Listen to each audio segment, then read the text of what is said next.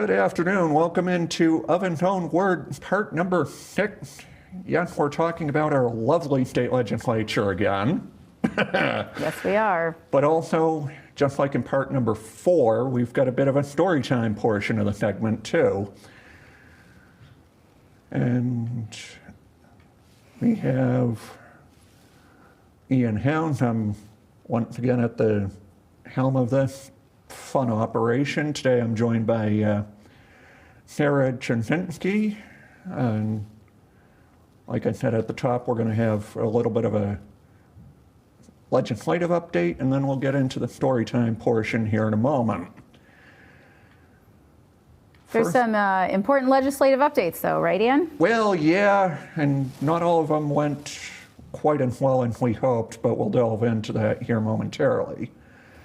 First off, a little bit of housekeeping.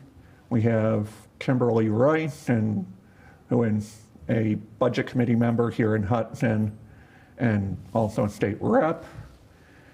Ralph Bohem, I believe I'm saying that right, state representative for Litchfield, and that address in Hillsborough 38, which I elaborate on a little bit here in a moment.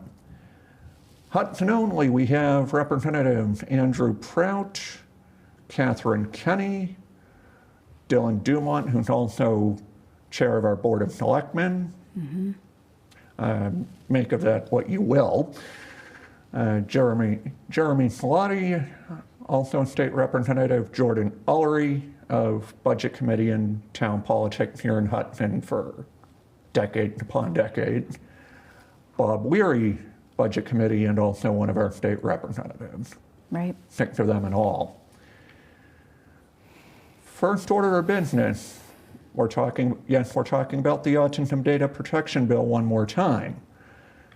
How did we get here? It reported out of the Health, Human Services, Elderly Affairs Committee back in mid-February. The committee recommended an expedient to legislate, which would effectively kill the measure had they passed that motion this week. Minority recommendation of ought to pass. There is a bit of an awkward situation with House Bill 1316 and 1593, which we're about to get into here. Overall House vote. Oh wait. The New Hampshire Republicans adjourned session yesterday to recess before they voted on it. As of midnight this morning, the bill died with no House roll call vote being taken. Right. How did our Hudson representatives vote? Oh wait, same problem. The New Hampshire House Republicans refused to allow a vote on it. 1593. House Judiciary Committee this time. It would have enshrined the non-discrimination protections from Section 504 into New Hampshire law. Majority recommendation interim study. Minority recommended ought to pass. Full House vote. Notice a theme here. New Hampshire Republicans refused to allow a vote on it yesterday. Shocking. This measure also died with no action being taken. How did our state reps here in Hudson vote for it? Oh yeah, did I say notice a theme here? They couldn't vote on it. Wasn't allowed. Because they adjourned session before a vote was allowed. Correct. All right, so of course, since we have spent so much time on this program talking about the two measures, I have just a few things to say. On the second day of a 2-day marathon, New Hampshire House Republicans blocked the effort to pass House Bill 1316 and 1593. On Thursday afternoon, the New Hampshire House was placed in recess and will not reconvene until session is called by the chair. The New Hampshire House Republicans are refusing to vote upon House Bill 1316 and 1593. This is a cowardly move, and it is a disservice to the residents of New Hampshire and constituent right here in Hudson. I call upon our New Hampshire viewers and followers to vote out all the New Hampshire House representatives. It is apparent that after the last 2 days, they are more concerned about following what the National Republican Party is telling them to do and what the Trump administration is telling them to do, rather than actually represent their constituents. Yeah, and you're a constituent, Ian. Oh, You're very a much so. constituent, and there are so many constituents that are impacted by this and whose voices are not being listened to. Oh, for sure. And the refusal to allow a vote on House Bill 1316 and 1593 is extremely appalling. The refusal to allow a vote on House Bill 1593 puts the disabled community of our state at the whims of whatever propaganda and misrepresentation the Trump administration comes up with next. And we have covered this in relation to the autism community on this very program in at least 5 to now 6 of all 6 segments to date. Their refusal to allow a vote on House Bill 1316 means that the autistic community of our state are still subject to being put on a national registry, like we saw with Nazi Germany. Yep. Refusing to allow the New Hampshire House to vote on House Bill 1316 means that the members of the autistic community in New Hampshire don't have full control and say over how their medical data is being used. That is absolutely disgusting and disrespectful to people, toward people like me. The statement is what I put together this morning in reaction to the Thursday actions of our New Hampshire House. Yeah. Sarah, if you wish to weigh in, Yeah, thank you, please do. Ian. I mean, it is incredibly disheartening, appalling, abhorrent that the New Hampshire Republicans are not taking strong measures to protect the citizens that they represent here in New Hampshire. Oh, definitely. And that is a number of constituents. This is not something that is, let's come back to this on a rainy day, right? This is something that has been front and center in this movement of legislation, in this session at the State House, and something that we as a community have been working really hard to raise awareness around. And people people have come out, spoken up about this. There is a majority that is in favor, very clearly, of how to move on these bills. Oh, for sure. And seeing this happen makes me feel like those that are elected in those leadership positions in Concord, in our State House, are not digging deep into their own personal courage. Like you said, instead they're following party lines that are given to them, and they're not representing the people. Oh, for sure. Right. And right. I mean, that is a point that I have struggled to find the correct way to diplomatically criticize them on in now 5 of the last 6 programs. Yeah. Because House Bill 1316, the Autism Data Protection Bill, and also House Bill 1337, the effort to repeal the New Hampshire Autism Council, has been a cornerstone of our discussions on this program. Right. Since part number 2, which we featured in early January with State Rep Foss and Louis Espedo, Executive Director of ABLE New Hampshire, on that particular afternoon. Right. So how do you see this moving forward, Ian? That is an excellent question, and I will go as far as to say that I've already been in contact over the last day or so with leaders in our disability community, like Sarah, like Lewis, like Representative Howard, and also chair of the neurodivergent caucus, Adam Thompson of Nashua, Right. in discussing that, okay, we look at this past week, we look at what actually happened this last week, it is far from the result that we were hoping for. It is perhaps one of the ugliest possible outcomes we could possibly have ended up with. Right. But also, more importantly, what is the next move? How do we play the long game? And Adam would vouch to. Right. How do we look at the big picture? Yeah. Yep, exactly. And how do we now hold individuals that are in leadership positions accountable for ignoring their constituents? Oh, for sure, right? Yeah. And that's very true right here in Hudson and Litchfield, certainly where our program is based, but that is true across the state also. I agree. Now we get into an update on House Bill 1337, the effort to repeal the New Hampshire Autism Council, which reported out of the House Health, Human Services, and Elderly Affairs Committee last week, with a recommendation of ought to pass, minority recommendation of inexpedient to legislate. On Wednesday afternoon of the two-day session, the full House voted to pass the repeal effort on a party line vote of 178 to 155 in favor of the ought to pass recommendation. It gets better. I will have something to say on this here in a moment. And again, as I did with the other two pieces of legislation, how did our reps for Hudson Litchfield vote?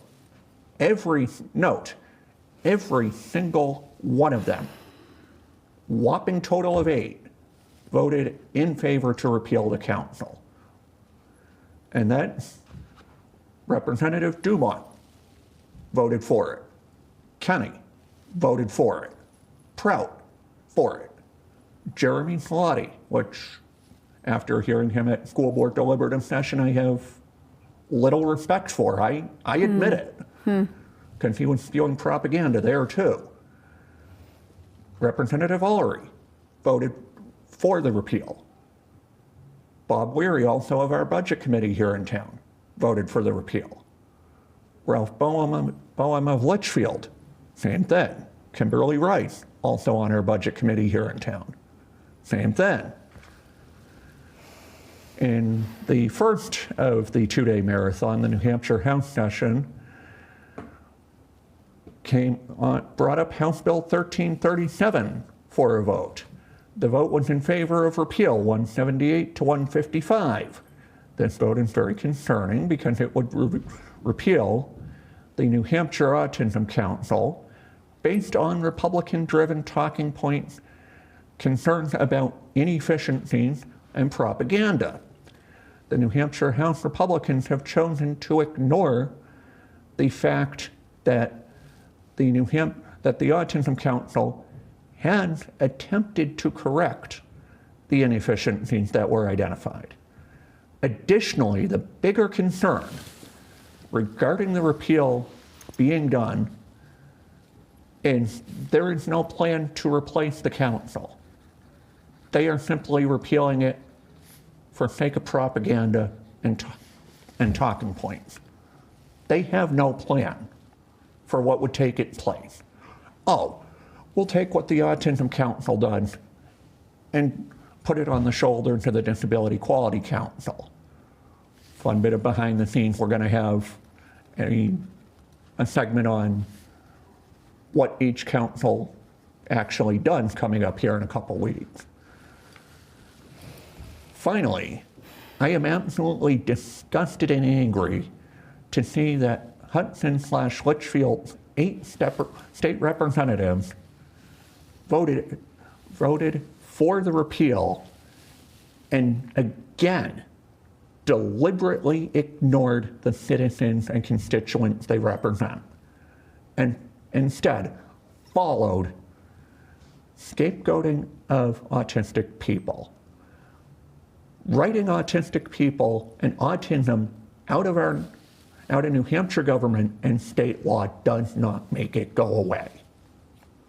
The statement I put out across our social media platforms yesterday morning in response to Wednesday's vote. Again, Sarah, if you would. Yeah, thanks, Ian. I think my question is back to you, honestly, because you know, as we're watching this unfold, and now we've seen the leadership of our state government sideline any bills that would be in favor of protecting that community, protecting us, and then we see them voting on a bill that further sidelines the community that they serve.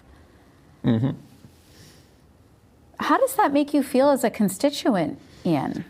I'm going to point out two things here, and one of which, in regard to the autism data privacy bill that we talked about at the top of the program, I actually made written testimony, submitted it to the Health, Human Services, and Elderly Affairs Committee in February. It was ignored. By the time the executive sessioned the bill in mid-February, Representative Mazur and McDonald had already made up their minds on what they were going to do about it. Yeah. That bill had overwhelming support. Right.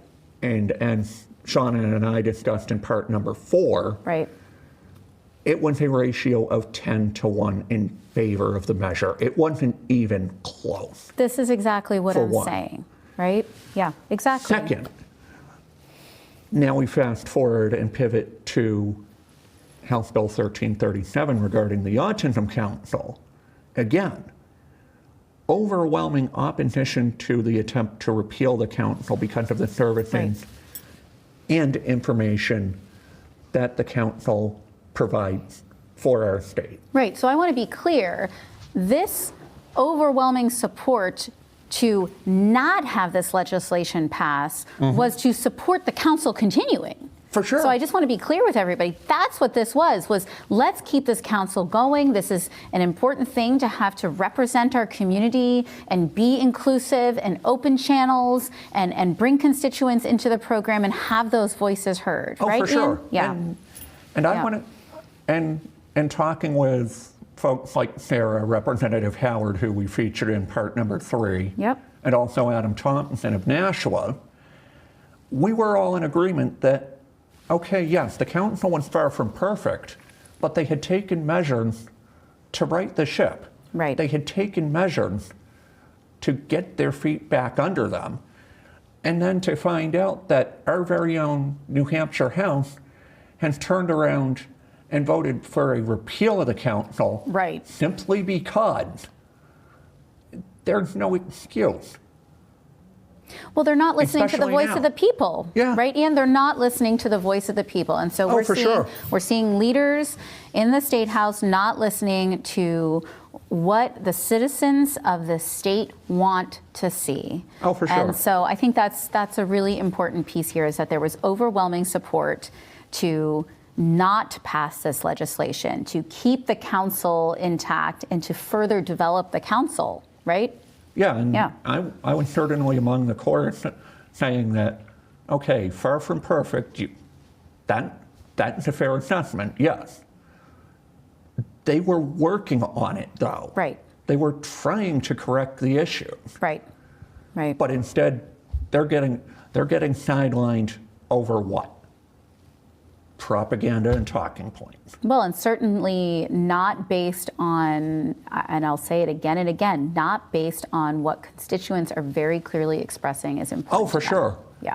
And I mean, it's doubly frustrating when earlier this week I contacted every single one of those 8 individuals that I mentioned at the top. Yeah. By email. Right. Not only did I not get a reply, at least in the case of the Autism Council, they went ahead and did whatever they were told to do, rather than listen to people like me.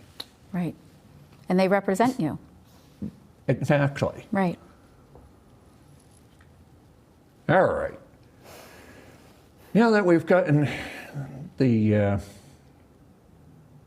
heaviness of the week out of the way, Sarah, we welcome into episode number 6, and now we get into the more lighthearted side of today's discussion. Well, I think it informs why we're doing this, right? Oh, yeah, why definitely. this legislation is so important to talk about. And I think, in the New Hampshire state legislation, things get slammed through so quickly, and it can be challenging. I know for me, I'm a mom of 3, I'm a working mom. It's hard to kind of keep track of all of these things if they're not top of mind. People are just trying to keep a roof over their head and pay their bills and, get groceries on the table. And so I think when it comes down to it, Ian, it's important to talk about, why is this important? Oh, definitely, Why for are sure. we doing this, right? And I will, as I've admitted on a couple of occasions, point out that originally I was driven by the national discussion, the Right. national scene last spring, early summer. Right. And now we're seeing it here locally. Now we're right? seeing it here in New Yeah, Hampshire, and yeah. to a respect as well. Yep.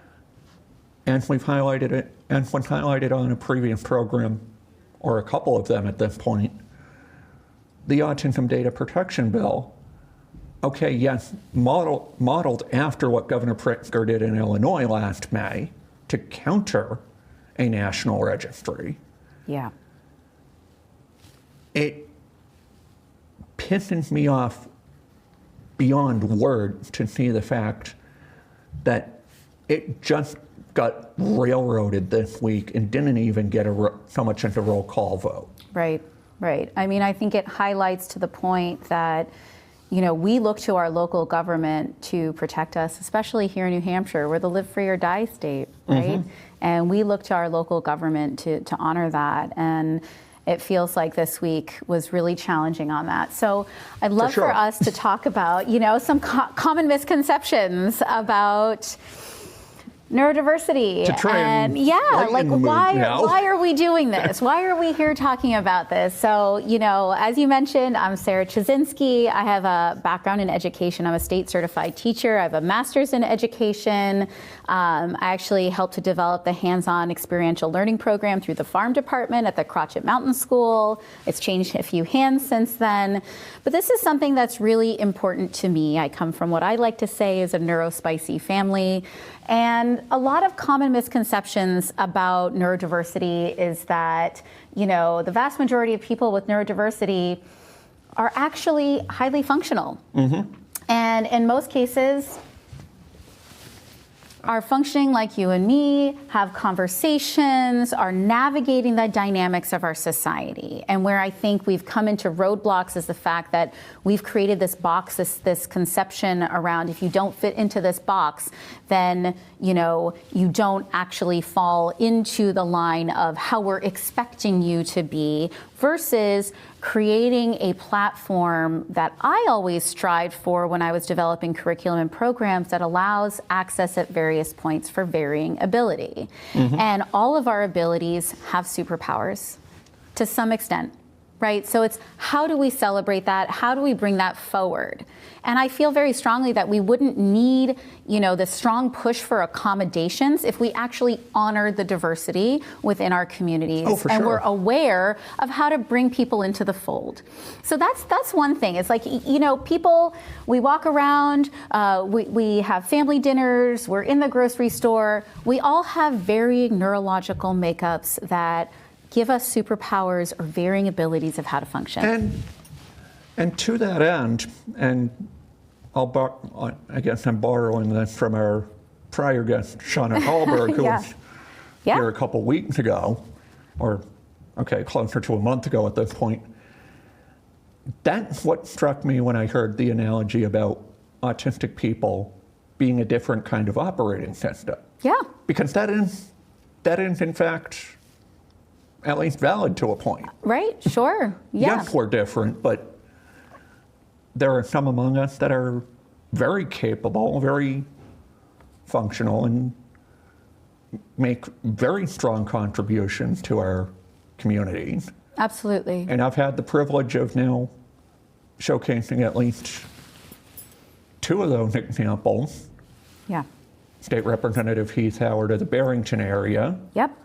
Similarly, Lily Foss, State Representative out of Manchester. Out of Manchester, yep. Both have been on the program with me, and that's been the striking thing, and how equally knowledgeable and equally articulate they were both. Absolutely. In terms of what they brought to the conversation. Right, and so I think this is something that we need to kind of bring into awareness, that we have this varying neurological function across the board, different operating systems, different ways of functioning, and so there's this common assumption that a neurodivergent individual is at a disadvantage. However, this is not often the case, and yes, we need accommodations. I don't want to ignore that, because that is important. We need accommodations, and we need to stand strong for varied access points, because we have put this box in place that does not take into account the different types of operating systems, if you will, Ian, that we all have. It's not my analogy. No, that was great. Shauna did that was really good. I really like that a lot. It's a different operating system. And so, there are many different forms of neurodivergence across the spectrum, and how people respond to things in different ways. There's neurodivergence in terms of, sensory processing and all of this that, bringing awareness to that and finding ways to build teams, build systems that take into account all of these superpowers and varied abilities is really important. And I think, you hit it very clearly that, neurodivergence is not an illness or a deficit. Oh, for sure. Right? Exactly. It's a difference in operating system. It's a difference in neurological function, and right? It's something that and a lot of what we're talking about here today gets back to what I have said all the way along, be it last December or earlier this year. Yeah. That's that's one of the main cornerstones of this program, is to not only get people to understand what our situation is, what we're facing in terms of challenges, but how can we address the challenges to be more inclusive and better informed? Right, and I think that's really important, Ian. That's right to the point of, how do we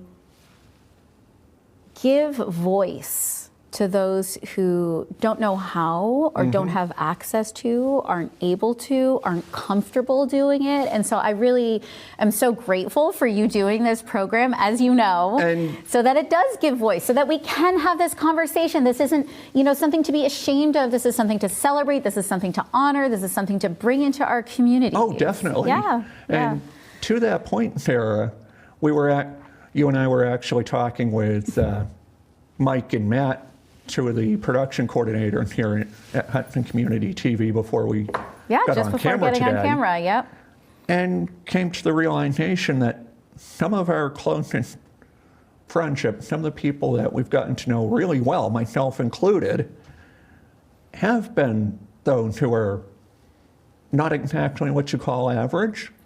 I mean, yes, they're different, but they deserve the same inclusivity that you and I do. 100%. 100%, Ian. So I really appreciate that. Yeah, for sure. And so I think, this brings us to that point of talking about how do we celebrate this, right?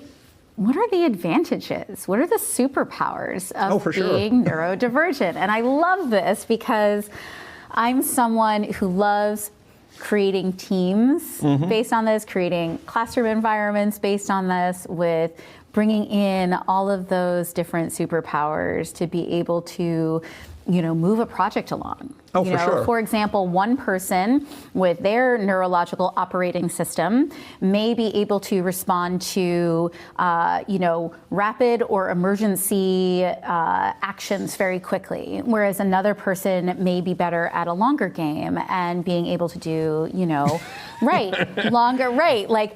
the PowerPoints and the backup, whereas another person can say, okay, I can get up and I can make that phone call, or I can write that, response right now in the next hour, right? I mean, that is absolutely true, and I mean, at least to an extent, to two of our friends and fellow advocates, Representative Howard and Adam Thompson, are very much like myself. We're very analytical. We're very good at that, and I keep referring to it on and off. We're good at the multidimensional chess. We're good at the long game, looking at, okay, this week turned out very ugly. What's next? Right. What's the next move? And then actually your operating system is able to dive into that and really understand what is next and make a plan that other people can jump into to support. So, so this is really something that, goes into the point that, often, people with neurological variances and different operating systems are able to hyper-focus and allows for extreme understanding of specific areas. And so that's that deep dive, right? That's that foundation, that's that long game that you're talking about. Oh, that's for sure. Incredible. And this is extremely consistent. There's a level of incredible care about these areas of interest, which, if I may, Ian, is why we're doing this program. Oh, definitely. Right? And I've touched upon it a couple of times in prior installments. Yeah. That I spoke in Concord on the State House grounds 2 different times last year about autism awareness. Right. Yes, you It did. was from that, and again, partially inspired by the national discussion, national backdrop at that point. Yep. Yeah. That was the motivation. It was folks like Sarah, our buddy Representative Heath Howard, and others that pointed out to me that having that lived experience, and Shauna and Lewis would refer to it as, was the main reason that I took on this project. It was the main reason we're doing this. It was never just about me. It was bringing others in our community in as well, to give them a chance to have their story, to contribute their background. Because I will admit, I'm a fan of the long game, multidimensional chess angle of this. There are certain things that I admit I don't know. And that's where I bring others in to help supplement what needs to happen next. Right. And I always say, I'm not an expert at everything, right? That's why you have a team, right? Right. That's why you have a team. That's why you create, all of these dynamics so that we can share with each other in a community and be a stronger community because of it. And for sure. I think that's really important. The understanding of specific areas, the deep dive, this incredible care about these areas of interest, this creativity and innovation and ability to think about things in different ways, be it visually or systemic or, kind of that long game that you're talking about, Ian, is exactly it. That's how that whole long game analogy is how I make sense of basically this entire last couple of days, really. Right. That's how I make sense of what's going on. That's how I make sense of, the New Hampshire House Republicans, for a lack of a better term, flipped the middle finger at the disability community, not once, but 3 times this week. Right, completely ignored. Okay. Completely ignored. What's the next move? Swiped them to the side. How do we move forward from that? How do we press the reset button and look at, and I was talking with Lewis Espito of Able New Hampshire today about this very subject. Yeah. How do we reset? How do we work with the hand that we're dealt and move on to the next step? Right, and I really appreciate that. And that's that next thing of like, this intense attention to detail. Tracking this and being aware of it and incredibly conscientious of this these are superpowers. These are incredible superpowers of varying or different operating systems that we all have through our neurological patterns, right?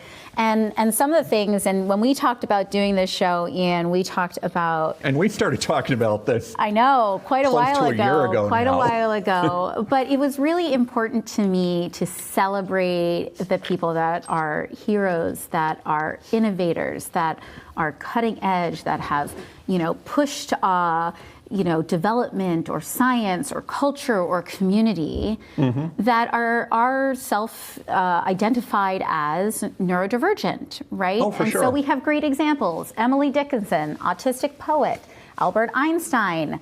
I think we've all had this conversation and understanding, I right? mean, these are certainly really well-known examples. Yes, exactly. I merely highlighted two that I've had privilege of not only having conversations with, but been able to work with. Yes. Through doing this program, Right. just right here in New Hampshire, mind you. Right, and those are individuals that are active in our state house. They're active in our state very legislature, much so. or some of the others you've mentioned are active in civil society organizations that are Advocacy groups. Yeah, advocacy exactly. groups and keeping marginalized or vulnerable voices amplified and For sure. heard, right? And so we have, for example, creative minds, Steven Spielberg, Simone Biles, who, we've all seen go through a lot the last couple years and work through this to be an incredible competitive athlete, right? And I am in awe and appreciation of what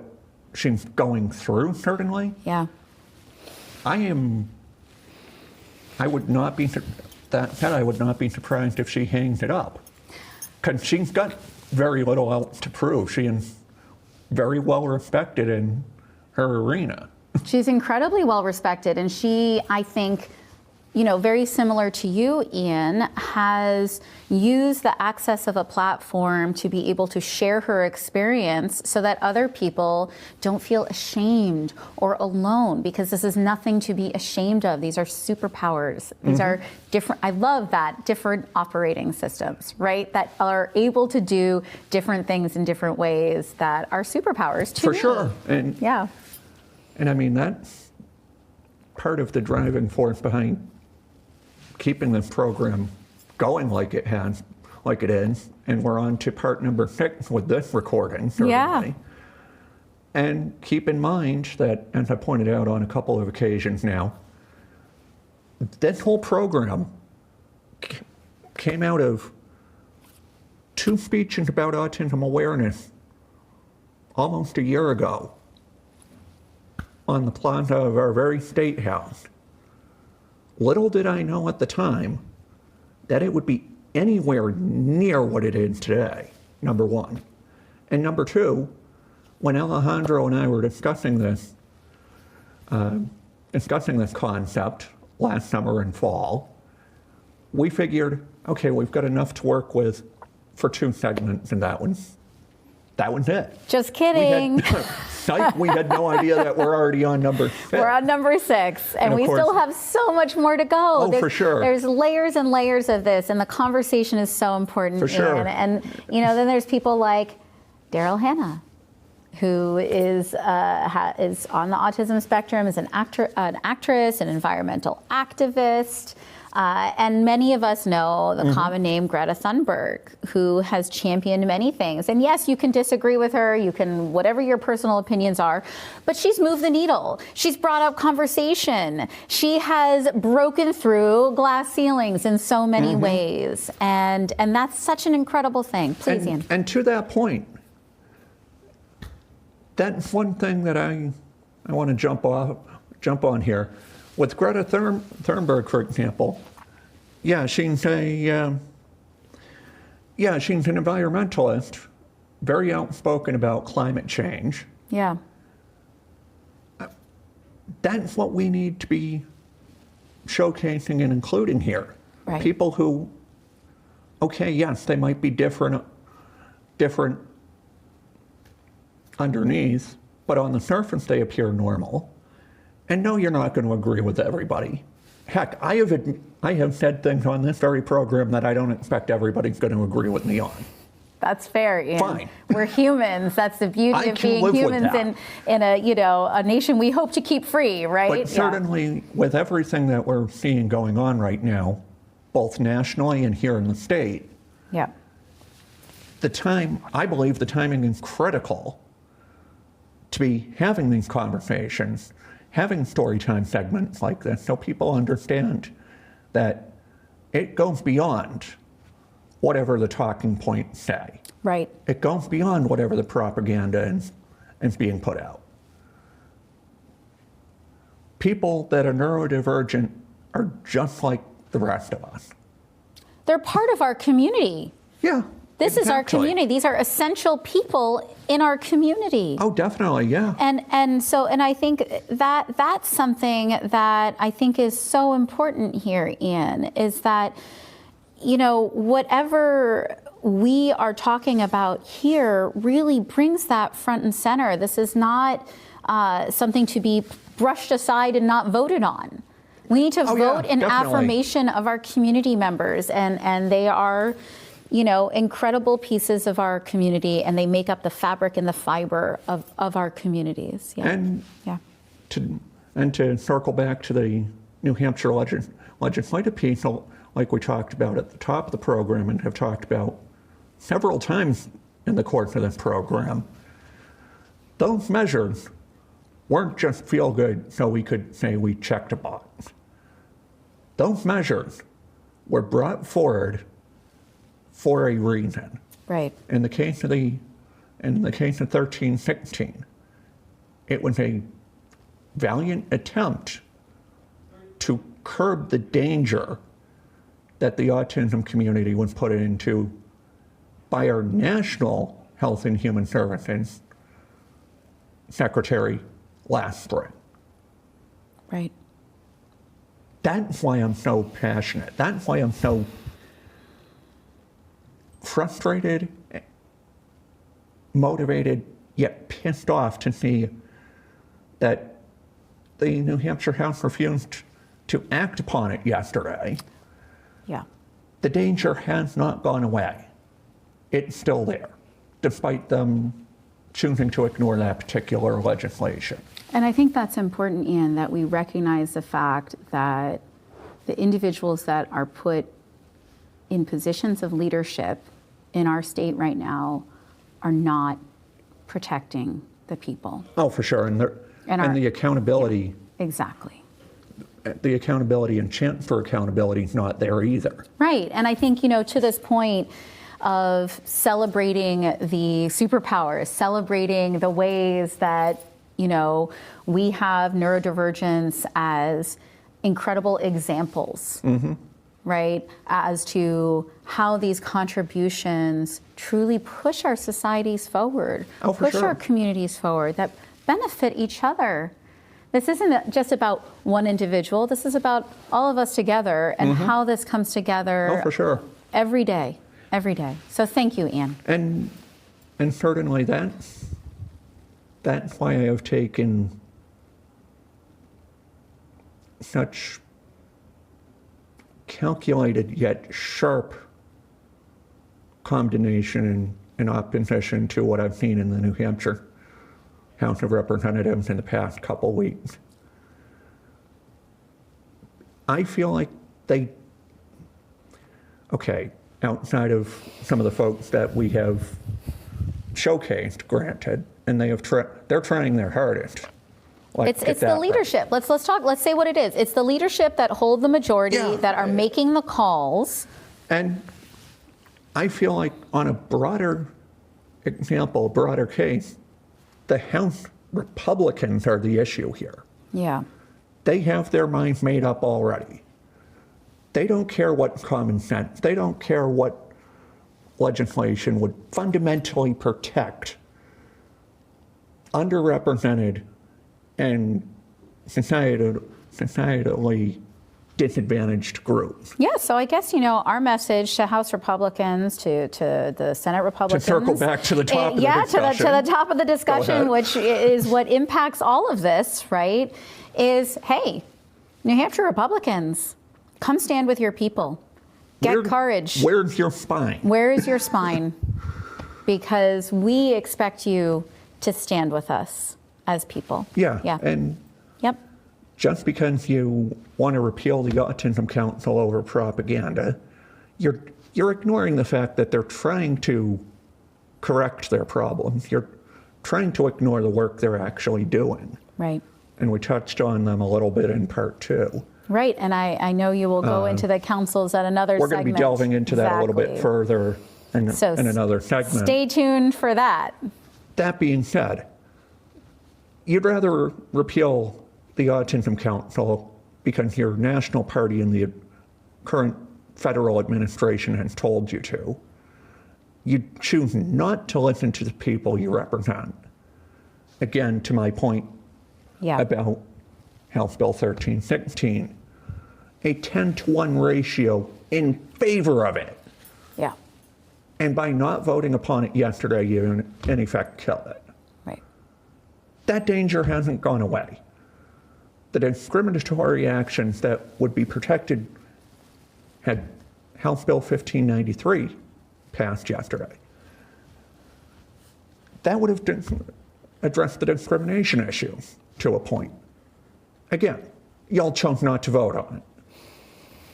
Where is your common sense? And okay, I can hear Louis Speedo, executive director of Able New Hampshire, telling me earlier this week that common sense is not that common in this context. But it doesn't change my point. But it's also the danger and the risks don't go away. I completely agree. Autism doesn't go away. Nope. Just because it's mildly inconvenient for you to be held accountable on your actual actions and opinions. Well, and I think that's it, Ian. I think call it like it is. We're calling on GOP members, Republican members here in New Hampshire to start listening to and truly representing the people that they serve. And particularly where we're a Hudson-based independent program, yes. Especially the 8 that I highlighted at the top of the program. Right. Thank you, Ian. For sure. We touched on your story some already, but if you have more to add on that. Yeah, I think, as I shared, I come from a neurospicy family. I like to call it that because I think it is that. It's a good analogy, it for sure. It brings that energy, it brings that varied thinking to the table, which allows for creative problem solving. It's something that has always been part of my desire and drive to be a teacher. Oh, no is kidding. to create inclusive spaces of varied learning and to be able to celebrate, highlight, and elevate all of our ways of thinking as problem-solving pieces of the puzzle. Oh, for sure. And it takes all of them. Oh, yeah, it definitely. takes that creative input. It takes that catalyst and then that base and to be able to shake it up to make a reaction happen, right? And that's how we are as people, and that's what we bring to the table with our different operating systems. Yeah, right. And to that point, that's why I've taken this on, and that's why I took on the initial speech in last year. Right. When talking to folks like Sarah, talking to Representative Howard slightly at length. Yeah. Additionally, and to later find out that he and I are very similar in many ways. And then talking to some of the folks on the Hudson Democratic Town Committee as well at an event in Manchester last spring. And it was the collection of those discussions that led me to realize that I've got a unique position here. I've got a unique platform here. Yeah. And although some of the subject matter at times is very dark and still is, Sure. it's stuff that we have got to not only rise to the occasion and answer to, as best as we can. It's something that we've got to keep calling out each time it's coming up. I agree. This week is no exception to that. I agree. And as we wrap up this afternoon, we've got some final bits of housekeeping. Myself, I'm one of the co-producers of this program and have ended up hosting the majority thereof. Alejandro, who I referenced a little bit earlier, co-hosted with me in part number 1, and also one of the co-producers of this program. And a quick hello to him wherever he's watching us from. Hi, Last I Alejandro. heard, that was somewhere in Italy because he's currently on vacation. Hope he's enjoying it. And then some of the guests that we've had over the course of the program already, and this has become a bit of a I'm proud to say this has become a bit of a who's who of the discussion, who's who of the advocacy and demographic.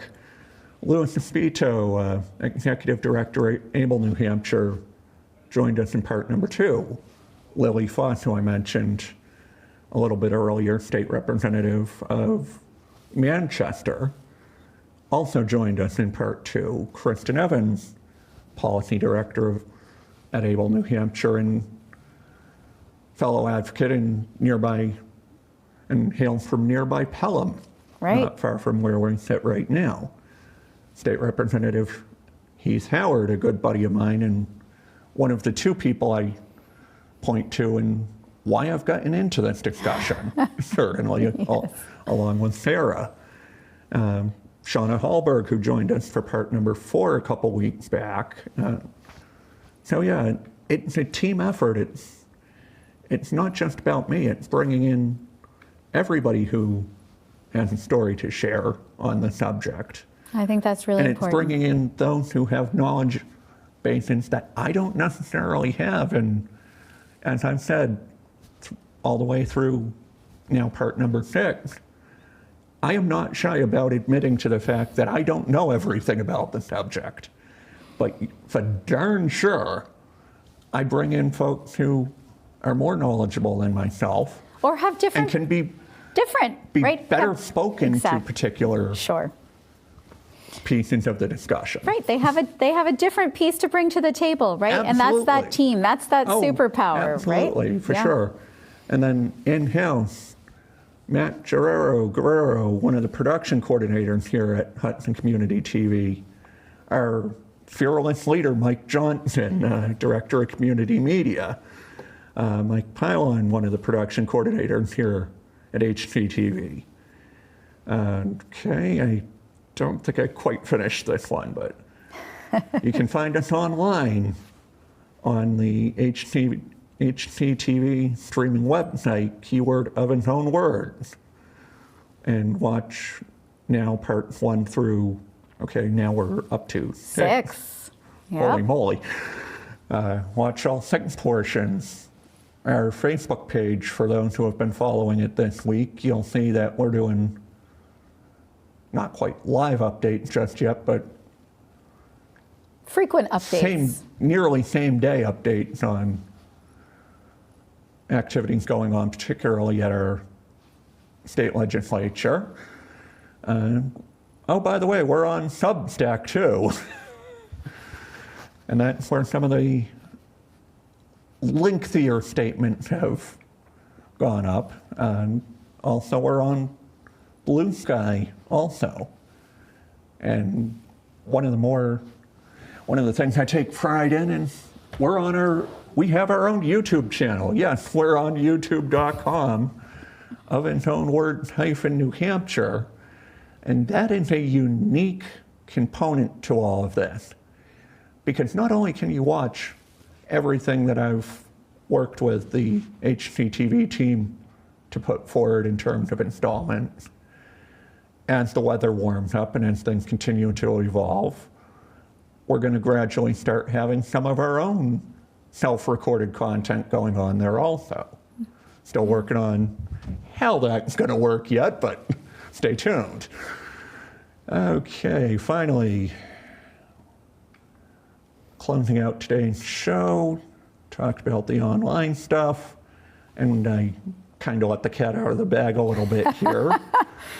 Next part is likely to be an educational program on what the New Hampshire Disability Quality Council does and what the Autism Council does, so people have a better understanding of what we've been talking about on why that possibility of repeal is so problematic. Yeah, what does this legislation actually mean What for are they real trying people? to accomplish there? Right. Yep. And also, I'm sorry, not sorry, but trying to take the responsibility to the Autism Council and dump it in the lap of the Disability Quality Council. How's that even workable? How's that gonna help? Because the two have distinct identities already for a reason. They each have their own contribution to the table. They each have their own role in the discussion. Mm-hmm.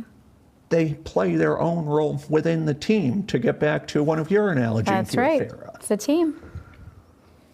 And lastly, and I am a fan of doing, we finish off the show with some final thought, final discussion, final messaging. Yeah, I think, first of all, Ian, thank you for doing this. Of course. Thank you for stepping up as you have, that I've seen you publicly speak. I know how important this is to you.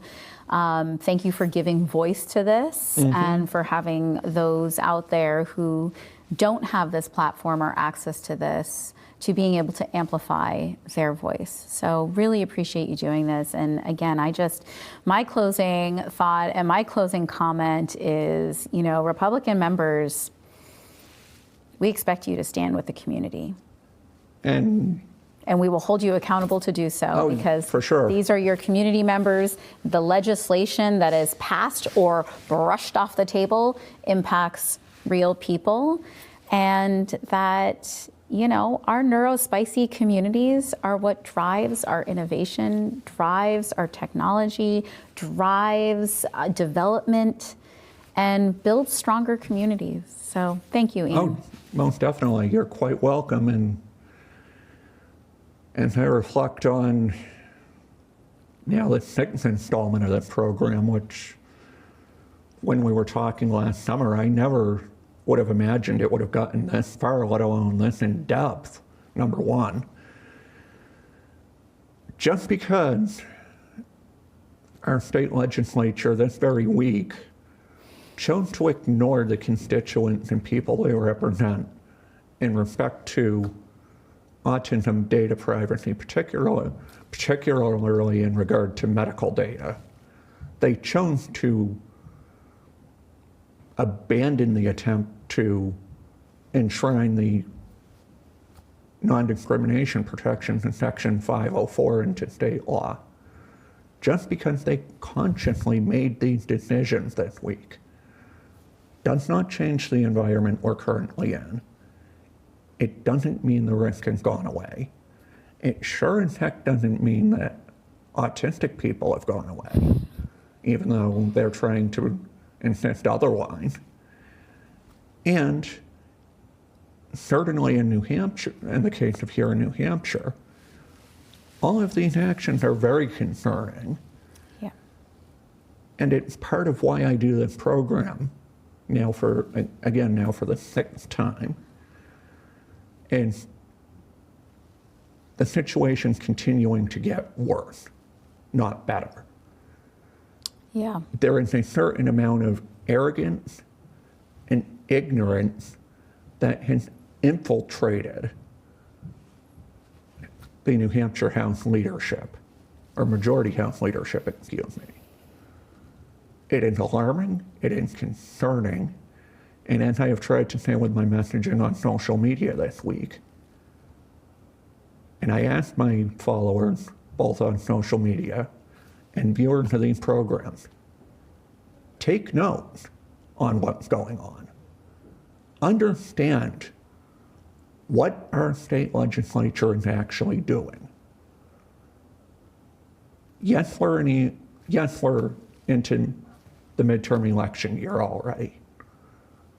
The only way we're going to change this, truly, is to hold them accountable and continue these discussions, good, bad, and different, and continue to educate ourselves on what's at risk, what's at stake, and most importantly, what the heck we can do about it. Yes, there it is. Thank you, And with Ian. that, I look forward to having y'all back for part number 7 in the next couple of weeks, and we're going to be doing a deeper dive into what the Autism Council and what the Disability Quality Council actually are. As I was talking with Lewis Able, New Hampshire this morning, it occurred to me that we had only touched upon these in part number 2. And I would be remiss not to say to the Irish or wannabe Irish in our audience, have a happy, safe, and responsible St. Patrick's Day this next week. Thank you, Ian. Thanks for watching.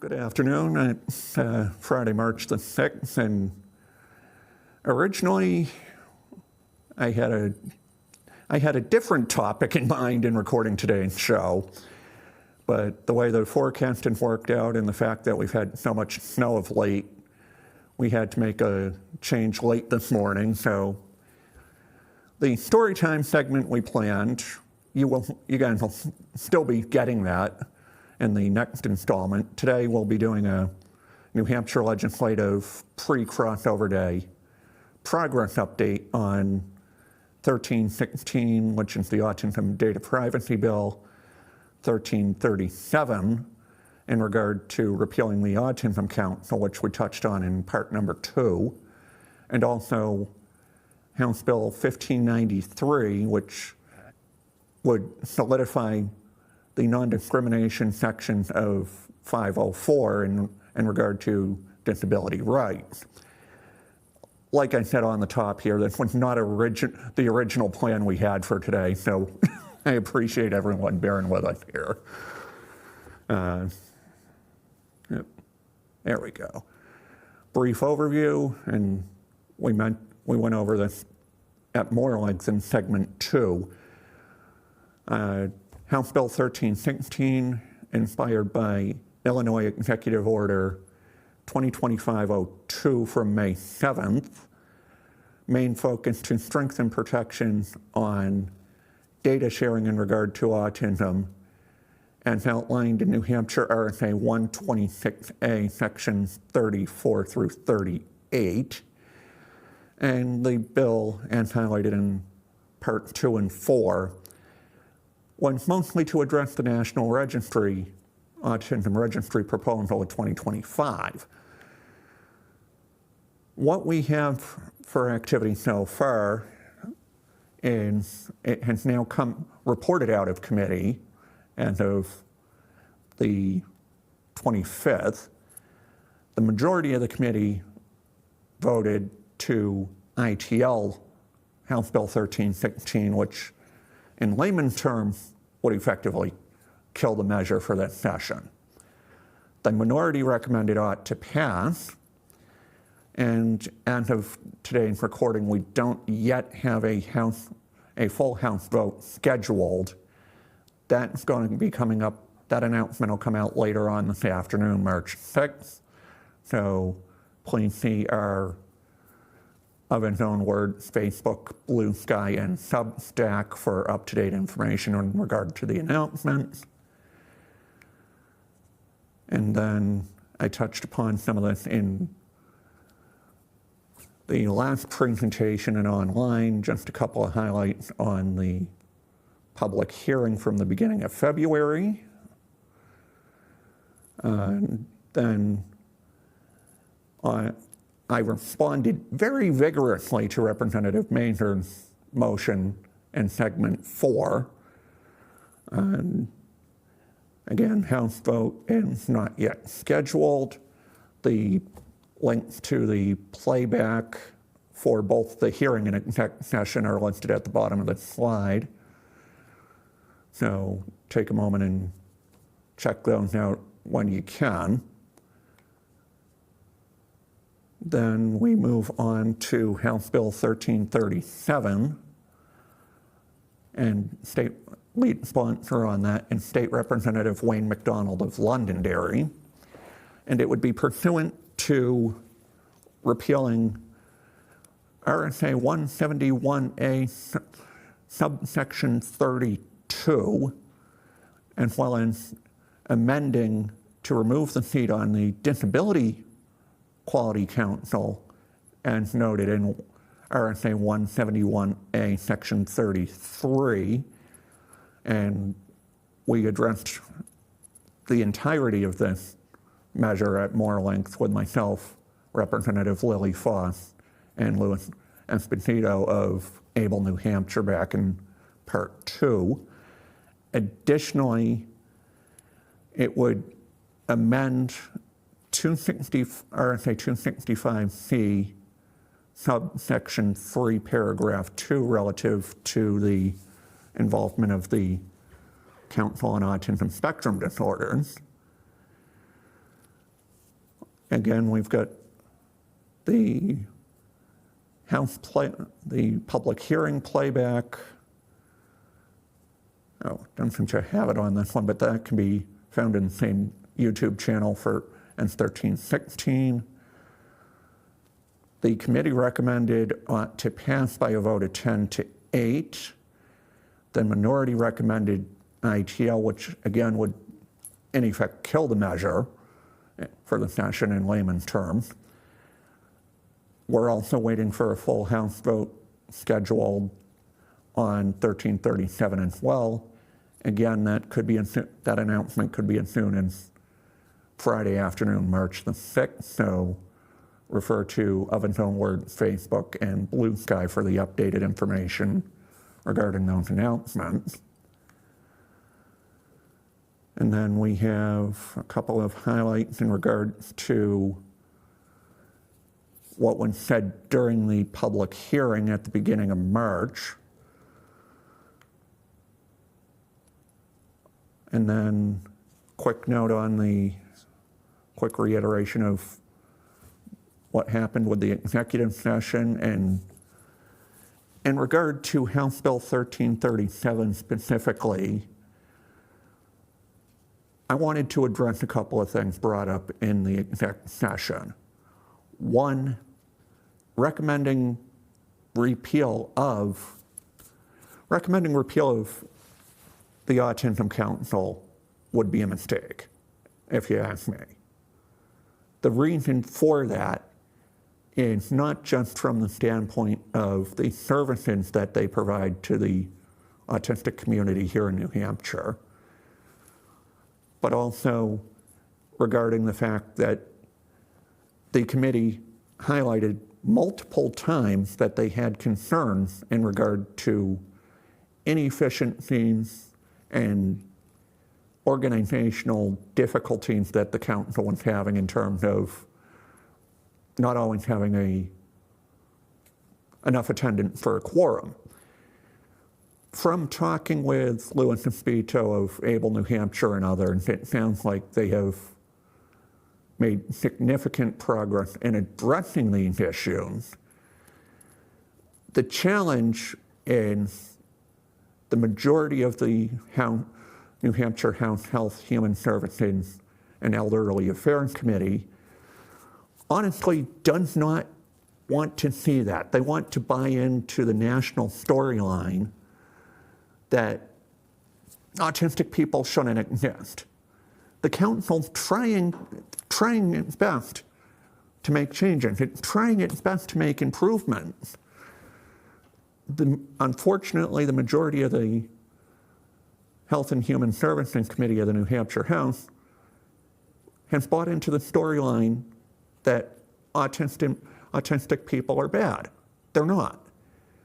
And it would be my belief that killing the measure for the session is the correct way to go here.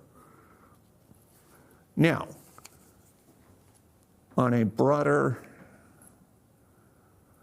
and on this slide we've got a couple of comments that I had, which I just highlighted some of them, that the committee's hung up on the administration's story about autism rather than the actual fact.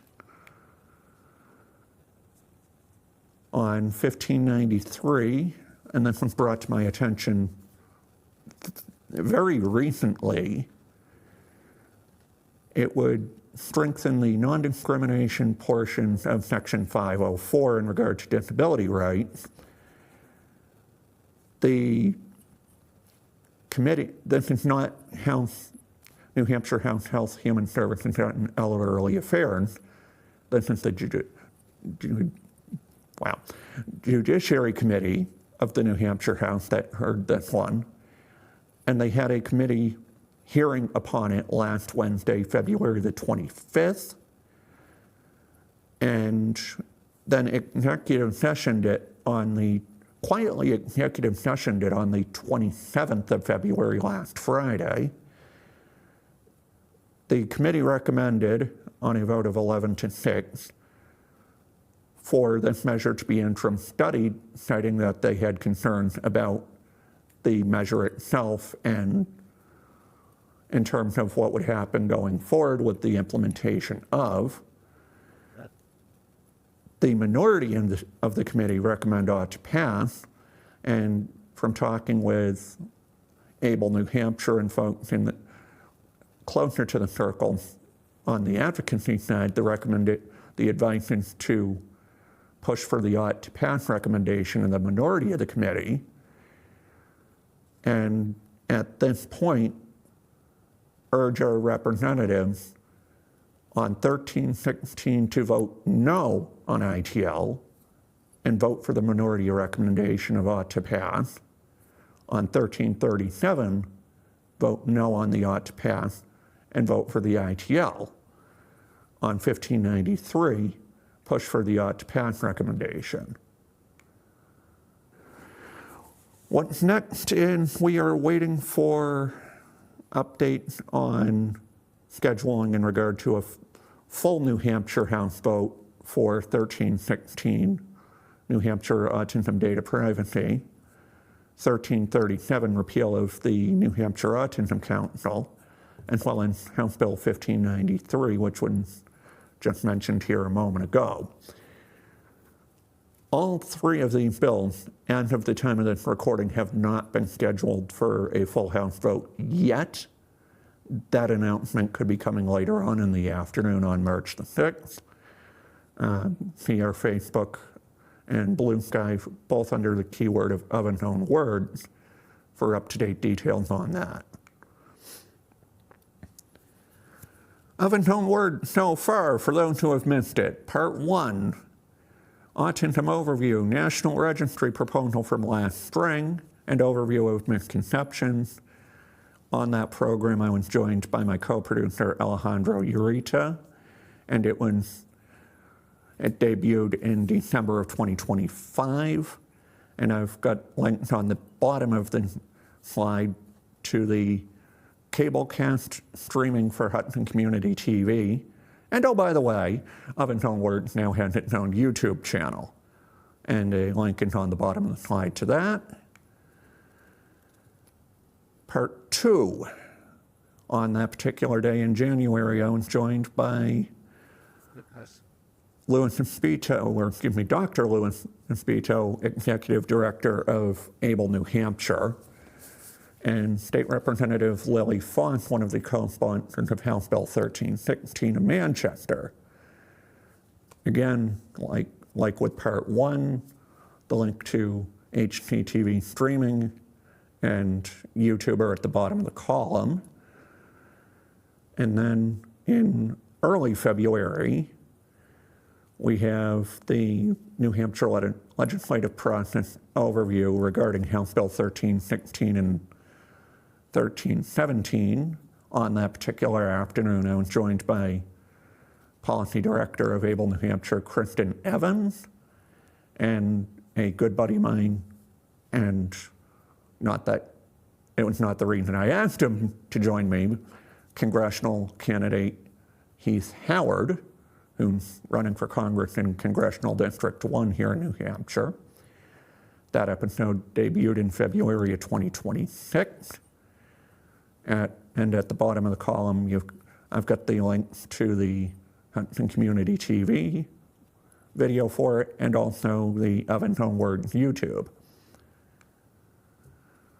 And then our most recent segment, when I was joined by Shauna Hallberg of the New Hampshire Disability Equality Council to discuss the backstory of New Hampshire's Autism Data Privacy Bill. And that debuted a couple weeks ago in the middle to late portion of February 2026. The links are at the bottom of the column, and also teaser for part number 5. And we have that coming up here in the next couple of days. That's actually the segment we're recording right now. And then we've got, let's see, what are we up to here? Credit, part 5 and 6 coming soon. And then we have, in reverse order, would like to, for part number 4, backstory of Autism Data Privacy Bill. Special thanks to Shauna Hallberg for joining us on that. Part number 3, Autism and the New Hampshire Legislative Process Overview. Shout out and thanks to Kristen Evans of Able New Hampshire and State Representative Heath Howard for joining me on that program. Part number 2, Autism New Hampshire Legislative Preview and National Registry.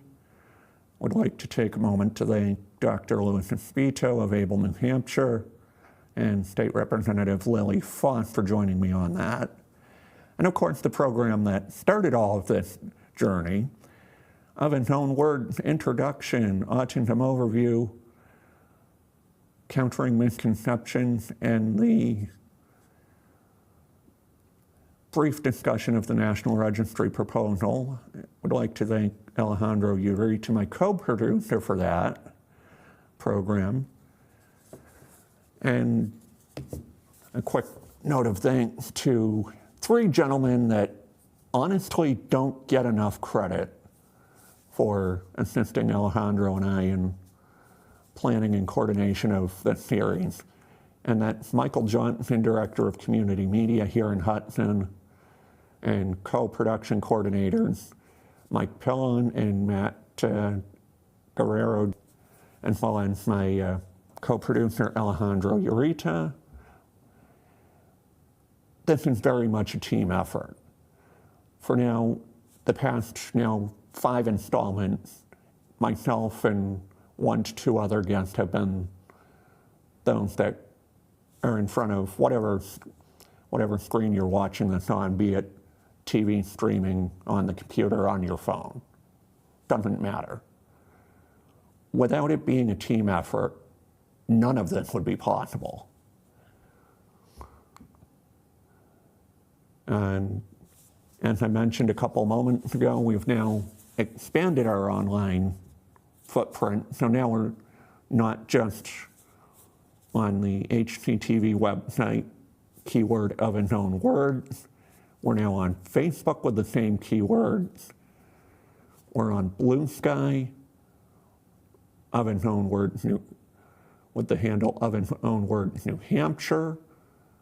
We've added our own Substack, of unknown words, the handle on that one. We're also on YouTube, and this is actually a recommendation of Lewis and Spito of Able New Hampshire, and we're getting noticed with each additional program that we're making. And frankly, that's absolutely incredible to realize, because one, it's a very important topic to be continuing to talk about, and two, it is a very critical topic to understand, because it continues to be in our national discussion. It continues to be in our state level discussions. And if nothing else, there is a lot of misinformation, misconceptions that we've been trying to tackle with this program. And I feel we've done exactly that. And also we need to very clearly understand the historical ramifications of what we're being presented with in our current environment, both state level and nationally. Because as history shows, if left unchecked, the end is very, very dark and very, very serious.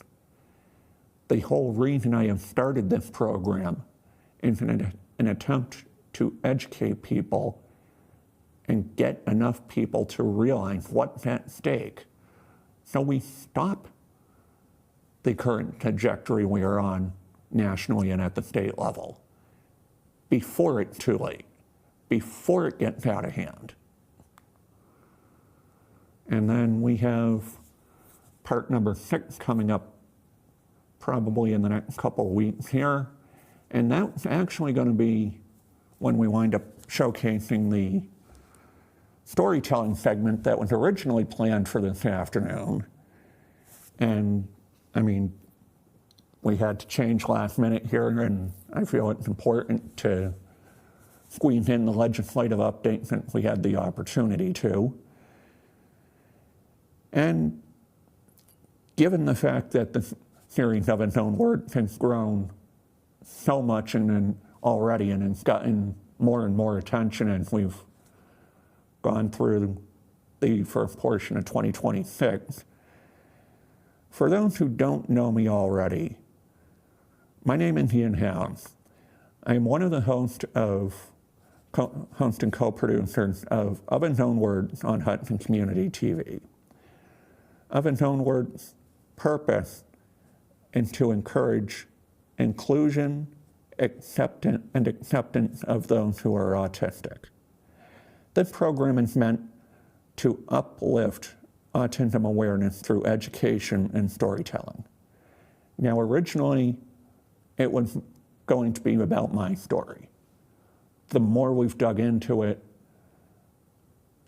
right after the second portion, I was talking with the guest that I had on at that time, Dr. Lewis and Spito of Able New Hampshire, and some of the team here at Hudson Community TV.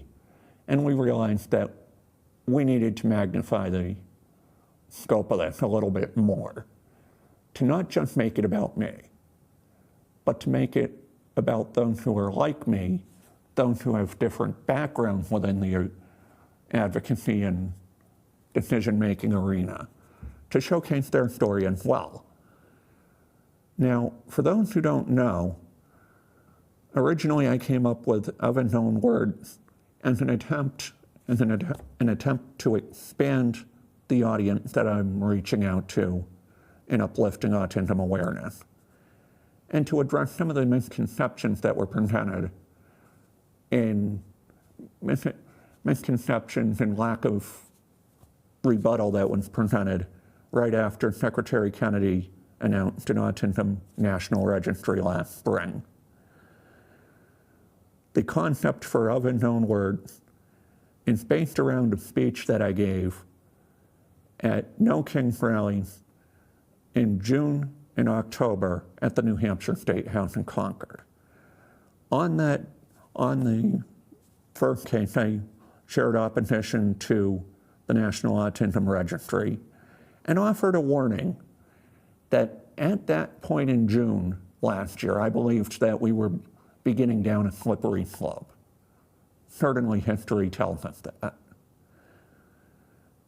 During the summer and fall of last year, Alejandro and I sat down and began brainstorming and planning out what you now see in front of you of its own word, the public access segment on Hudson Community TV. We're 5 installments in already.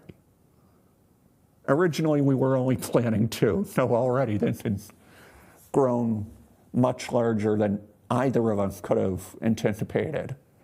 Yet, and very much welcome.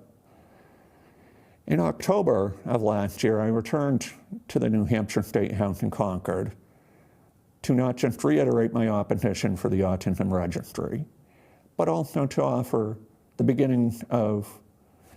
a counter-argument to the beginnings of the misinformation and misrepresentation that we had seen about autism last summer and fall. And honestly, the one thing that I could not have foreseen or predicted is the amount of attention and growth that, of its own words, has seen in just a few months. And honestly, with everything that's going on, it's the main thing that keeps me going. It's the main thing that inspires me to keep doing these segments for all of you. In November, my co-producer, Alejandro, Eureka, and I recorded the first installment of its own words. And that was the introduction to the series and overview that we had done, which debuted early in December of last year. In January of this year, I sat down with Dr. Louis Espito, Executive Director of ABLE New Hampshire, and Representative Lily Foss of Manchester. And on that day, we did a deeper dive into the New Hampshire legislative session that we're currently in, specific to, at least at that time, the Autism Data Privacy Bill, House Bill 1316, and House Bill 1337 relative to repealing the New Hampshire Autism Council. And while it's discussing our concerns about what a national autism registry would mean, and I strongly recommend that y'all go back and watch part 2 if that's something that's of interest to you. At the beginning of February, I had the opportunity to sit down with the Policy Director of ABLE New Hampshire, Kristen Evans, and State Representative Heath Howard. And we discussed an overview of the New Hampshire legislative process in regard to House Bill 1316. And also, he's mentioned that he had put forth a, not really a direct copycat, but a related legislative measure similar to House Bill 1316 in regard to overall medical data privacy, House Bill 1317, which I will post this on Facebook and Blue Sky a little bit later on, but as I understand it, House Bill 1317 was tabled by the New Hampshire House yesterday, March the 5th, during their full session, which is not good news, but it's not bad news either. It opens the door for it to be brought back up later in the session. That being said, with House Bill 1316 focusing about autism data, it presents an opportunity for 1316 to also be tabled also, and also opens the door for it to be brought back up later on in the session. And then just a couple of weeks ago, Shauna Hallberg and I, and Shauna is a leading advocate behind the New Hampshire Autism Data Privacy Bill, had the first of what's going to be at least two more story time type of segment, and that was originally what we were hoping for today, but the weather had other ideas. And as we sit here early in March of 2026, the New Hampshire legislative session very much underway. I honestly believe that this is a topic that we really should very much keep in the spotlight. And I want to state my gratitude, not just for my co-producer Alejandro, the guest panelists that I've had on in installments 1 through 4, but also the team here at New Hampshire Community TV for being so accommodating, so willing to assist us in coordinating around what has been an absolutely snowy winter and around everybody's absolutely chaotic schedules. And as we look toward installment number 6, 7, and however many, I am motivated and grateful to see not just what Of Its Own Words already is as a series, but the direction it's going to be developing into. And for the most up-to-date information, updates in between the shows, I would encourage everyone to not just check us out on the HCTV Cablecast streaming site, but also on Facebook, Blue Sky, Substack, and the Of Its Own Words YouTube channel. And as long as the weather cooperates, I would hope that with part number 6 we'll be back more on schedule, and I appreciate everybody taking time today to watch the recording. Have a great afternoon. Thanks.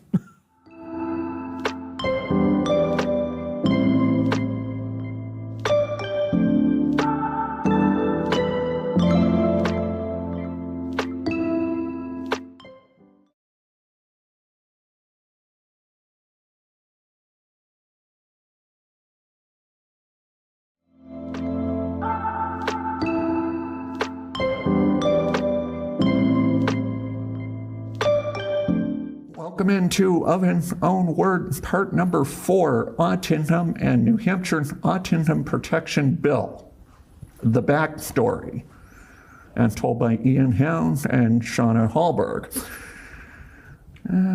Okay, said that, and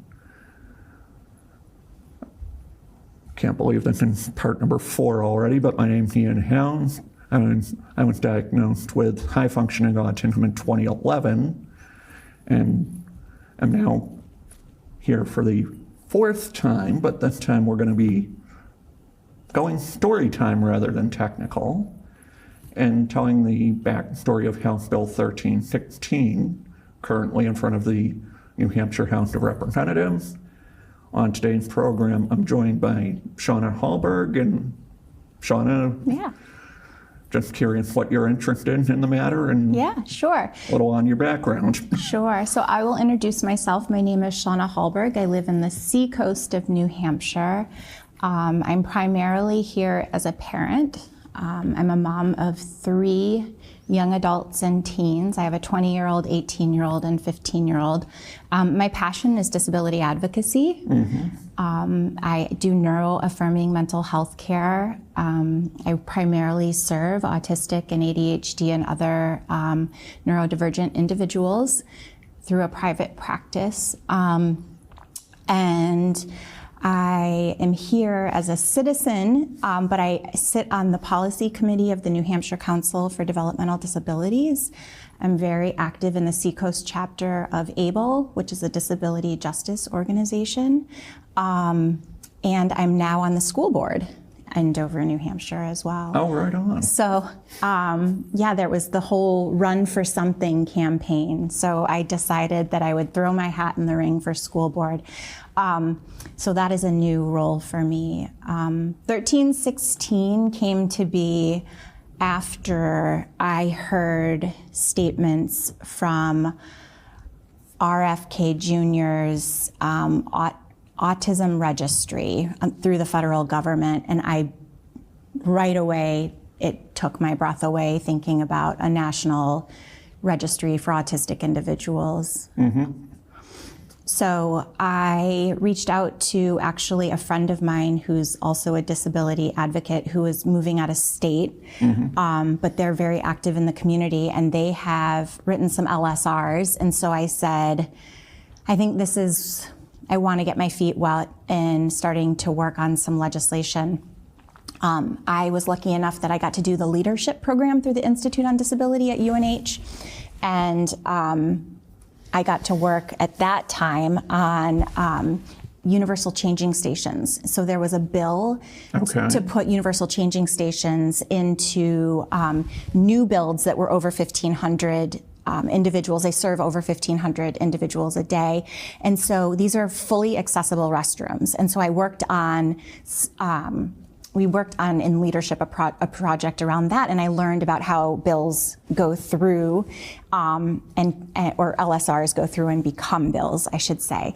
So I reached out to another advocate, and she said, well, you're really going to need to find somebody to sponsor the bill, which, I reached out to actually to Alice Wade and Heath Howard both.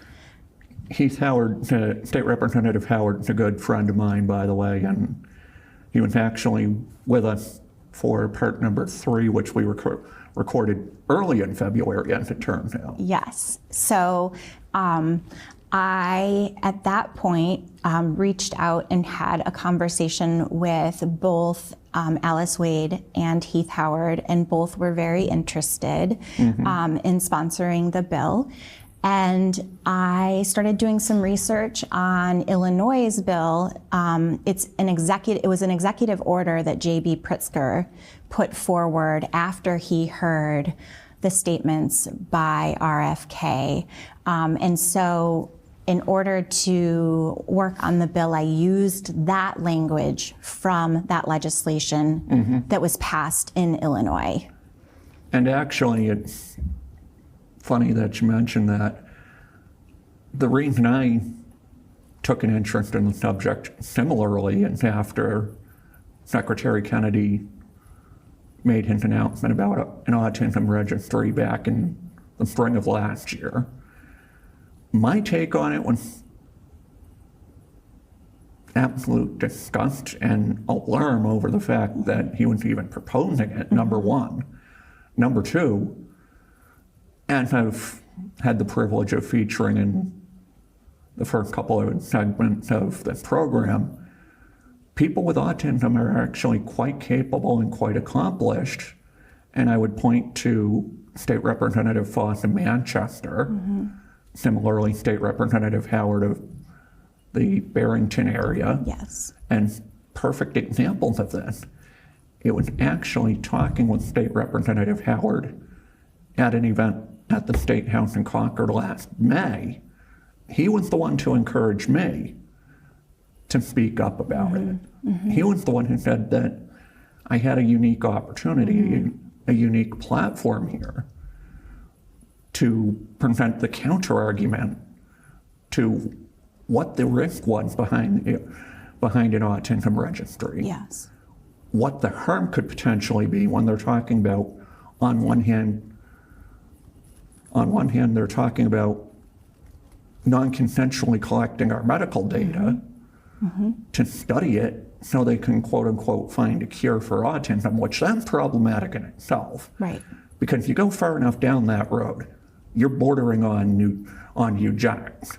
Right. And that's not what we want. Right.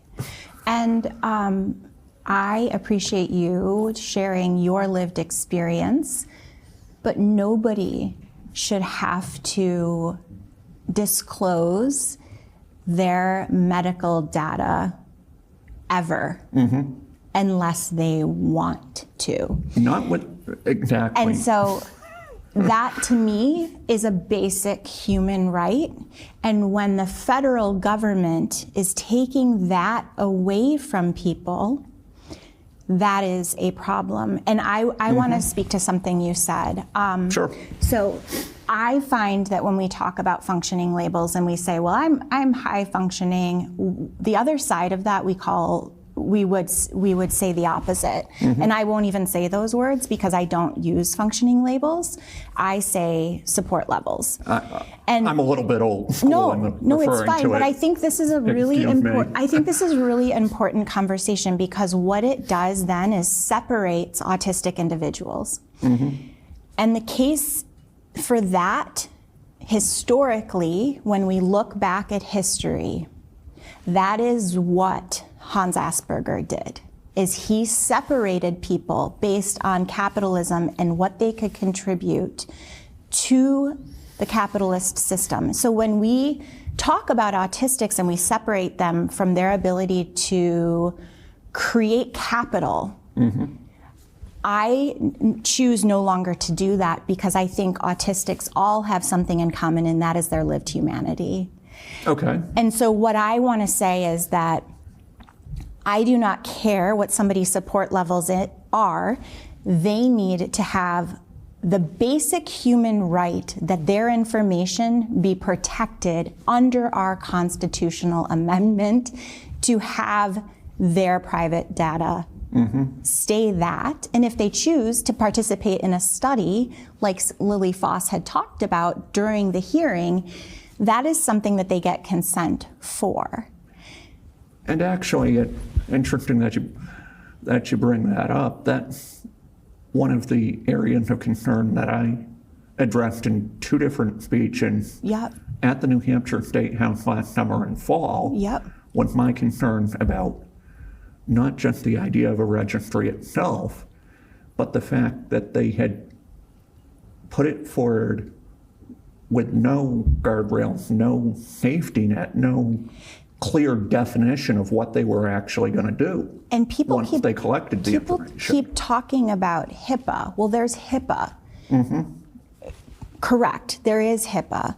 But when the federal government, the head of Department of Health and Human Services says we are going to make a registry, and they are not following right now the laws unless a court holds them accountable, to me that becomes very problematic because our guardrails are not effective right now. Oh, definitely. And that is where I believe this legislation steps in as a protection within our state. And I'm sorry, if Illinois found it was problematic and passed an executive order that became law, we need to, as New Hampshire, as residents of New Hampshire, question why in New Hampshire we're being told that this bill is not needed. And we can get into that a little bit further along. Right. Certainly.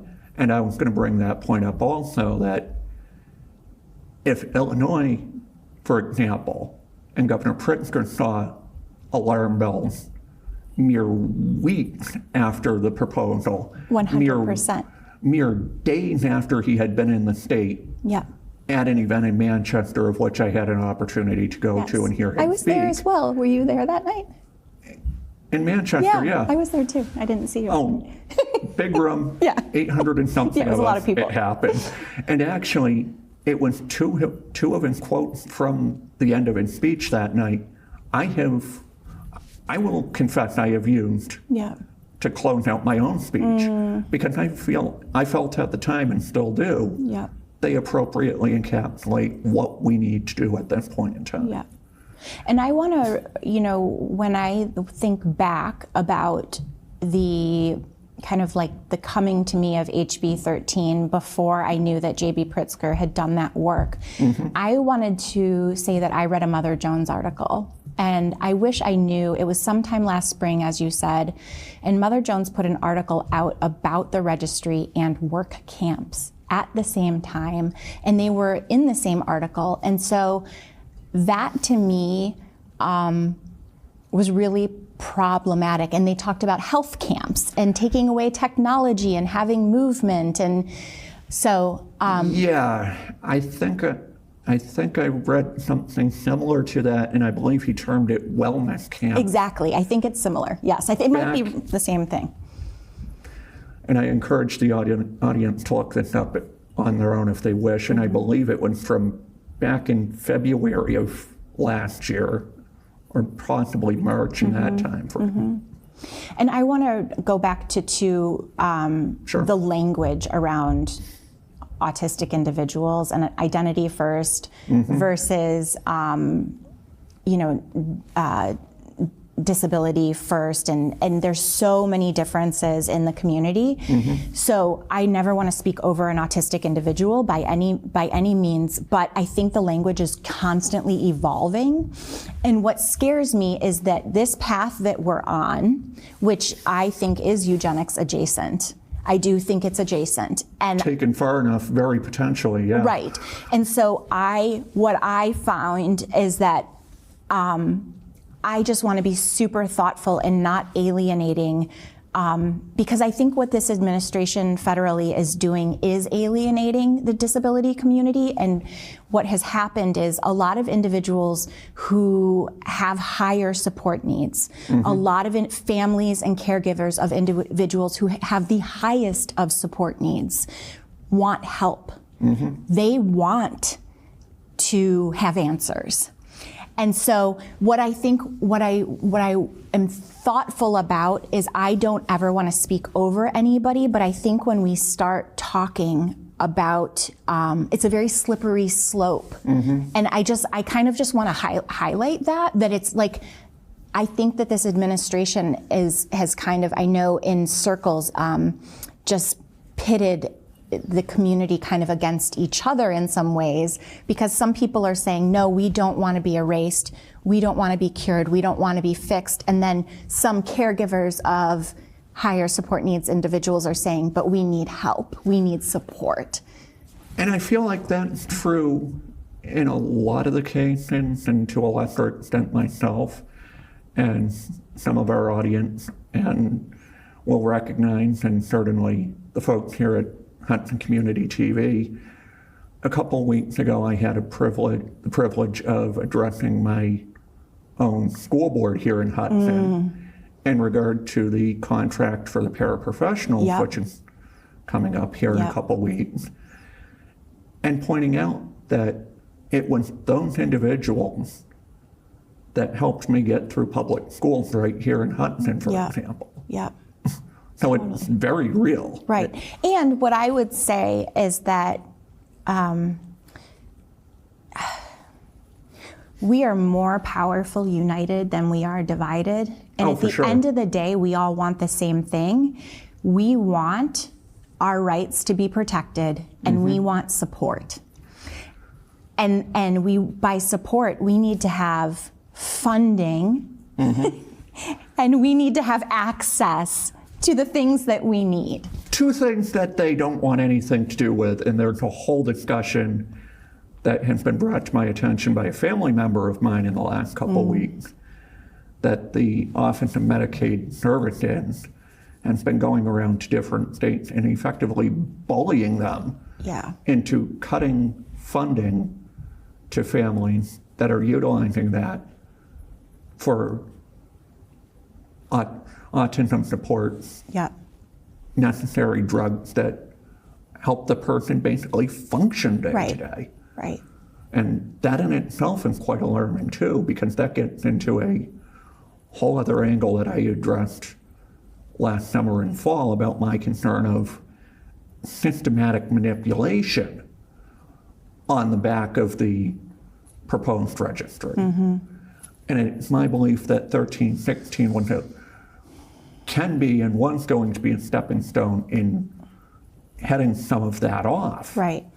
And, I'm not sure, I don't know that people also, everyday citizens, realize the history around what has happened to disabled individuals historically. And I'm not even talking about, I'm talking about even in our country, the surveillance and, the institutionalization. And so when we have words like RFK Jr. put out about a registry, it rings alarm bells, and there is generational trauma that individuals are still living through. I mean, when we think about institutionalization was not that long ago.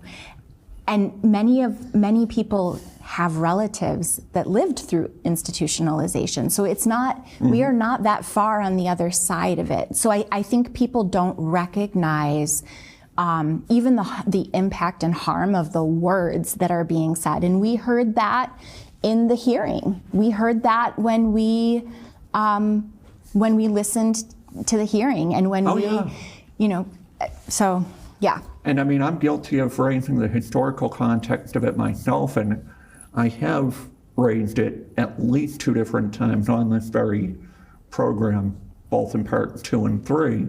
Yeah. But I believe it's entirely relevant and certainly gets into why I support what's being attempted. Yeah. Because at least on the state level, it's an attempt to slow that down and an attempt to avoid it, if possible. So when I testified in the hearing, I shared some of my personal story, which I need to be thoughtful of because it's also my loved one's story, not necessarily mine. Adjacently, it's mine. But I love autistic individuals. I'm raising some autistic individuals. I am in community with many autistic individuals. They are my coworkers. They are my friends. They are fellow advocates. And that's not just in the disability community. I am talking, these are my ride or die friends that I have had for years. I want to say that when I heard a certain representative say that they believe that there should be a cure, that is eugenics. And that without question, yeah. And I want to say that autistic individuals are here. They are here in a much larger capacity than we realize because there are very highly masked, hidden lower support needs individuals. They are amongst us all day. They are our coworkers, they are our neighbors, they are our cousins. They are, now it's becoming way more understood. Our evaluations and assessments are becoming way more accurate to depict. They are our fellow community members, and I do not know how I can express in a more poignant way that their autistic individuals are some of the most incredible human beings, and whenever we have language around them not being part of our community, that should raise alarm bells for everybody. It's 2026. Right now I think it might be 1 in 32, so 36 still. I think the stats might be 1 in 36 still. I don't know, I haven't looked.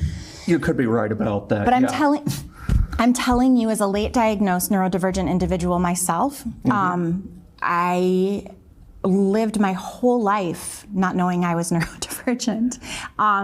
And I know a handful of these people, and I just need people to know that it is extremely problematic when we are having legislators speak about their constituents this way, their community members this way, people that might be sitting next to them but have not disclosed this way. And I find it interesting that you bring that up because while I was talking with Representative Foss back in early January, as a matter of fact, she also admitted to not having known until fairly late in the game either. I didn't know that's what it was until 2011. And yes, I was put through the whole gauntlet as the science changed of the various titles too. Yeah. And I feel like while knowledge and power at the same time, there's an element of once you know, then it starts to piss you off when you hear things like Representative Manger this very week, and for sitting here on Friday, in their session on Wednesday, and I'll get into it in more depth a little bit later, said that, oh, we don't need an autism privacy bill. We don't need the autism data protection bill, because all those protections are already established in federal law.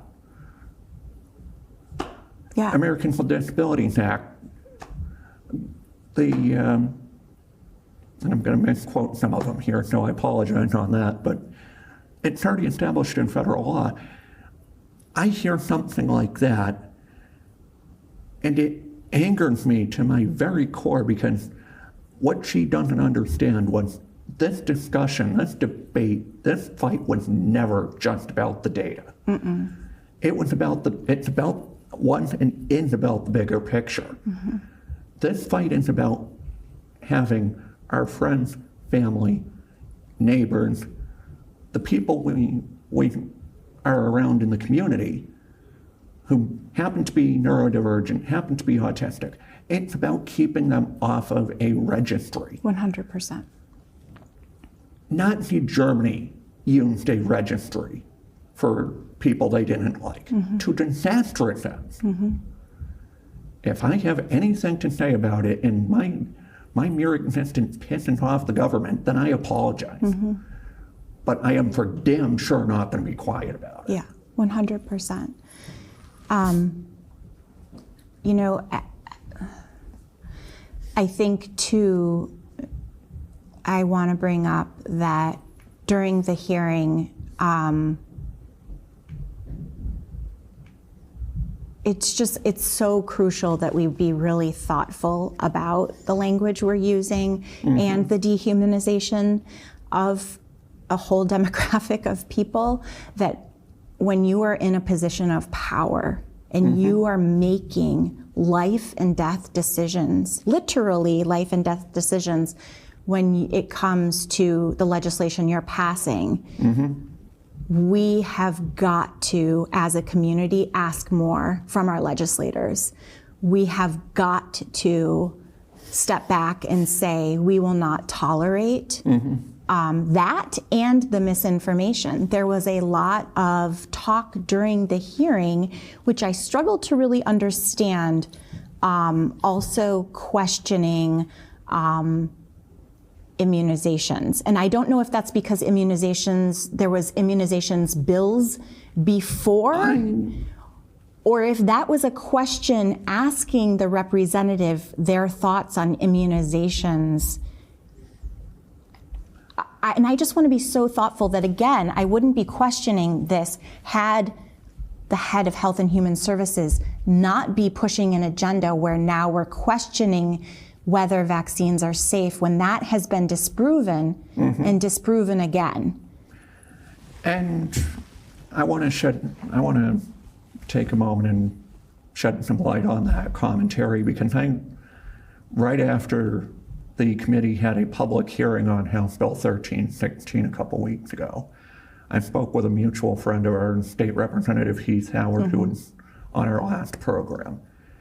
And he and I got talking about that very point, and it was our understanding that there had been a number of anti-vaccine bills also having been heard on the same day, and some of the discussion around that had bled into conversation about the autism data protection bill, as well as there is a very absolutely ugly and completely untrue misrepresentation that vaccines cause autism, which I have addressed on this very program a number of times, that number one, they do not, and number two, in cases where they did play a role in the study or did come up as a factor in the study, the end result, the effect on the result was statistically insignificant in the overall conclusion of that study. Yeah. So that was confusing to me. It was a bit alarming that came up in a bill where we're asking for data privacy protections and immunizations came up. That was perplexing to me. Oh, for sure. You and me both. I was like, what?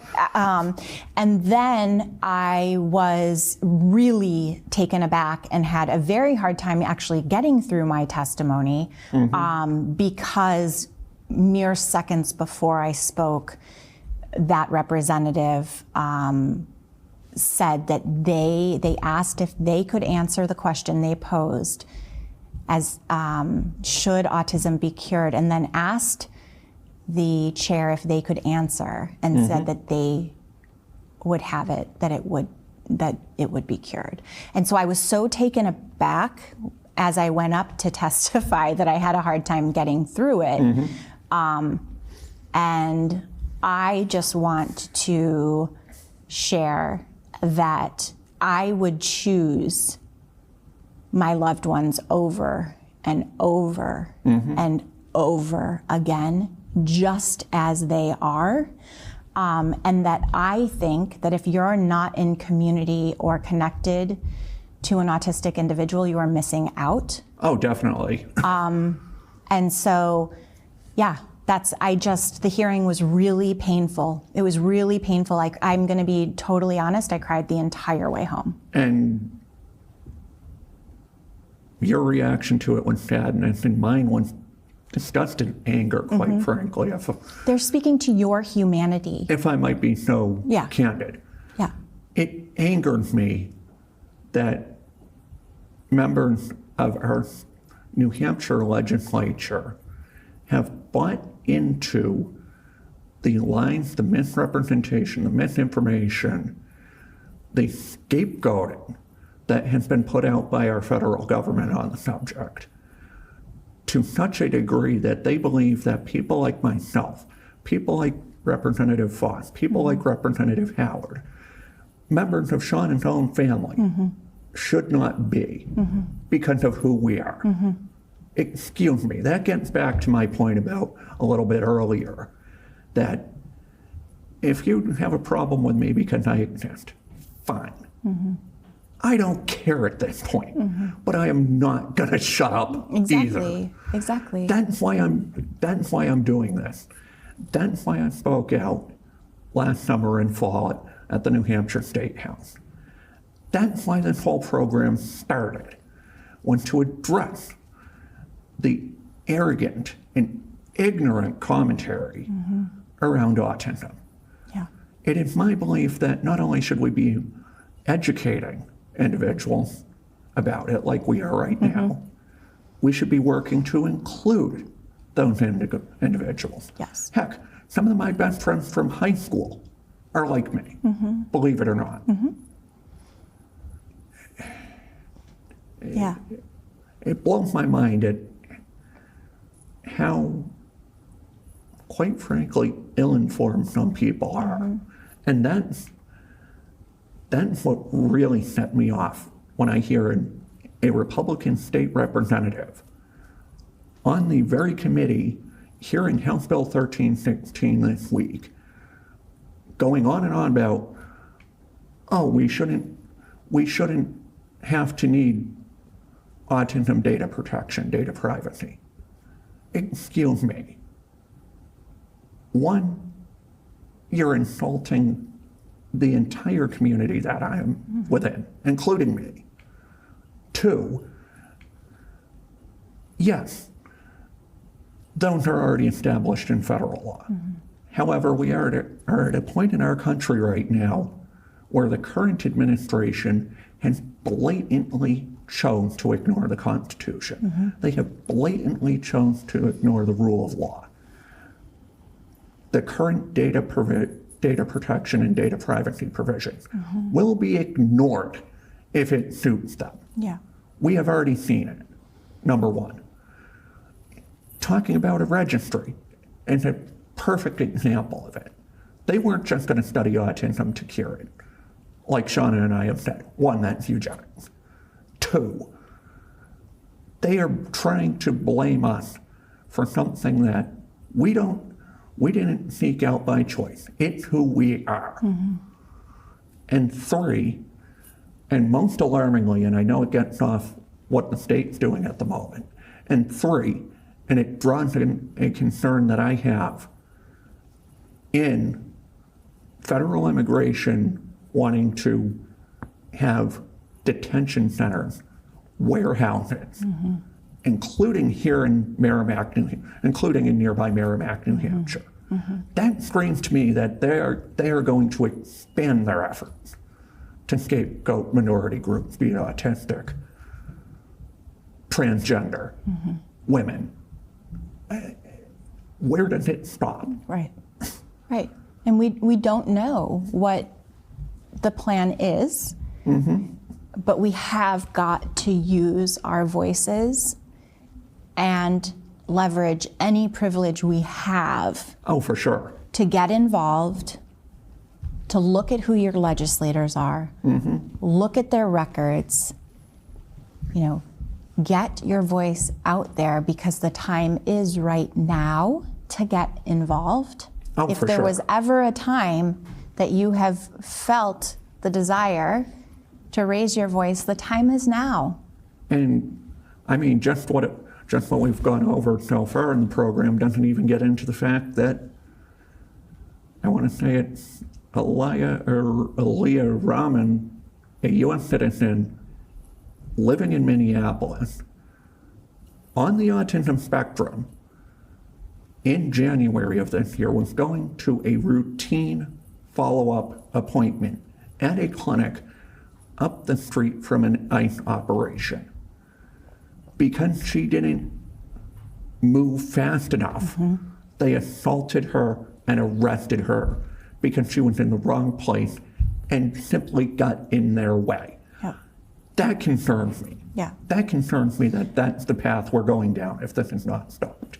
And I think people also need to understand the vulnerabilities of individuals that are autistic, the vulnerabilities for when law enforcement that is not trained adequately interacts with autistic individuals, their nervous systems are much more sensitive and can get dysregulated much more easily.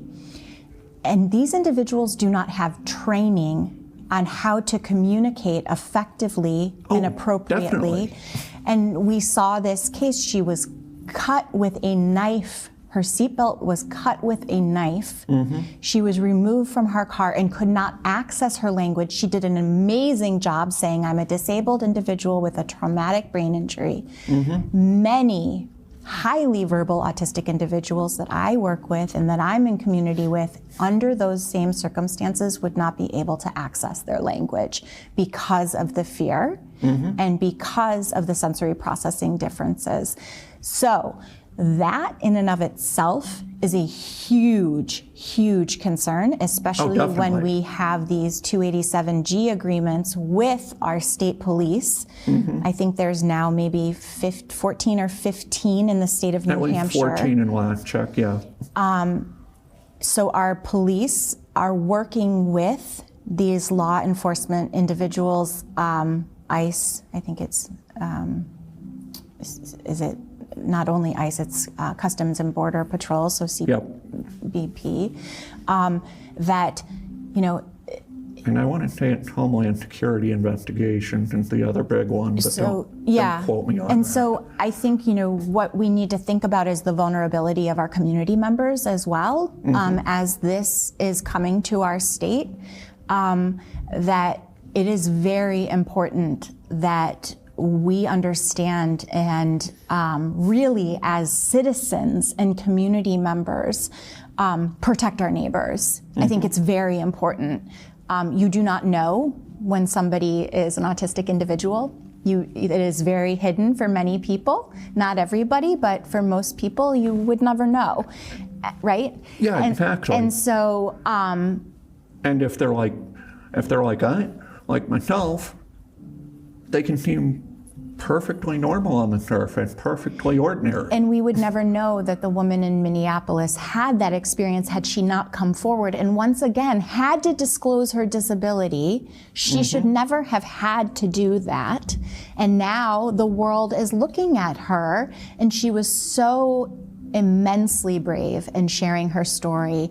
But what I think is that we have got to, as community members, do our job and our role in protecting each other right now.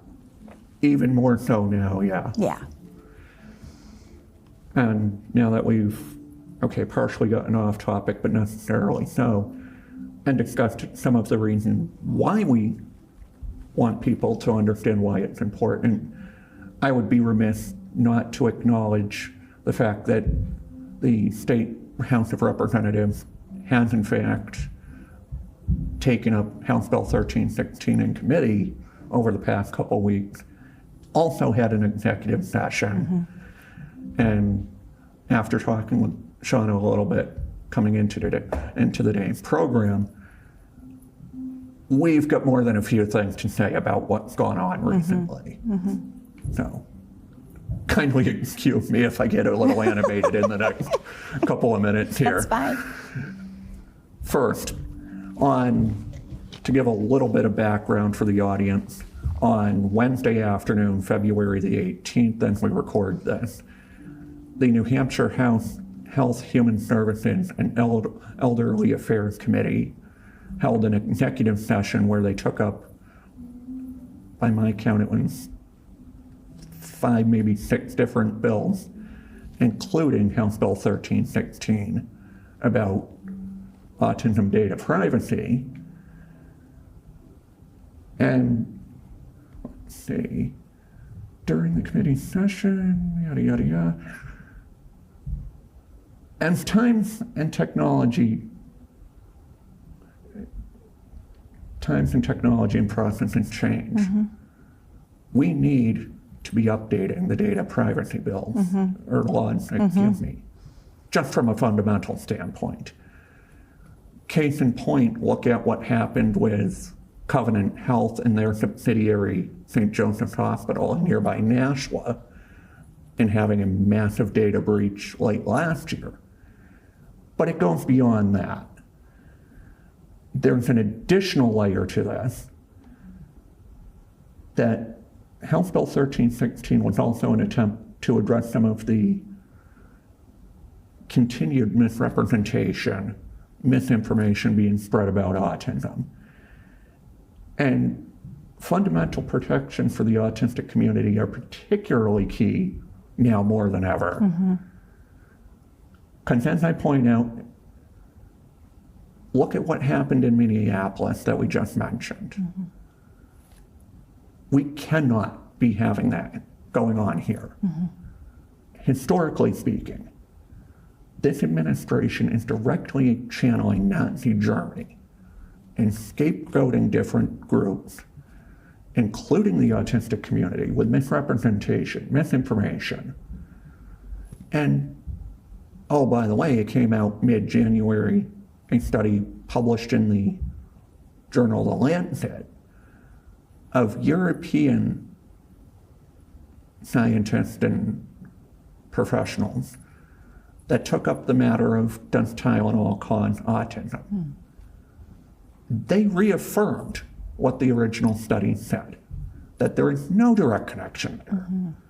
That yes, caution should be used in those cases, but it directly counters what our very own administration was putting out last fall about there being a direct link. There still is not. Yeah, and they came back and said that there is no link, right? After putting all that information out and terrifying pregnant women, mothers of autistic individuals, and women in general, who that is the way that they manage their pain. That is the only option that women have to safely manage pain that is over the counter, right? And so it is really imperative also, I would say, to really do your own digging on information that's coming out. Oh, definitely. Do your own research, right? Because right now we are giving information and receiving information that may not always be accurate.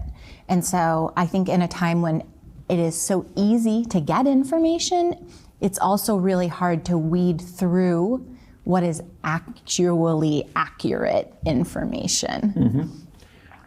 During the executive session about House Bill 1316 on Wednesday afternoon, committee member, State Representative Maynor motioned the bill should be inexpedient to legislate. Mm-hmm.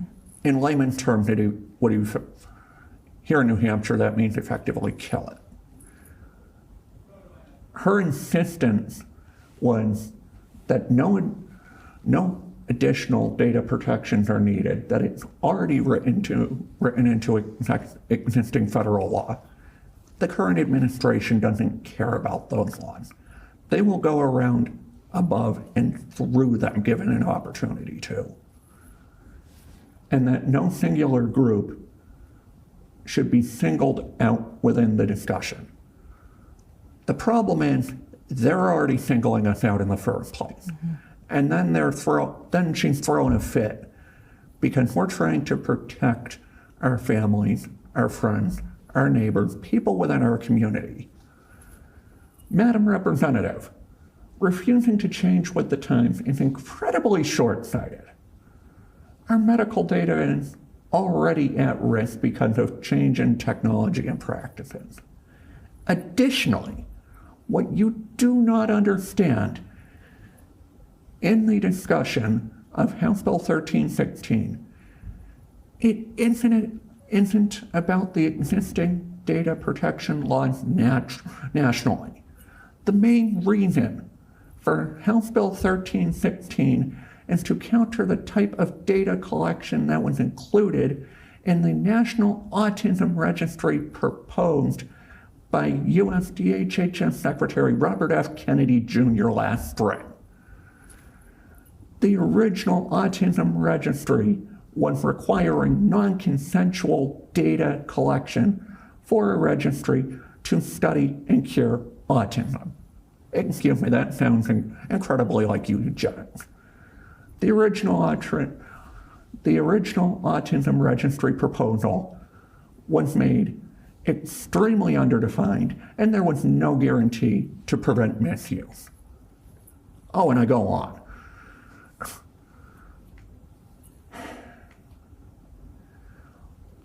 Both historical context, Germany in the late 1930s and early 40s, and the action/comments of RFK Jr. and allies are a major red flag.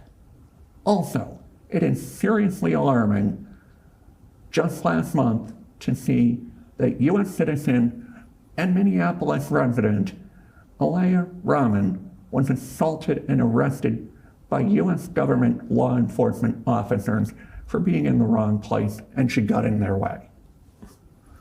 You made an eloquent statement there. Yeah. And what I would go on to say is that anybody in the community listening right now that is either autistic themselves or in community with autistics, sharing a life with an autistic individual, having autistic children,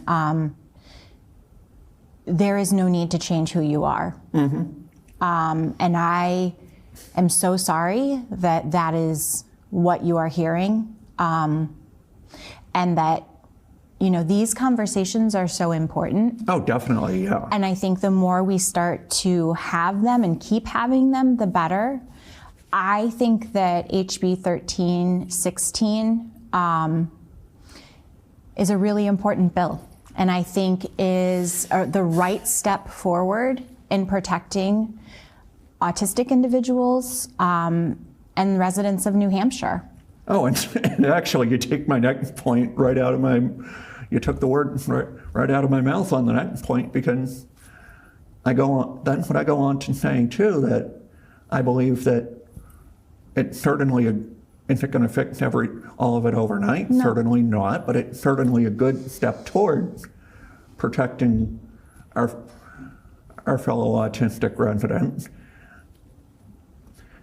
By recommending ITL, you are opening New Hampshire residents with autism to the whims of President Trump and his allies. You are also potentially opening us up to being statistical footnotes if history continues to repeat itself.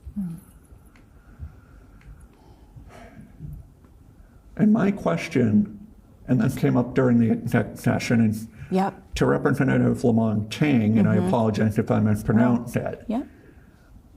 Her proposal was to have a work session in regard to House Bill 1316 about autism data privacy, also about House Bill 1317, which was a broader medical data privacy bill. Heard during the same exec session a little bit further on. What did she see in terms of potential that could be combined? Is that something that could be a template overall that we could start from here? Definitely. And 1317. Go ahead. 1317 was something that I brought forward with Heath Howard as well, because the disability community is a vast and large community of incredible individuals with all different needs and strengths. And so I felt it imperative to also not just support and protect that community, but the larger mental health and disability community. Oh, for sure. And so I think that Representative Lamontagne it was a really good thought, right? That maybe we don't have all of the information we need. Can we bring this forward and do a work study and maybe look at combining these bills? And her commentary, and my take on her commentary, sounded like she was trying to find, dare I say it, a suitable middle ground 100%. of combining both efforts, which if we can't have all of one or all of the other, that's certainly what I'd like to see come out of it. And perhaps a hybrid of the two if we can't have one or the other alone. It's my belief that recommending ITL is a harmful disservice to New Hampshire's autism community. I want to thank you for sharing your story and being for sure. so vulnerable. I just think it's so important, and I am disappointed, but I don't think the work here is done by any means. And that's, as you mentioned that's why I wanted to make a quick aside here. Right after I saw the recommendation of the Health, Human Services, and Elderly Affairs Committee on Wednesday afternoon, I reached out to a good mutual friend of ours, Louis Espirito, who was on this very program in part number 2 with me, the executive director at ABLE New Hampshire, and I posed to him the following line of question. What is our next move here? What is the next step? How do we salvage at least something out of it? How do we make something of the effort, even though the committee wants to kill the bill and shut it down? Right. And I think that's What's the path forward here? That's where we go next, right? Is we did not prevail right now, right? I'd like to think of it as a significant setback, yes. But, as Louis pointed out to me, we're not nearly done. And I think this is not over yet. Right. And I think that's where we kind of gather up all of the information we need on how best to move forward strategically, and kind of get our key players in the mix and in the conversation about what are the next steps that we take.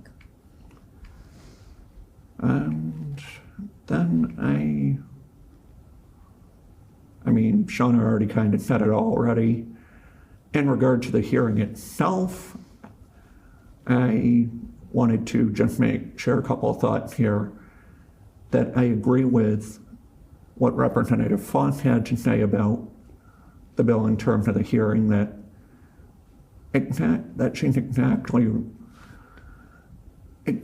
right, that it was about not just the data privacy angle of it, but fundamental protecting right to the New Hampshire autistic community. Yeah. And I want to bring out to, oh yeah, go ahead. Hold that thought for just a moment, because this is what bothered me about the hearing itself, was the honorable gentleman on the committee who was trying to insist that there is a link between vaccines and autism. We touched on this a little bit earlier too. There is still no link. Yeah. As I said already multiple times, and pardon me for sounding like a broken record, there's no link. Anytime it came up in these studies, it was statistically insignificant. I just wanted to bring up when I was going to say earlier that we have Gen Court, which we use to sign in on bills, and I did not look at as it closed out on February 4th. I did not look at close to midnight, but when I looked at the opposition versus the support, I want to bring to people's that 10 to 1 people supported this bill. And so last I looked, there was nearly high 400s in support, and then there was around maybe 30 to 40 in opposition. And some of those in opposition actually made a mistake because they misread the bill and they wrote testimony in support but hit opposition. And so what I want to say to people is also, the constituents are speaking, but they're not being heard. And so that is a huge issue that could have a whole other segment. And that raises a question in my mind too, that if we're in the neighborhood of, and I looked this up myself, if we're in the neighborhood of 450 in favor, and like you said yourself, 40 to 50 in not even in that, opposition, yeah. The last I looked, if even that. Right, and I don't have the final numbers. I don't have the final numbers. We could probably figure it out. The people of New Hampshire spoke very loudly, and there was very a lot of testimony in favor. Yes. And by recommending ITL, like we talked about here just a moment ago, the committee basically thumbed their nose at us and said, "Too bad." Yeah, yeah. That's why I have a problem with this. And that's why I'm not ready to give up, though. Because we had 400 to almost 500 people saying that this is a good idea, this is a common sense idea that we should be looking into. Yeah.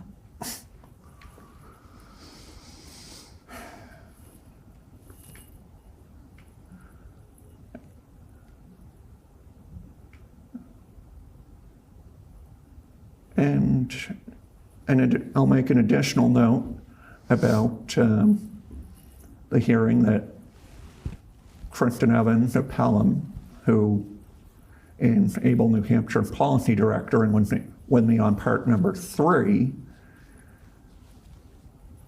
presented an excellent discussion of the current environment and basically answering the question of what the harm is, what's at stake without this.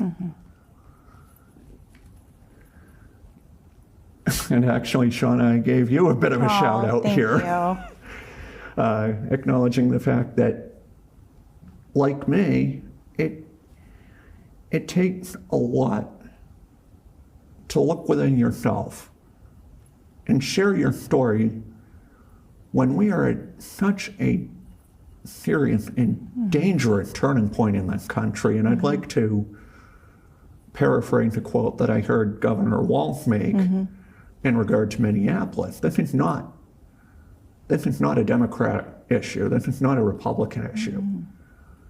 It's an issue of our humanity. It is an issue around the very identity of our country right now.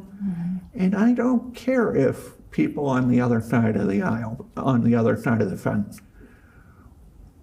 call me names over it, disagree with me on everything else. We should not be trying to copy Nazi Germany. We should not be aspiring to mimic them in any way. A main reason for this program is not just about the educational value and the esteemed guests that I've had on so far. It's also about how can we be inclusive of people who are not like us. Yeah.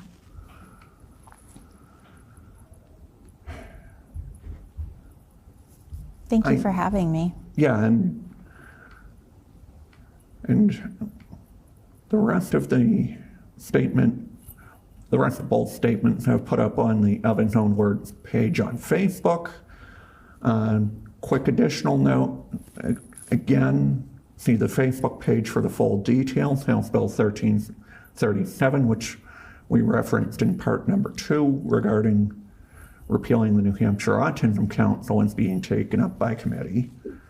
Of His Own Words Facebook page has the full details, link at the lower right.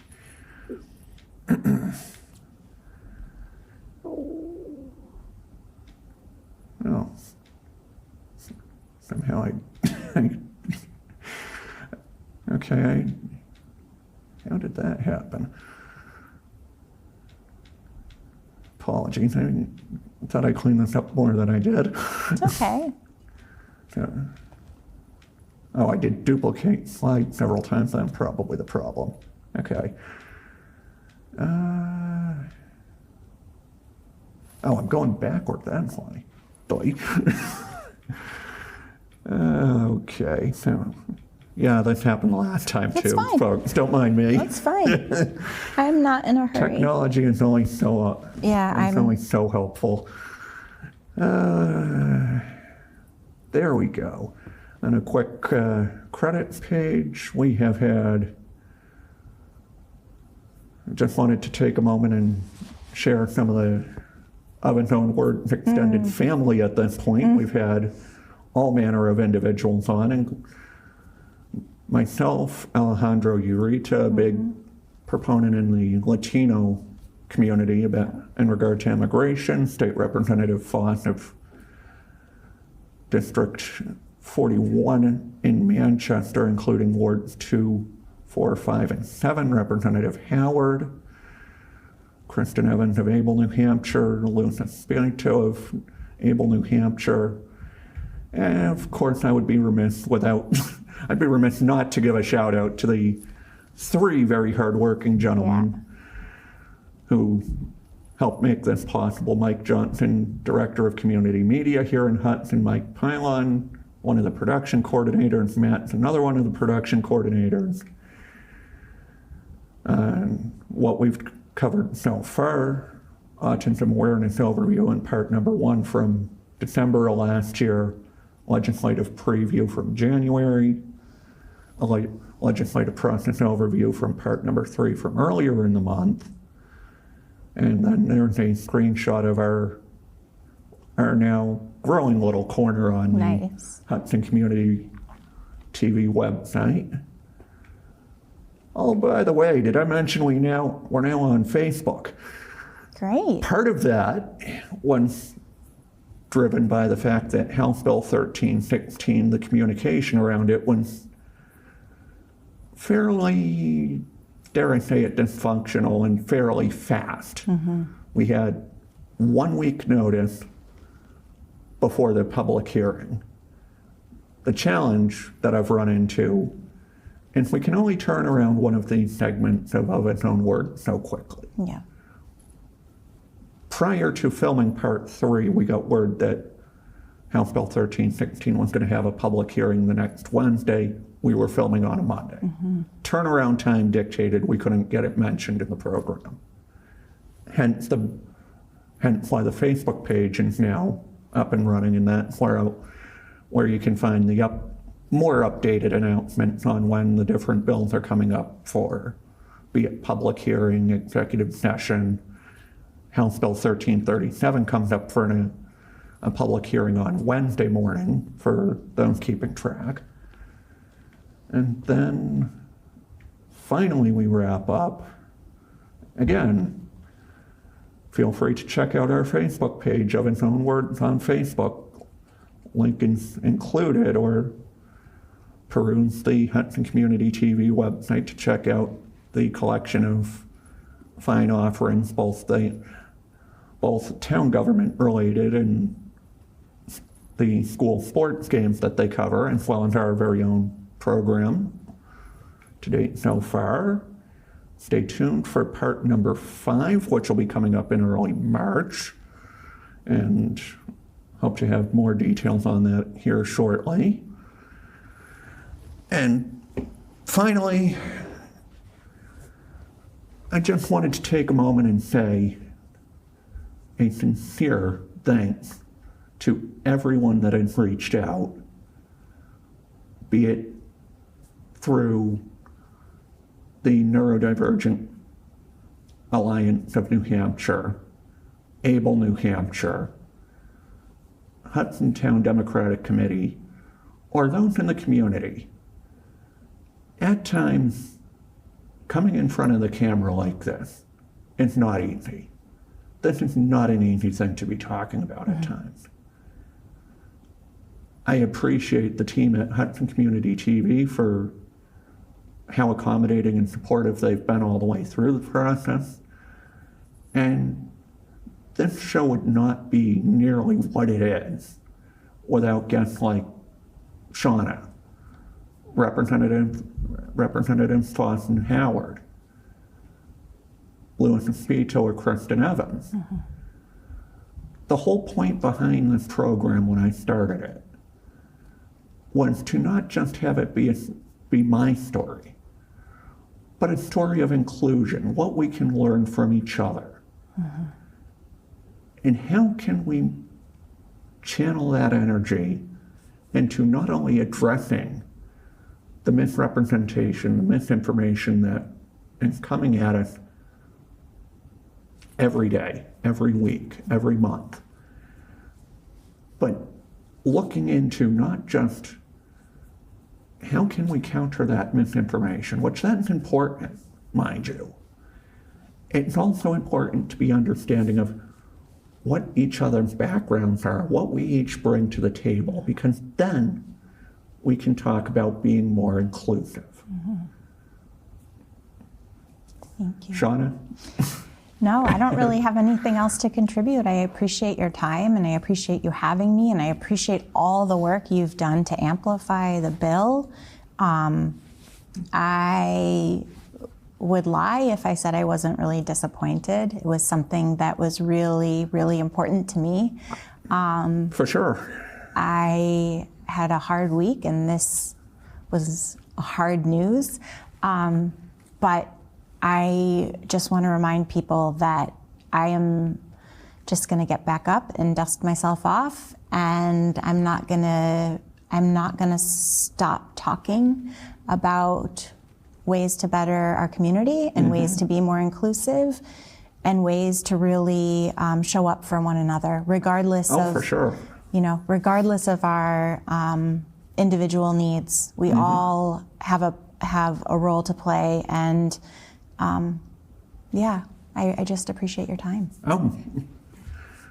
Very much same here, and certainly I second that. And as we round out part number 4 of what was, believe it or not, originally going to be a 2-part program already, and I was talking with some of the HCTV folks today, and we've got enough material to make 6, 7, 8 parts of this already. Yeah. Which I've said this to Representative Howard, I've said this to Lewis, and I've said this to others in our little corner of humanity here. If you had told me last fall that we would be talking about part 4, 5, 6 already, 1, I would never have believed it.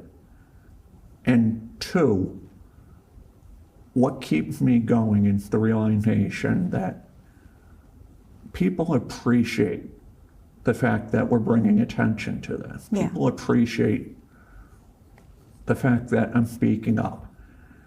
And some of the things that I heard after speaking in Concord on the State House Plaza last year was an appreciation for bringing awareness to the fact that it's going on, because there are some people who legitimately didn't know or didn't realize that the stakes are that high.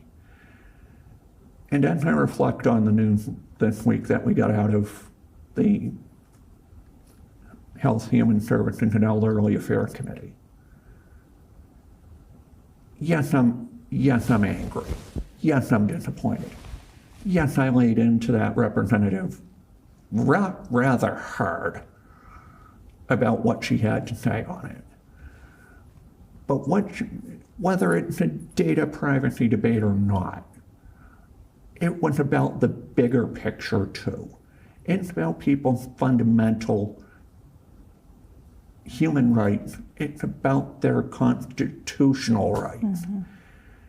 And finally, yes, I realize the committee effectively wants to kill House Bill 1316. Am I disappointed? Sure. Am I surprised? Unfortunately not. But as a lesson that one of my teachers, dare say mentors in high school taught me, it's not over till it's over. That's why, as I mentioned during today's program, I already reached out to an organizer friend of Shauna's and mine and asked him, okay, this week's a step back. This week's a step back for our effort. So what? How do we channel that? How do we still make something of this? Thanks for watching, and part 5 will be coming in early March.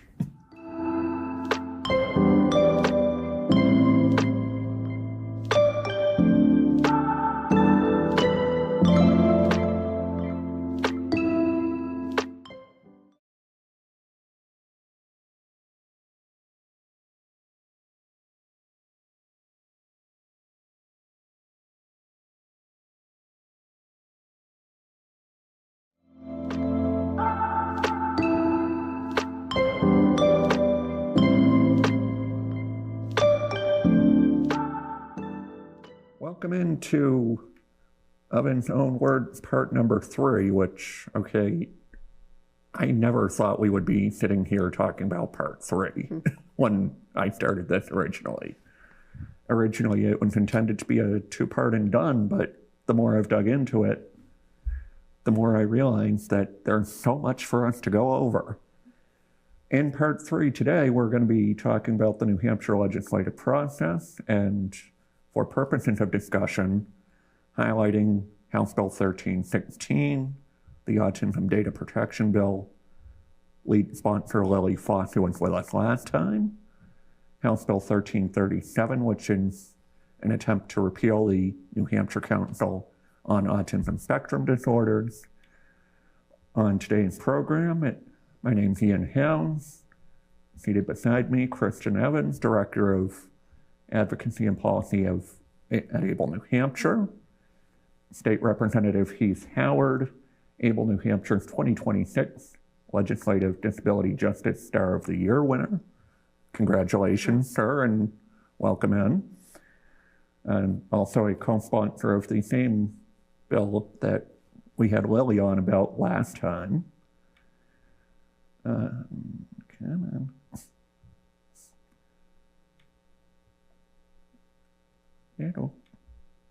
There we go. And just before we delve into today's program, a quick housekeeping note, because we mentioned RSA 265:3, subsection C on part 2. After part 2 originally debuted, I was asked a question regarding whether the Blue Envelope program could apply to passengers as well as drivers. And I spoke with Representative Howard about this briefly, and I'll let you briefly touch upon what we talked about in terms of are passengers covered by it or not? Yeah, I mean, from what I understand, it should be possible under the way that the law is written. There's nothing prohibiting a passenger from obtaining the necessary documents for the Blue Envelope program. And I think that it is always useful to have that additional information available to our first responders, because whenever they are in an emergency situation, it is good to be able to provide everything that they need to know about an individual that is needing support, needing help in those very critical moments. Oh, for sure. And where it was a question that certainly Representative Lewis and I hadn't thought of when we were recording part 2, I figured we needed to bring it up at the top of our program today, just in a manner of housekeeping, get that out of the way, and then we'll delve into it here. And also, we've got a quick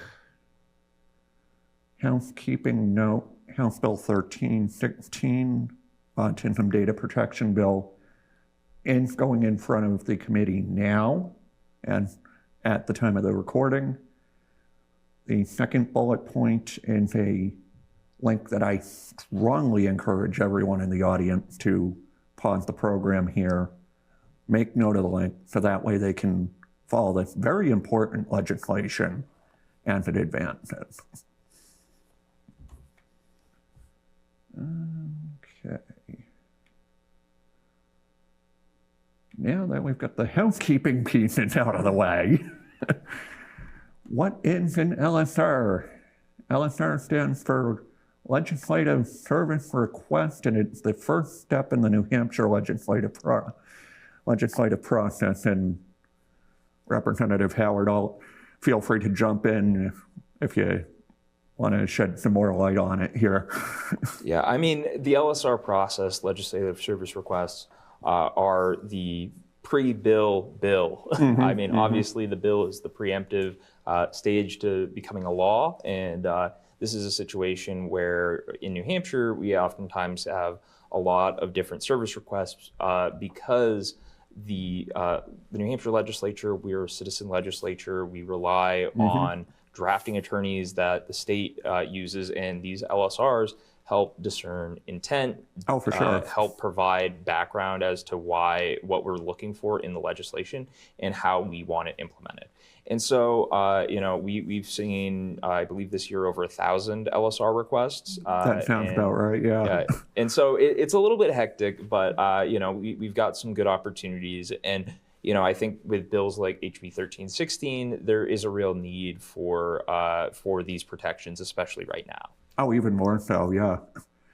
Especially when we look at the national stage and efforts by Secretary Kennedy Jr. of the Federal Department of Health and Human Services and everything he's been doing to undermine fundamental protections and undermine fundamental guidance on things like vaccines, and using government websites to insist that you can't definitively say that there's no link between autism and vaccines. Yeah. There still isn't. Exactly. And, again, that's, for example. Yeah, that's why, we need to be very careful about the type of language that we're using. And I mean, I think that we need to be very fact-based and driven. Oh, and absolutely. My concern, especially when we're just looking at databases, is that data is not necessarily coming with any preemptive information. It doesn't provide the actual context as to how it's going to be used. And I really appreciate Representative Horrigan, for instance, who submitted a bill last year that is now law that actually eliminated the autism registry. But the reason why we need HB 1316 is because that was an elimination of statute, an elimination of data. This is a protective, preemptive measure to make sure that data isn't collected again in the future. Oh, most definitely. And down the right side of the slide here, I've got a little bit of a cue card on how one would go about searching a particular bill on the LSR website, for example. Then at the top right, we've got the hyperlink of where people would go to look it up if they're so inclined. Let's see. LSR to bill overview. Representative Howard can certainly speak to this a bit more than I can, so I'll yield this to you, sir. Yeah, well, as I said, going back to, the intent, and the thing is that the LSRs are obviously a way that we can, start to get a draft as to putting our ideas into paper. And, oftentimes as a legislator, for instance, I'll have ideas as to how I want things drafted. I'll send that over to the drafting attorney, and they'll, kind of finalize it, correct any potential mistakes, and make sure that everything is actually functional. And so I think that, when we're looking at the reason why we have a number of these bills being put forward, I have another bill, HB 1317, which is just a generalized healthcare protection bill to make sure that we are protecting not just autism data, but reproductive rights data, personal health data, making sure that we encompass everything, because it's important that we make sure that people are protected regardless of what potential healthcare situations they might be dealing with, and the potential targeting that we are seeing, as you mentioned, with RFK Jr. and the proposals for, an autism registry, making sure that we can, actually understand and protect these people from that, I think is really important. For sure. And then we've got, and again, I'll yield to Representative Howard or either one of you here to jump in. First type of bill in the state legislature includes a fiscal note, and those bills are being heard by committees now and over the next approximately week and a half. And New Hampshire's a little bit unique here. Bills with the fiscal note would then go to a second committee, and I'll let Representative Howard address this a little bit here in a moment. But fiscal note bills go to the second committee. 1316 and 1337 would go from a singular committee straight to the chamber floor. Representative Howard. Yes. So what we have are called early bills, which are the ones with the fiscal notes. Those bills are ones that have to go to a second committee, and because of the fiscal impact and the financials associated, that's where they usually go to either Ways and Means or the Finance Committee itself. For sure. And so that is something where right now I believe that we we see it's, these bills have to be out of committee by February 12th. And the other bills, the late bills, have to be out of committee by March 5th. And so the thing is that while we do have these second type of bills like 1316, which go to a singular committee, there are actually times where these non-fiscal related bills actually end up going to two committees because they relate to two different types of policies. For instance, my committee, Executive Departments and Administration, we deal with licensure. So there are sometimes bills that are not necessarily changing anything other than they'll have their initial policy committee, but then it will also affect a licensed contractor of some sort, and so then that will come to my committee as a second bill. Oh, no kidding. So there are actually multiple ways that we have second committee bills come to different committees in the House. Yeah, and when I drew this up, it was a bit of a work in progress, and just to serve as an overview backbone of what we were talking about today. So I do appreciate that further bit of clarification here. And then we go to first step to the legislative process with 1316 and 1337. Both bills are currently assigned in the House Health, Human Services, Elderly Affairs Committee. At the time of this recording, 1337 has not been given a hearing date. On the other hand, at the time of the recording, 1316 has been taken up by committee, and we may be slightly late on this with turnaround time, but it's being heard later in this week. Okay.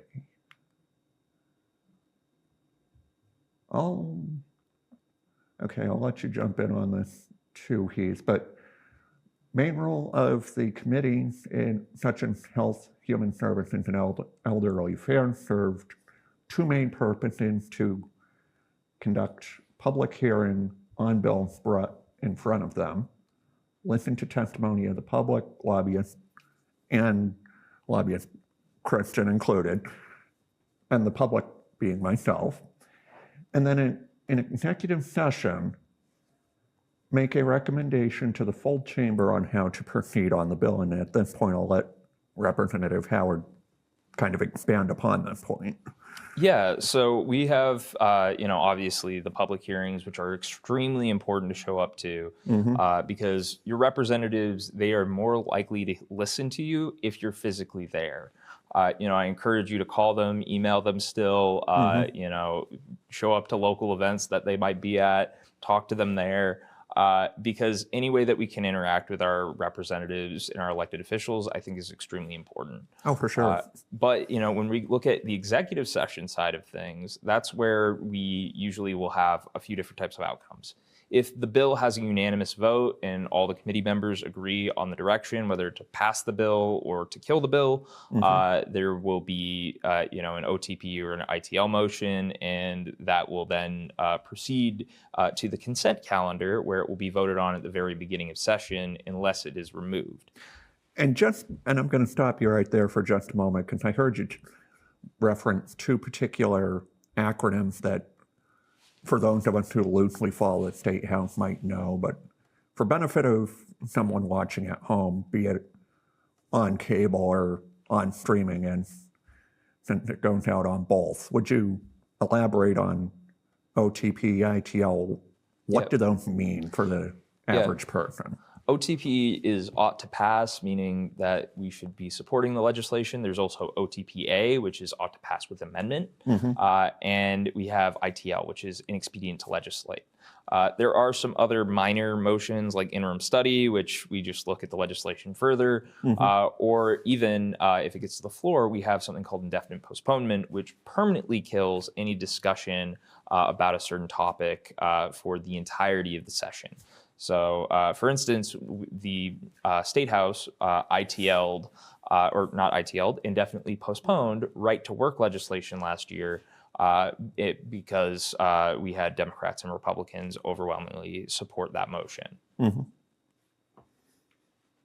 And then from the initial committee, like we touched upon a moment ago, early bills go to a secondary committee.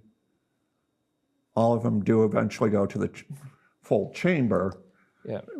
Well, I see a thought forming here.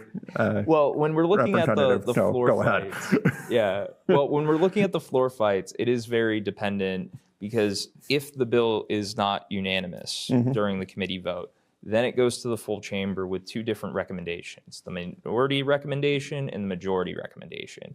And those recommendations are then heard and debated on the House floor, usually amongst those committee members. Sometimes they'll let bill sponsors do it. Sometimes people passionate about those issues will speak. But for the most part, it is usually those committee members.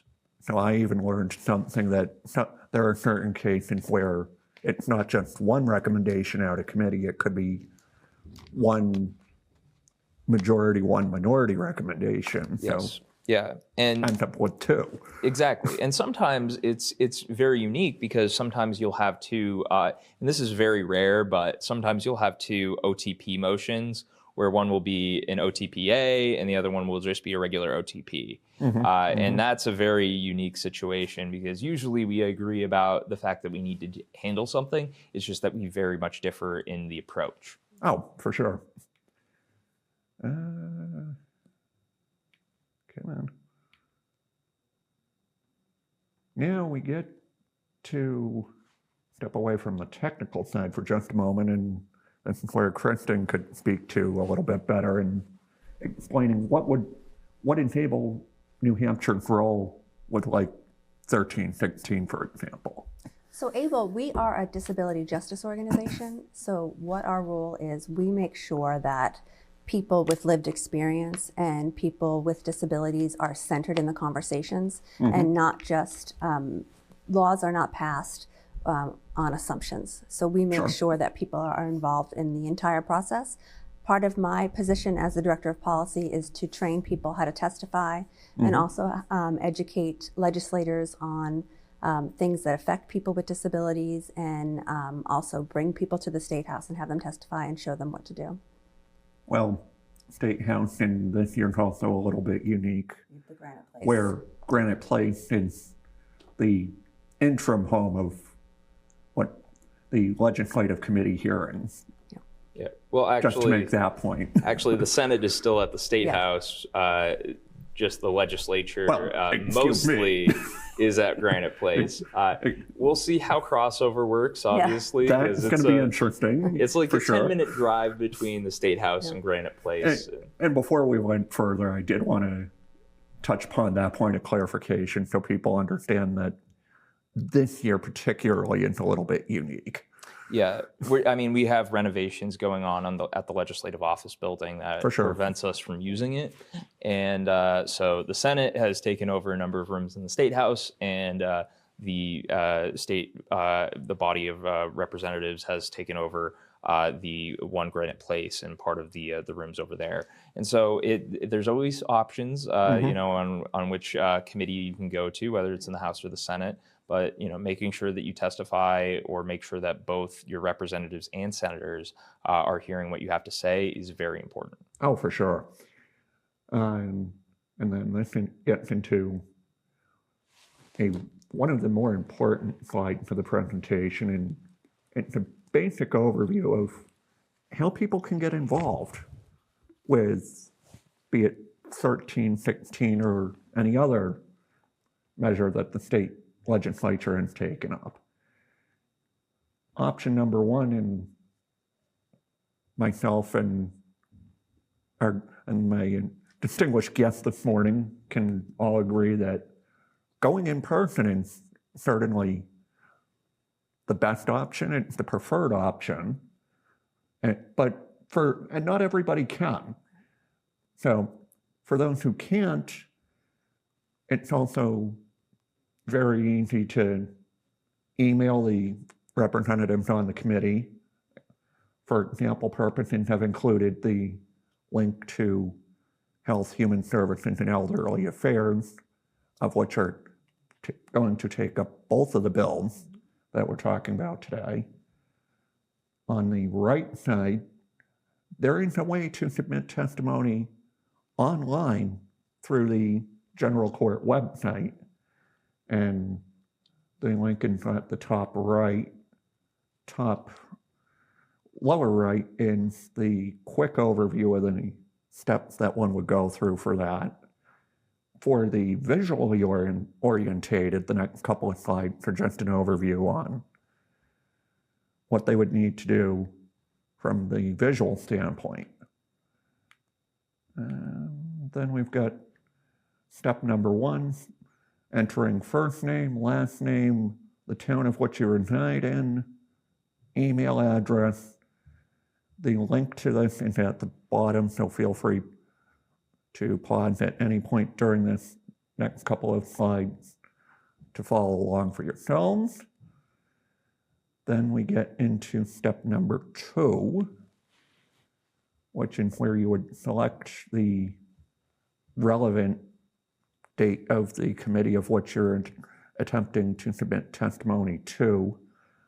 For purposes of example, I know that I well know that since January, and we're in February at the time of recording, but this was just for example. On step number three, that is where one would select the given House committee that they are submitting testimony to. Second list item down is where they would choose the relevant bill, in this case 1316, and what we keep coming back to. I am representing, and that's where they have a couple of options, including stating that they're a member of the public representing themselves. And then we have, I broke this off more than I thought. Okay. Then we have step 4 and 5, and depending on how inspired you are on a given topic, how motivated you are on a given topic, you can include typed testimony in the box you see there, or by selecting the Choose File toggle, of which I will be doing later on, a little bit later on after this recording in regard to 1316. And down the bottom, step number 5, you have the legal disclaimer followed by the submit button. And then there's the hyperlink again for those who wish to do this themselves.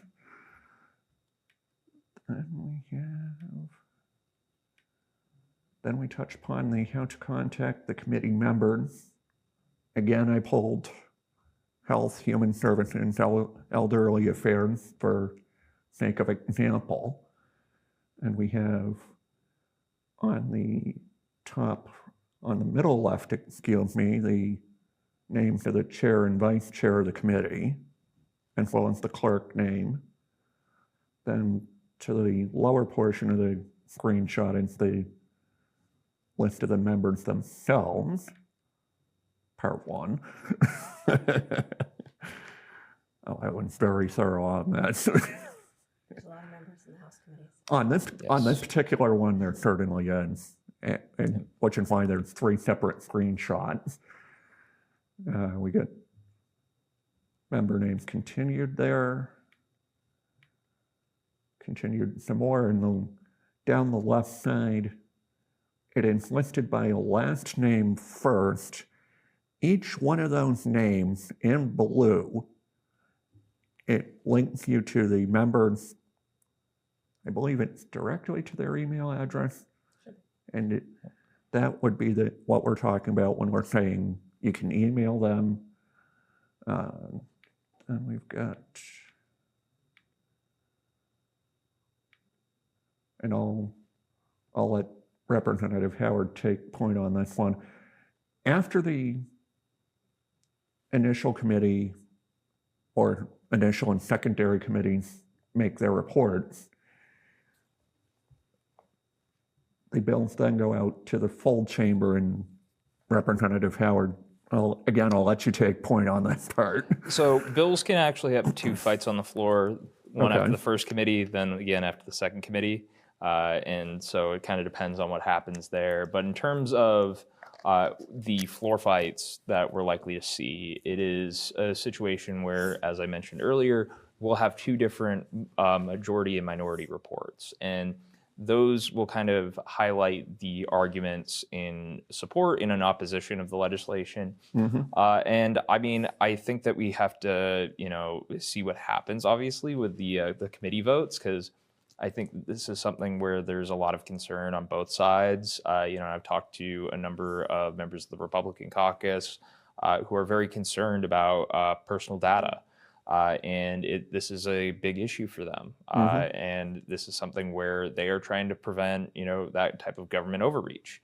And I do think that this is a piece of legislation that has multiple different groups and stakeholders that are supporting it. So I'm optimistic about our opportunities and about our chances, but that doesn't mean that we should stop contacting our representatives. We need to keep the pressure up, because that's how we get things done. And just because we have a good visual at the moment, I would say it is something where sometimes even the committee hearings can change those perspectives.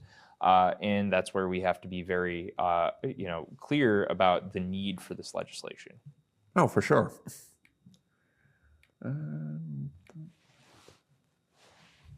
And just put this up briefly for those viewing at home and on streaming.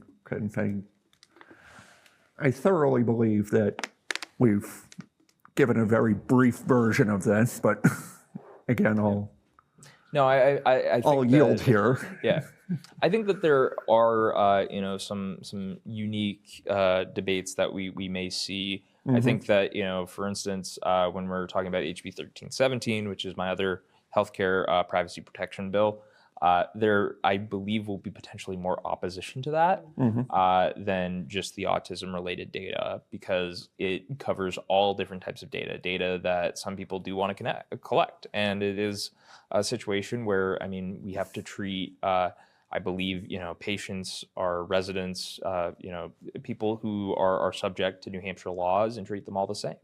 And I certainly agree with that. I would also make a point on 1316 where I feel like that's going to get extra attention because it is continually getting brought up by Secretary Kennedy and federal agencies on trying to send out a lot of misinformation there and trying to, I want to stop short of saying disparage, but disparage that community as a whole. And portray them as something that, quite frankly, they're not.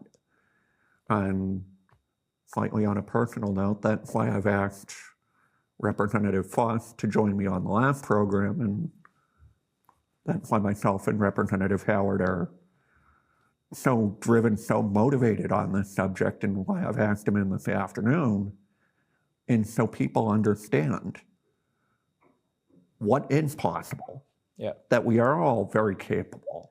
One, but also get them to understand that there is a risk, a substantial risk behind what is being brought forward. And that's why I believe personally that the time has most definitely come for measures like 1316. Governor Pritzker's Executive Order 2025-02, of which 1316 was modeled after. That's why we need to be taking a stand on this now. Exactly. And then we've got crossover day. Representative Howard, I'll let you address how it works, at least from the House perspective. So yes, we have what is called crossover day. That's the day that the House bills that we have passed go over to the Senate, and the bills that the Senate has passed come over to the House. And so, as we were talking earlier about how the legislature this year is meeting in two separate places, that's where crossover day especially is kind of making me a little bit curious as to how everything is going to play out. And having seen where Granite Place is in Concord myself, on an unrelated note here, I'm curious too to see how that's going to work, where not just from the two different bills, sets of bills crossing over with each other, but from a logistical standpoint. Where the state Senate's meeting this year is at the State House downtown, the place that Representative Howard and I have alluded to, Granite Place, is actually up on the northwestern corner of Concord. And it's not a short drive, mind you. No, it's about 10 minutes. And easily, for House members, for instance, if you're starting over in Granite Place, let's say that you're in committee. For sure. It's a 10-minute drive over to the Senate, so you have to leave early for that. And then let's just assume, it's a 15-minute testimony, a 10-minute testimony. At least that, yeah. Because, I mean, also in the Senate, part of the reason why I'm also fairly concerned about how everything's going to play out is usually they schedule every bill for 15 minutes. So versus an hour, sometimes longer, just from the little bit of committee looking that I've done. We in the House are usually better in terms of actually scheduling an accurate time of when things are going to start. The Senate is on Senate's time, so they're not really too concerned about what we have to do in the House. So it gets a little bit interesting in that respect, and they're not necessarily accounting for half the legislative body's over in its own separate corner. Well, I mean, it's also the makeup of the legislature too, and part of it is the Republican supermajority in the Senate. They have a 40-seat majority in the House. They don't need to necessarily have the same level of coordination and discussion that the minority party has to have, because sometimes I mean, it's pretty easy to get people on board with, your caucus guideline sheet and, the recommendations. It's a little bit more difficult to actually have those conversations and be able to explain why the recommendation that they're receiving may be not fully accurate or representative of what their constituents in their district need. And that's also something that we see, oftentimes with state senators actually, being very clear and opposed to things that state reps pass all the time. And, one example is the brass knuckles bill that has passed through the House. Okay, first time hearing of it. Well, so continue. This is a bill, for instance, that has passed through the House, I think, like the last 3 years. And so it's been consistently brought up over and over and over again by the House, and every time the Senate kills it. So this is just an example of one time where the House has been very clear about things. I mean, cannabis is another issue that's very similar to that, where Oh, for sure. the House has been consistent in passing that type of legislation, but then the Senate will kill it. And keeping in mind that every state around New Hampshire has already taken that step. They've already figured out how to make it legal. And and I'm not saying anything anyone hasn't figured out. New Hampshire's lagging behind in that respect. Well, I think that when we're looking at this, it also gets into the funding aspect, where we need to be thinking about the revenues and how our revenue stream has been extremely limited, and how we need to be able to bring in additional tax base. And this is a way that we can do that without actually increasing our property tax, without necessarily impacting the local taxes that people are paying on a day-to-day basis. In this way, we can actually, generate revenue. I mean, we're sending millions of dollars over state lines every year, and that's something that, when we're looking at the impact that this has on our state. I mean, we just passed Maine as the oldest state in the country. We are severely lacking and have a severe shortage of nurses, doctors, EMTs, emergency service personnel across the board. And that makes it really difficult and more expensive to receive health care. Oh, and it's all over the place. And for those in the audience who also watched the deliberative session or town deliberative session for Hudson stream on Saturday, there was quite a contentious point about hiring just 4 firefighters to that point. Exactly. And this is where, a lot of the decisions being made in Concord are being downshifted to local communities. And that, I think, is a big problem. And something that we're seeing also when it comes to things like special education and being able to provide the necessary services to, our autistic children, our disabled children. Oh, for sure. And, the children who are in need of, 504 plans, IEPs. And then as we begin to wrap up, we've got a chart of parts 1 and 2. The first part debuted in December, and it was Alejandro and myself giving an autism awareness overview and addressing some of the broader misconceptions that had been brought up over the course of last year. With part 2, which debuted last month, it was myself, Representative Lily Foss of Manchester, so one of his colleagues in the State House, and Louis Espito of Able, New Hampshire. The links to each are at the bottom. Of course, I would be very remiss, well, hang on. I would be very remiss not to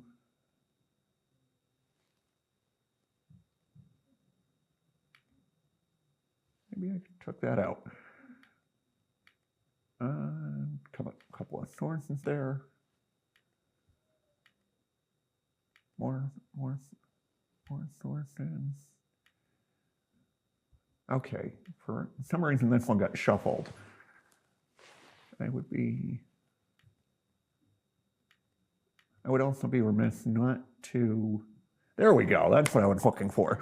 I'd be remiss not to give a nod to Matt, I'm not even going to attempt the last name, Mike, the production coordinator, and Mike Johnson, the entire the leading 3-person team, but here at Hudson Community Television, who have been fabulous partners all the way through so far. So, I mean, where would we be without their absolute brilliant expertise here?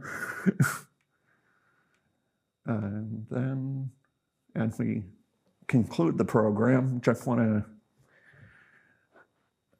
want to take a moment and say it really means a lot to hear the amount of not just enthusiasm, but appreciation that I've gotten, both through online comments on social media, through some of the same circles that both Christian and Representative Howard and I all talk with and are around.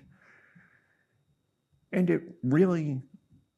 I find it really motivating and encouraging to know that there are people out there who are as deeply interested as the three of us are here today. And that was, and I have no shame in saying that whatsoever, but Representative Howard is the main reason that I spoke up in the first place last June at the State House about the Autism Registry and how that is not the direction we should be going as a country, how very concerning it is that our country, our state, is anywhere near any kind of proposal where they're telling us it for one thing, but then not explaining how they're going to use the information. And when I originally started, of his own words, with Alejandro Urita, who joined me for part number 1 last fall, originally we were going to do this as a 2-part and done series. After digging into it more and realizing how much more there is to do, how much more there is that can be said on this in all arenas, that's why I came to the realization that it needed to be more than 2 parts. We need to keep going with it. So, well, I appreciate I'll that. certainly Ian, yield and, to thank you for Kristen the kind and words. Representative Howard for their final remarks as we finish out the day. Yeah, I think it's extremely important to make sure that the voices are heard of people with disabilities up in Concord. I think people are making decisions every day. And my job is to make sure that those voices are person-centered and that we make sure that people really are doing things that benefit people with disabilities and not just working on assumptions. And I think if you can't get to the State House, which is a problem in some of our community, go online, sign in, support or oppose on bills, write a sentence or 2 if you can, upload testimony. And if anybody needs help with testimony, crafting testimony, I'm here to help always and can easily be reached via email or text or on our website at ablenewhampshire.org. Sure. Yeah. Well, again, I appreciate anybody who may have the opportunity to come to Concord, may have the opportunity to call their representative, their senator, to send them an email. Anything that you can do makes a difference. And we need people to be engaged right now more than ever. I think that this is... Absolutely, for sure. Yeah, I think that this is something that we all need to be very hyper aware of, what's happening not only in Concord, what's happening in Washington, what's happening in our local communities with the select board, your town council, your city council. Making sure that you can reach out to those elected officials is very important because I think that we're seeing a lot of different pieces of legislation come forward that people are concerned about, that people are very worried about. And I think that we need to make sure that people know that some of these pieces of legislation are not acceptable. But we also need people to advocate for pieces of legislation like 1316 so that we can get these proactive protections put in place so that we aren't necessarily worrying about this going forward. And, again, I appreciate you having us today. So thank you. For sure. Yeah, and I mean, stay tuned because, like I said in my closing remarks here, pinch me, I must be dreaming, because we're going to be talking about part 4 relatively quickly here. Good. Thanks, everyone.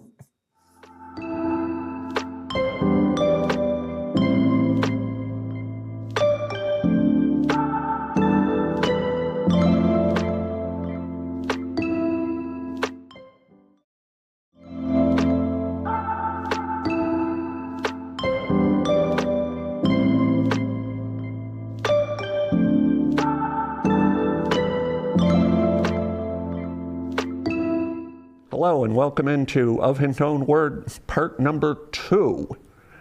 In today's program, we're going to be talking about the autism spectrum, the New Hampshire General Court session starting later in the week, and the National Registry proposal from last spring.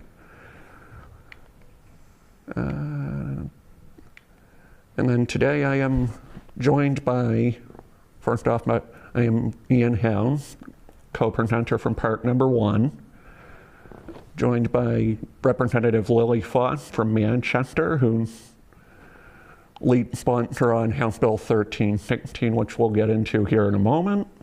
And it's Dr. Louis Espito, Executive Director of ABLE New Hampshire, a lead disability rights organization here in New Hampshire. And just for fun, let's go around the table and a little bit on your background and what's your interest in today's discussion. I guess I'll start. Like I said in part 1, I was diagnosed with autism spectrum disorder in 2011 and drawn to the subject because of what Secretary Kennedy said about the Autism Registry last spring, and have been making a point of trying to draw attention to what would be the effect of such an idea, and also seeing what our general court is going to be doing this session. What effect is that going to have on the average person? Representative Foss, good morning. Good morning. So I'm Lily Foss. I am a first-term representative from Manchester, representing wards 2, 4, 5, and 7.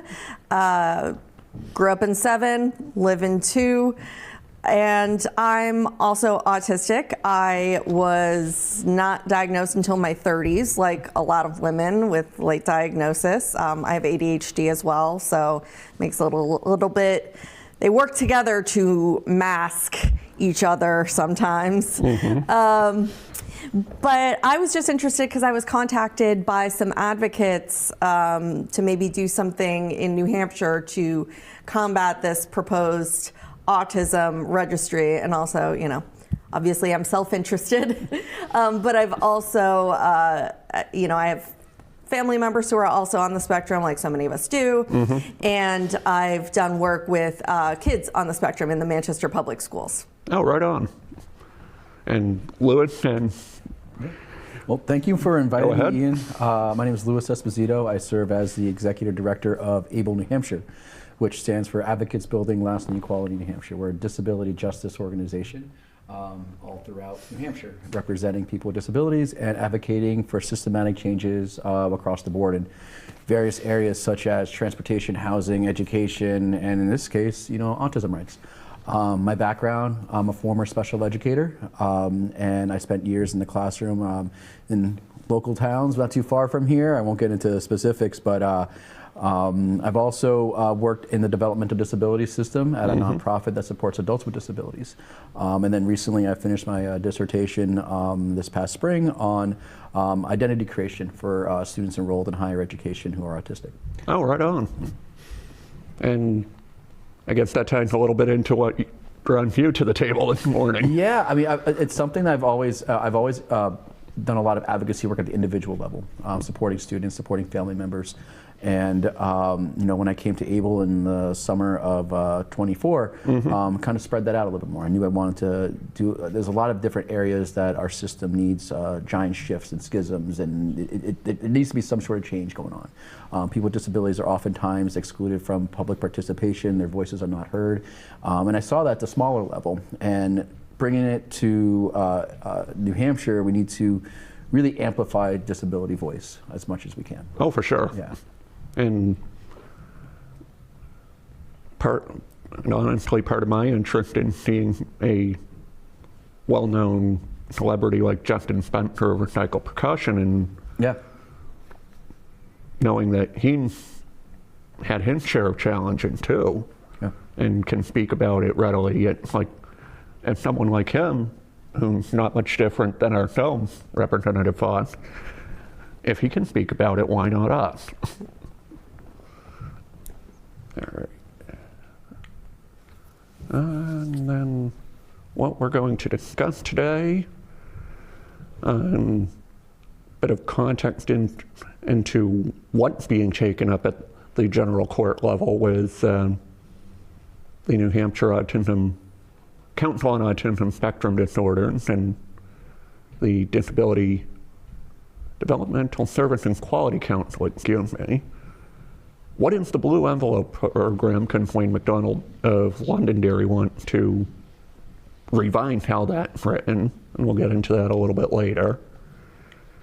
And what is Illinois Executive Order 2025-02? And this will tie into what Representative Foss is working on. And again, we'll explain that here in a moment. And then the New Hampshire General Court preview first with House Bill 1316, a little bit of what the goal is behind it, and some of the context with what Governor Pritzker's done in Illinois and how we're attempting to connect that here to New Hampshire.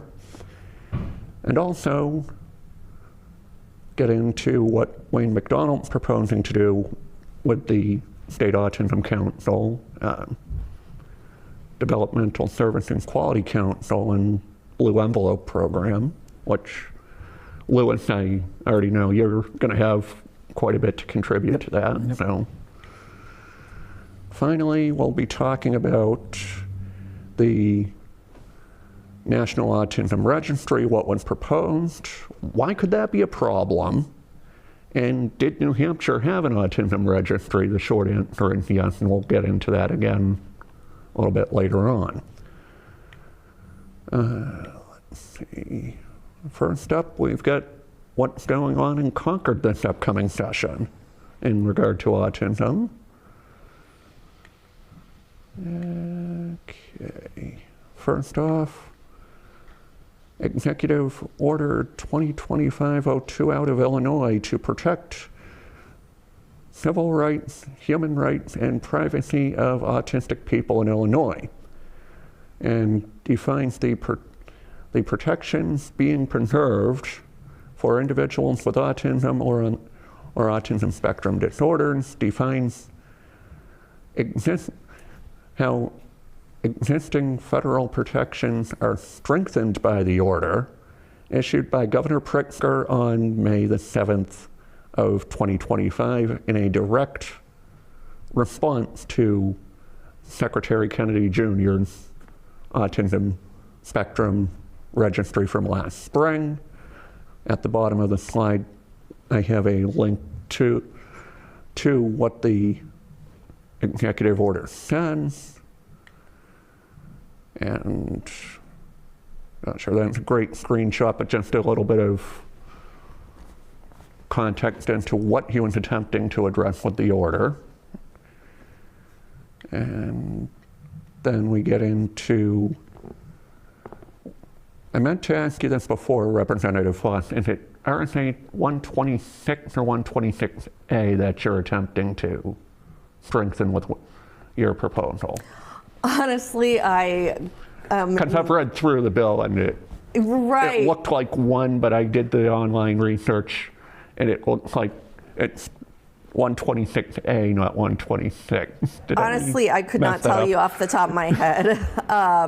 We work with the folks in the attorneys in the Office of Legislative Services to actually address the parts that refer to already existing New Hampshire laws. So I am not completely sure. They helped me a lot with the text of this. From what I have on the slide and from what I did with online research, that looked like it's the approximate sections of RSA 126A 34 through 38 for those who cannot see the links on the background there. And where this is a more detailed presentation for those watching, feel free to pause it at any time when we've got the slides up and make note of these links or search these links for yourselves. And what is House Bill 1316? It's not a great screenshot, but okay. Lily, I'll throw this to you if you want. Sure. So I was contacted by some folks who are concerned about what Secretary Kennedy has proposed in terms of a registry of the personal information of people, who have an autism diagnosis in their medical records at all, even if it's not, a primary diagnosis. They were concerned, I was concerned, and they reached out about potentially creating some legislation in New Hampshire. Oh, for sure. That would protect us. So when I was looking it up, I expected there to actually be a lot of state legislation that had already been proposed. There wasn't. I anticipate that a lot of states are probably working on their own, bills, same as, I did here. So when I was looking for something to model it on, because it's a lot easier for those attorneys and legislative services, and then just, for me, when I'm thinking up the idea for the bill, to model it off something that already exists. So Sure. what I found was the executive order that you were just mentioning that Governor Pritzker put out in Illinois. I read through it. It's did all the things that I was hoping to do. So Representatives Howard, Wade, and Butler were, very enthusiastic about co-sponsoring it after I talked to the folks in legislative services and we got the text of the bill ready. So what it would do is protect the personal information of autistic folks from being shared with the federal government or with any outside agency, but obviously this is in response to the federal government. Oh, for sure. Yeah. And we'll get into the National Registry proposal a little bit more later in the presentation. Right. And like I'm sure everyone will understand at that point why something like this is important. Yes.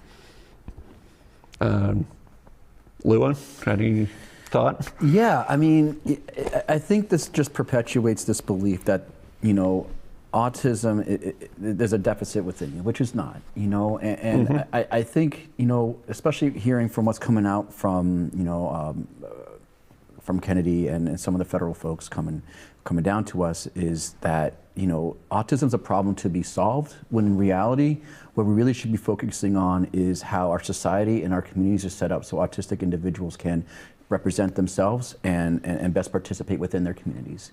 I think this just further pushes us into a belief that autism can be cured or needs to have a cure, which it really doesn't. I think you were diagnosed, you said, when you were in your 30s. Yeah. And there's a lot of people finding that, coming out right now that are getting diagnosed, especially women.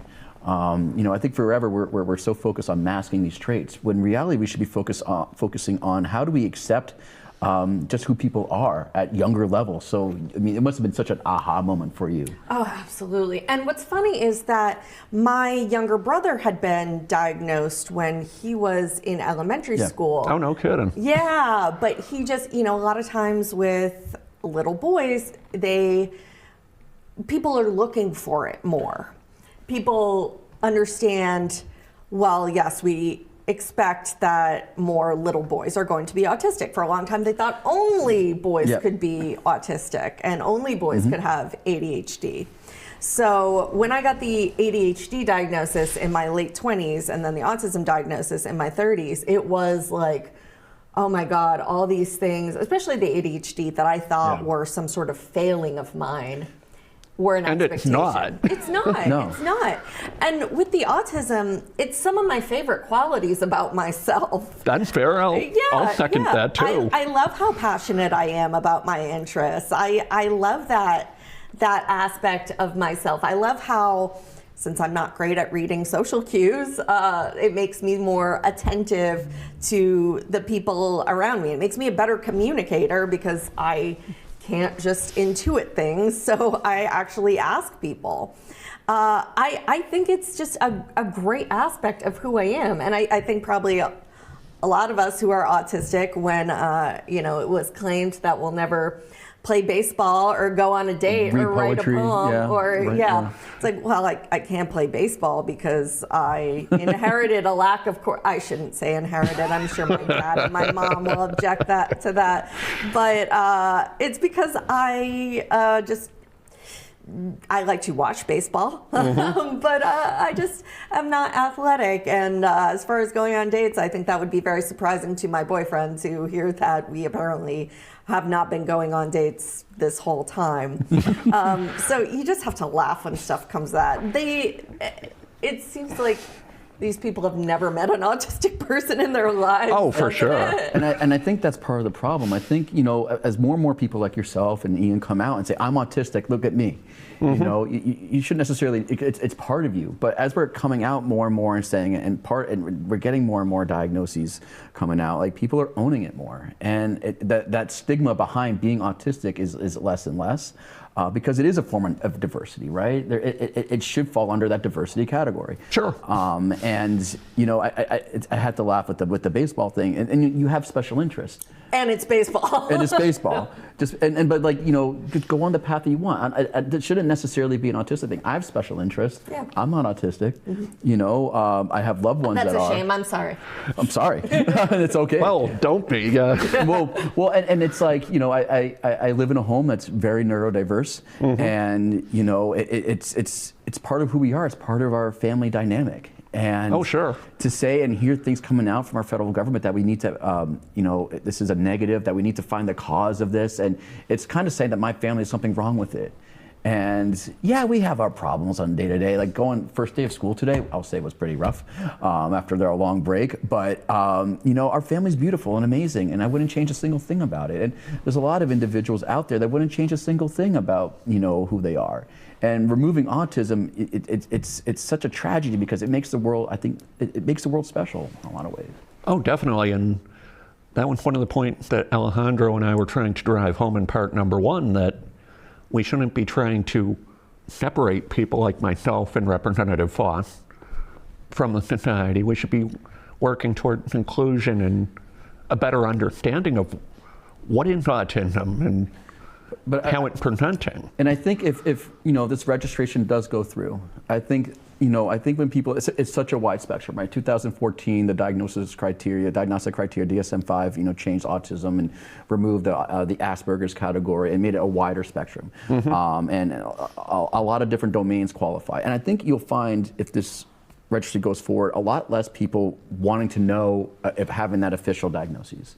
And I think there, since it's a wide spectrum, oftentimes also with an intellectual disability or a lot of, support needs that for autistic individuals. And I think it's, we'll see more people only focus on that version of it. And we'll get to that in a little bit more, I know, when we talk about the Autism Council. But, it is just a dangerous game to play. Because if we're having people register, less people are going to want to look out to see if they have autism themselves. And it's going to start viewing autism as a negative, not have those beautiful moments that you have in your family. Oh, for sure. And that's one of the things. So for legislation, the way it works when it's being introduced is mine will go to a committee, I believe, Health and Human Services, and then I'll speak about it. But there will also be a chance for other people, experts, just members of the community, anyone who wants to speak against or for my bill. So I have been planning who I might line up as witnesses and people to speak on not wanting a diagnosis because they don't want to end up on a registry. But if they don't get a diagnosis, not only could kids not get the services in schools they need, college students not get the services in schools that they need, but adults might not have that diagnosis to get accommodations that they'll need in the workplace. So it's a lot of people who would go without the support that they need, the care that they need. Insurance might not cover things that they need. A lot of people who would be disadvantaged just because they don't want to end up on some list. And it's pretty reasonable to not want to end up on some government list. Yeah, if history tells us anything, that certainly turns into a slippery slope. Exactly. I wouldn't want any administration having a list of my medical history. It doesn't matter who's in the White House. It's none of their business, quite frankly. Exactly. And I think historically, if you just look at New Hampshire, I mean, New Hampshire has a long history of, it was only in the early 90s that state-run institutions were closed down. It has shifted considerably, and there is a fear within our community in New Hampshire that we're going to revert back to that. Especially if these lists are coming out. And it's good that you bring that up, Lewis, because we do touch upon that with certainly on the National Registry side in terms of historically what happened, or historically what are some of the ill effects of having any kind of a registry on that scale. Let's see. Yep. Of course, this time we put transitions in, so it's taking a moment. All right, now that we've touched on what Representative Fonten's trying to do in protecting at least many of the fundamental things about people with autism, now we're getting into the other side of the equation, and House Bill 1337, which would repeal RSA 171A:32, relative to the New Hampshire Council on Autism Spectrum Disorders. It would, and Lewis corrected me this morning, it would remove the seat that autism spectrum disorders would have on the Developmental Services Quality Council, but also amend 265:3 sub C, paragraph 2, in regard to the Blue Envelope program. And at this point, I'll yield the floor to Lewis and let him kind of run with that. This is a bill that we've been following since last year. In the summer of '24, there was a movement to re-energize the Autism Council, and bluntly, it wasn't doing much. A lot of different councils, a lot of different organizations and groups kind of fell apart after COVID. I think we all kind of experienced that. And, for sure. This is a council that started in 2009, and they did a lot of great work. And the idea was to reinvigorate it, and there was a bill last year. I'm not as good as numbers as you are. I've done a lot of research for both these presentations, so that's how I'm getting these. But the bill was intended to strengthen some of the council members. And when the council was trying to meet, and I want to speak for them, I'm not a member of the council. But when it was trying to meet, it was really having a hard time meeting quorum. A lot of people that had seats were not attending, and and participation is hard. People with disabilities have a really hard time navigating our state in terms of transportation. That's a huge issue. Oh, for sure. And going to a council meeting for 2 hours could take a couple $100s of an Uber cost. Public transportation is multiple hours, and it's not very convenient. And so that bill was really hoping to have remote participation, similar to the Quality Council. And then it was amended last year to repeal it completely. And I understand the argument, it wasn't doing much, and there wasn't, a lot of work coming from it, and they hadn't created a yearly annual summary for many years at that point, I think 4 or 5 years. But there was a core group of people that really wanted to make this successful, because the Autism Council is designed, and specialty would be for autism as a whole, with family members being represented, people with autism being represented, and the whole spectrum. And when it was created in 2009, that's a whole version of autism that, I won't say version of it, but that was a different definition. Oh, for sure. So it's definitely expanded, and there's a need for it right now, as we see, right? We were talking about it before. And the thought would be, and this is, I know you put, would be to merge it within the Quality Council. And I do sit on the Quality Council, but I'm not going to speak for the Quality Council. And the Quality Council is an advocacy group that focuses on the quality of services within the developmental disability system as a whole, which is more under the BDS umbrella. So now we're having, services, especially right now. I'm not sure if you guys are following you all are following the New Hampshire Bulletin articles that are coming out about the systematic abuse and neglect within the developmental disability system, and it's really horrifying and really sad, and just it's something that needs to be worked on, and that's something that I like to see, and we're moving forward. I think the Quality Council will take over. That's not necessarily something that the Autism Council would focus on. I can see them focusing more on things like the Blue Envelope Bill and registries and things like that. It's a separate entity, and when you say this bill would repeal the Autism Council representation in the Quality Council, and it would repeal their participation, I believe, within the Blue Envelope program. But what makes it really concerning is right now it's a potential avenue for people to get their voices out there and to really amplify the voices of autistic individuals. And I know Representative McDonald right now has that bill out there to repeal it, but I really hope it's not, because I think it's very important for New Hampshire to have this.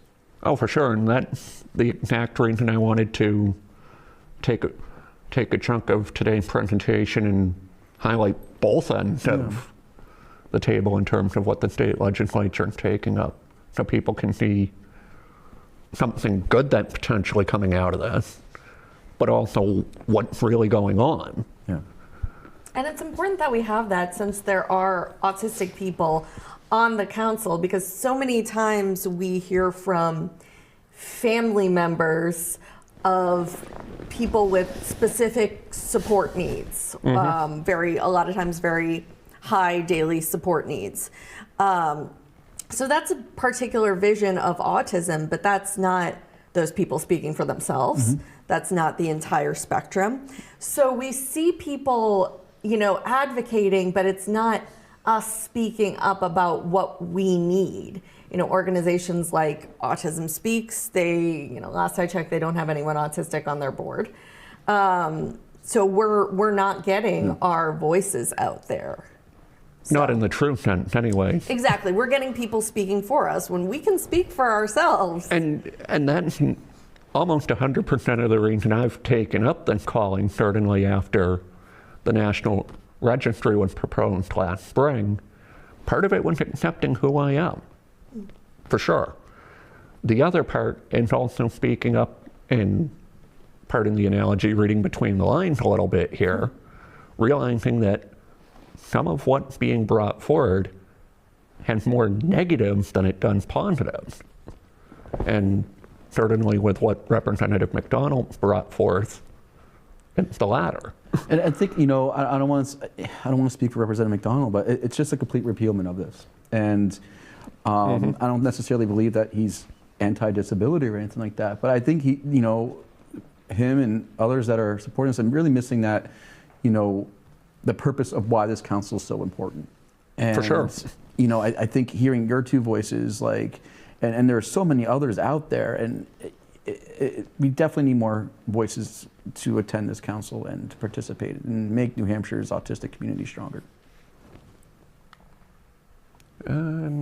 Just for quick note of disclosure, I reached out to Representative McDonald as an individual by email in October and November, and he's not responded to my attempt to ask him what his thought process is and why he's bringing this forward now. And this isn't a council that costs a lot of money. There is some admin costs that come with it. I'm not going to beat around that. I don't know the specific costs off the top of my head, but Sure. I know there's a administrative assistant support, website designs, and things like that. It's really minimal compared to all the other expenditures that are going around, so it's not a financial thing. Is what I'm trying to say. And while I'm on that point, I did also reach out to Representative Foss when she proposed her bill initially, asking her the very same question. What's the goal and why? And I mean, that's what started our conversation on the matter. Exactly. Well, I'm in the interest of full disclosure. I mean, I gave Representative McDonald a chance to explain himself, and he's chosen not to at the time of our recording.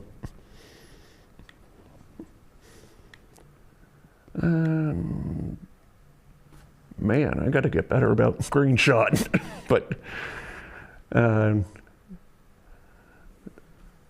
let's see. There, toward the end of the presentation, I'll have a couple of slides of resources that I used in putting this presentation together for those who are interested, and the link to where I got the screenshot from and summarized on the previous slide.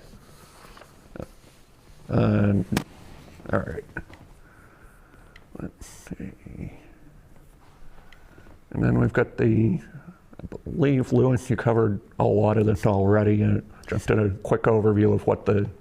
Just to emphasize too, I think, it is important to, we have this whole background in the Gen Corps. I'm sure you have tons of people sending you emails and letters and phone calls. Oh, for sure. Like this, I think this is an opportunity to really reach out to your representatives and to communicate, own the autism, get your voice out there, and really, show up to testify, show about its importance. I testified last year, both definitely in the Senate. It was a long legislative season last year.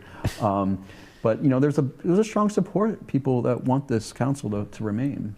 I mean, that's a lot of the reason why I'm doing this presentation today with both of you, is to bring the spotlight to what's actually happening.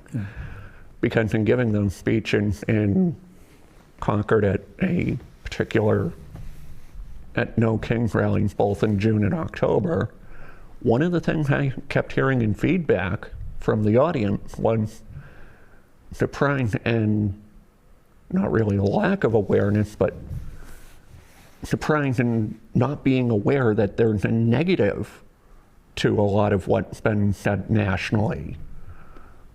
And then with our own state legislature in the upcoming session, getting rid of an institution like the New Hampshire Autism Spectrum Council, there is actual real harm behind that. And that's what people aren't necessarily understanding, because there's so much for us all to follow, that they were genuinely thanking me on both occasions because I was bringing it to their attention maybe for the first time. Along the lines of contacting your representative, a lot of people don't know necessarily so much about how bills go through the legislature. So I was talking about committee before. When you are looking for representatives to contact, definitely contact your personal representatives. But make sure you talk to the people who are on the committee, because the committee hears the bills and they make a recommendation, and that recommendation is really important to the rest of the House. We take that into, definitely into consideration. So if you can get the members of the individual committee on your side initially, it'll go a long way when the full body takes it up, because the full body, all 400 of us, do vote on every bill, but we vote on the committee recommendation, whether they recommend that it's ought to pass, or what's called inexpedient to legislate, which is they're recommending that we don't pass the bill. So make sure you're looking at what committee it goes for in front of. Testifying is great if people are able to get to Concord, but you can do remote testimony as well on the general court website. And yeah, the committees are so important. For sure. And yeah, like I said, Lewis, I'm pretty sure we've gone through many of the main points. At the bottom of the screen and a link to the text of 171A32 for those who wish to look into some of the background of what we've been talking about this morning on the New Hampshire Council on Autism Spectrum Disorders. And then we get into a little bit of background on what the council actually done. Lewis very eloquently went over what they do already. I recall my words eloquently before. Thank you. Well, being generous here maybe, but fair too. And then 171A33 gets into the Developmental Services Quality Council, which again, Lewis pretty thoroughly covered already.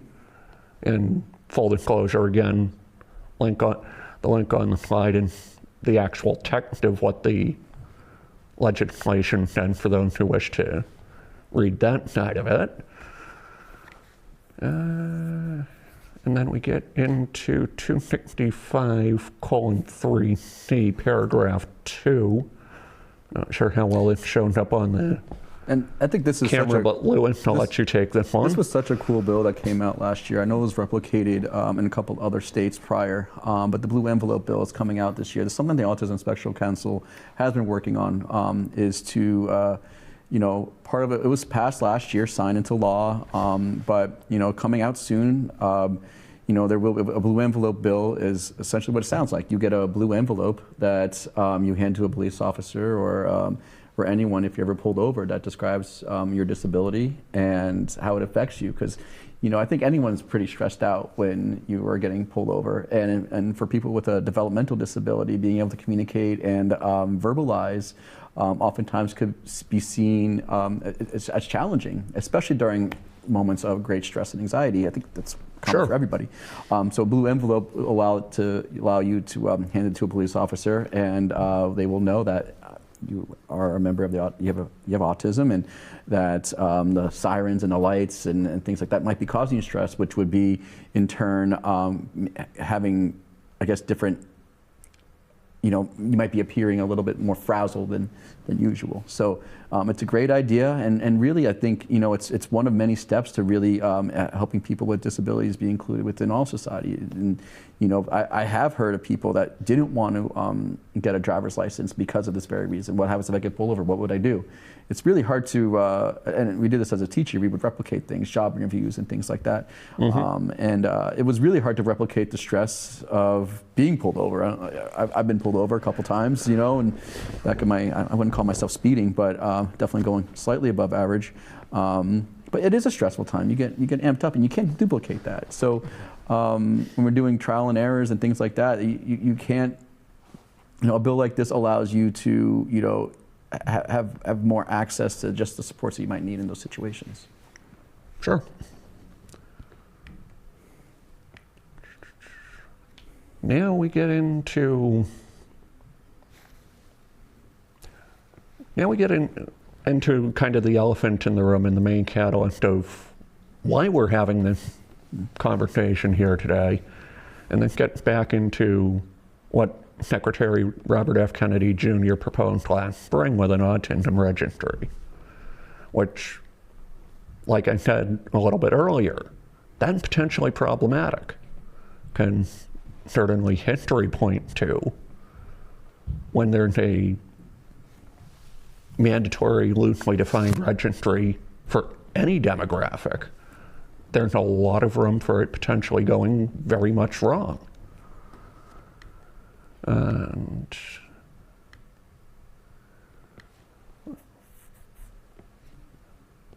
last April, May, Robert F. Kennedy Jr. proposed a registry to assist with studying, yes, in quotes, studying autism to find a cause, because he's looking to try and cure autism. He's trying to treat it within a conventional context. And as I highlighted in part 1 with Alejandro, autism is a spectrum. The best you're going to do with current science, and this in talking with people like Lewis and others, including our very own Senator Maggie Hassan at one point, the best you can do is manage it in the way that works for you. There's not really a way to cure it in a conventional sense. And I find this next point particularly interesting. The registry required collection of individual medical data without consent from everything that I read, certainly. Opponents of it raised very valid concerns over privacy because they were telling us one thing at the time, and our overall question was, if they collect our information without our consent, are they just using it for autism? Or are they going to try and go further, if that's the analogy? How far would they go with it? Opponents raised concerns about accountability of data usage and the true intent. Are they just studying it? Or was it a way of classifying people like myself and Representative Foss as a problem, a burden, an inconvenience? Because in our very own country at one point in time, that was indeed true. Then a loosely defined National Autism Registry, or any registry for that matter, like Representative Foss highlighted earlier, very dangerous. And is that something we really want for not just our state, but our country? Then we get into some of the potential problems, and feel free to jump in anywhere down the line here. Lack of accountability. How is the medical data really being used? Because that was one thing in my readings of what came out last spring that was not being made clear. They were saying to our faces they wanted to study autism to find a cure, but is that all they were doing? And also, how would having my medical data really show them anything about why I'm autistic? Very good question, they can't too. Replicate, I don't think whether or not my mom took Tylenol. Last time I looked at my medical chart, it's not in there. Or if vaccines were the leading cause of why I... Yeah, exactly. There's no way that just a bunch of numbers and a bunch of names is going to actually help anything. Yeah, exactly. And to highlight both those misconceptions for a moment, in both cases, Tylenol use and vaccine immunization use, in both cases, the numbers of autism that resulted from those were so small that it was basically a non-factor. There's a long history of diagnoses, right? When autism was first kind of like studied, there was a belief that it was, affluent mothers and families were, they're called refrigerator mothers because they were cold and their kids had autistic tendencies.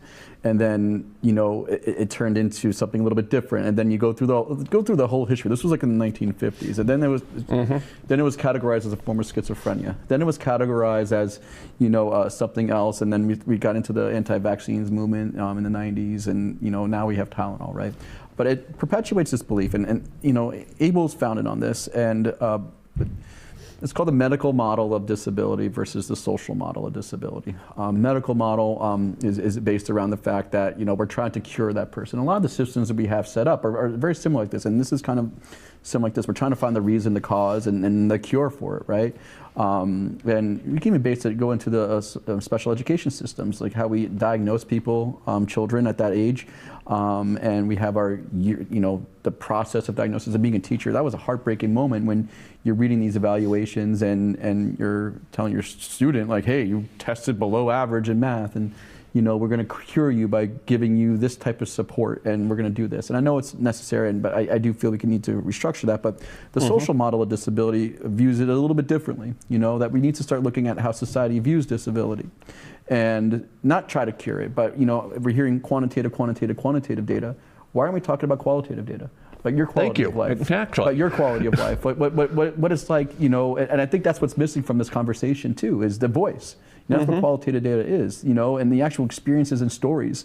We hear so much that, autism is a negative, but why aren't we telling these stories and getting these stories out there that it's not always going to be a negative? Are there challenges? Absolutely. Are there support needs that are going out there that are unfulfilled? Absolutely. But there's a lot of beautiful things that are going on in this world too. I've met so many people in my life, that have participated and done so many great things, regardless of any, it's just such a wide spectrum. And, we really got to emphasize just getting those voices out there and kind of drowning out all this negative belief, and instead of putting that energy on how do we fix our society so that people can participate more appropriately. So things like the blue envelope bill, or better access to transportation, or better access to appropriate education. And these are the things that we should be talking about, not what Tylenol does to you when you're a mom. And it just further emphasizes that mothers are to blame, right? There's a long history of blaming mothers for autism. Sure. And it's horrible. And and yeah, there are some children and young adults and adults out there that have significant needs, and the moms are going to be blaming themselves for their whole entire lives. And instead, we should be supporting them. And here are the supports that you need. We shouldn't be limiting this, and we shouldn't be talking about job requirements for Medicaid. We shouldn't be talking about potential cuts. We should be talking about how do we support people all across the board with better education, better supports, better voc rehab, and just different options so people could really just participate in society the best that they feel they can. Oh, for sure. And it was proposed last spring, an autism registry would be a violation of the data privacy provision of the New Hampshire Constitution, Article 2B. Thank you, Representative Howard, for drawing my attention to that part. Also, upon reflecting a conversation I had with him last May, it occurred to me that if we argue that our medical data is a form of our property, and Representative Foster, you've touched on this a little bit, it would also violate the U.S. Constitution, Article 4, against unreasonable search and seizure. Okay, we might be stretching the point there, but interesting angle for it, though. That's kind of where I'm seeing it. It's like if they're not asking us to look at our medical data, what would they actually find in there, honestly? If they're not asking us, is that any different from going to someone's house and asking them to search their kitchen but not have a warrant? Fair question, right? A couple of the concerns on the last bullet point, attempting to create an autism registry like they proposed in April of 2025, would it actually be just for studying the information, or is it the beginning of the catalyst for discrimination, abuse of the individual, which unfortunately is a thing, because I've done some looking outside this context as well. It would potentially undermine fundamental support resources and medication that people with autism would need to function. And it would increase the possibility of sending our state and country backward rather than forward to a time where those with autism, for example, are seen as less worthy. They're seen as a burden. They're seen as something to be kept out of the way. And that's not something that I would want to see us going anywhere near, if I may be so candid. There's a lot of discrimination that could fall into that category. And I highlight a little bit of that a little bit later here, that there is historical context to back up some very valid concern about the whole subject. Things that I think some people aren't realizing. Is it going to affect housing, transport? Like, can you get a license if you have autism? Can you own a firearm if you have, things like, can you vote? Like, these things could easily kind of trickle down into this. Exactly. Let's see. I'm sorry, I didn't mean to cut you off. Oh, no, that's okay. And then this is just from some Google research that I did, that in our very own country, prior to pre-1970s, people with autism were automatically institutionalized, in some cases subjected to harmful and experimental treatment. So a very valid concern of what I said with the last slide, it could send us backward rather than forward. A lot of people don't realize how not just common, but just rote that was. There's this Supreme Court case called Buck v. Bell, where a woman was involuntarily sterilized because she was, I believe the word they used was feeble-minded. And the Supreme Court said that's fine, because she shouldn't be allowed to reproduce. And they said 3 generations of idiots is enough. In Connecticut, I'm epileptic as well. In Connecticut, people who had epilepsy weren't allowed to get married for fear of having kids who were also epileptic. So this is, it was law. It wasn't in the shadows. It was in the statute. Yeah, and that's why having this conversation like we are today is so important, because there is quite a bit at stake. I mean, I know we talked about it a little bit earlier. Some of these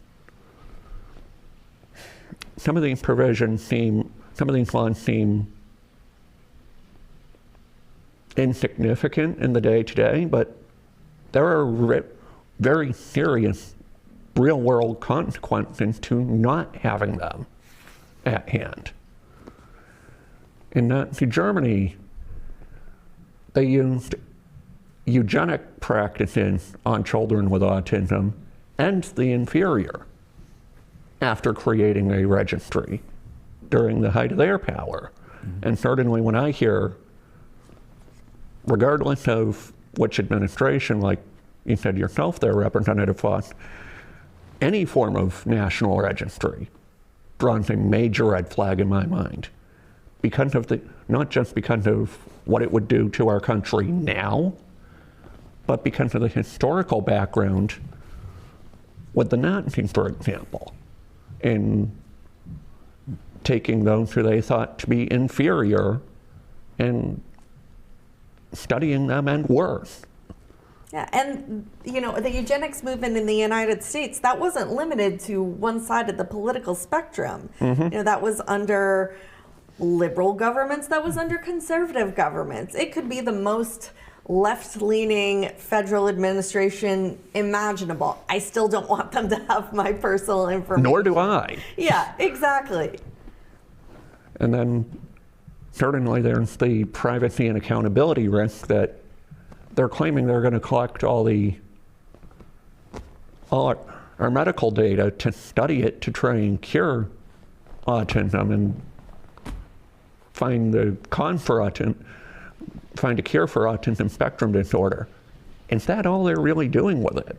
Or are we backsliding down the slippery slope that we've highlighted here? And when they have our information, they have our information. Exactly. If they decide to change the reason and make it so, when you're getting an apartment, they check your credit, they check your background. Are they going to be able to check to see if you're autistic as well? Make assumptions about what kind of tenant you would be? Are people, you know, For when sure. they do a background check for a job, are they going to be able to look at that information? It sounds like catastrophizing, but it just opens up so many doors to abuse, to, you know, a data breach even. It's information that we don't want out there. And what I'm hoping is that, you know, even though I'm in the minority in the State House, autism isn't partisan. I'm sure for sure. there are autistic people on both sides of the aisle. And even if people aren't autistic themselves, they probably, you know, have a loved one who is or know someone who is. So what I'm hoping is that people can see that none of us want that information out there. None of us want to put ourselves at risk. I just hope that people can understand that, you know, any spurious claims of looking for a cure or looking for a cause aren't worth us sacrificing our privacy and our dignity. Oh, for sure. Oh, for sure. And even just going back to, like, you know, what would you change? Like, what is there to change? Yeah, you know, exactly. You know, like, just talking to you two, like, what would you change about it? I mean, anyone could look at themselves and say, what would they want to change? But, like, would you want to cure who you are? It just doesn't always make sense. Honest, Focus on conformity. You know, just you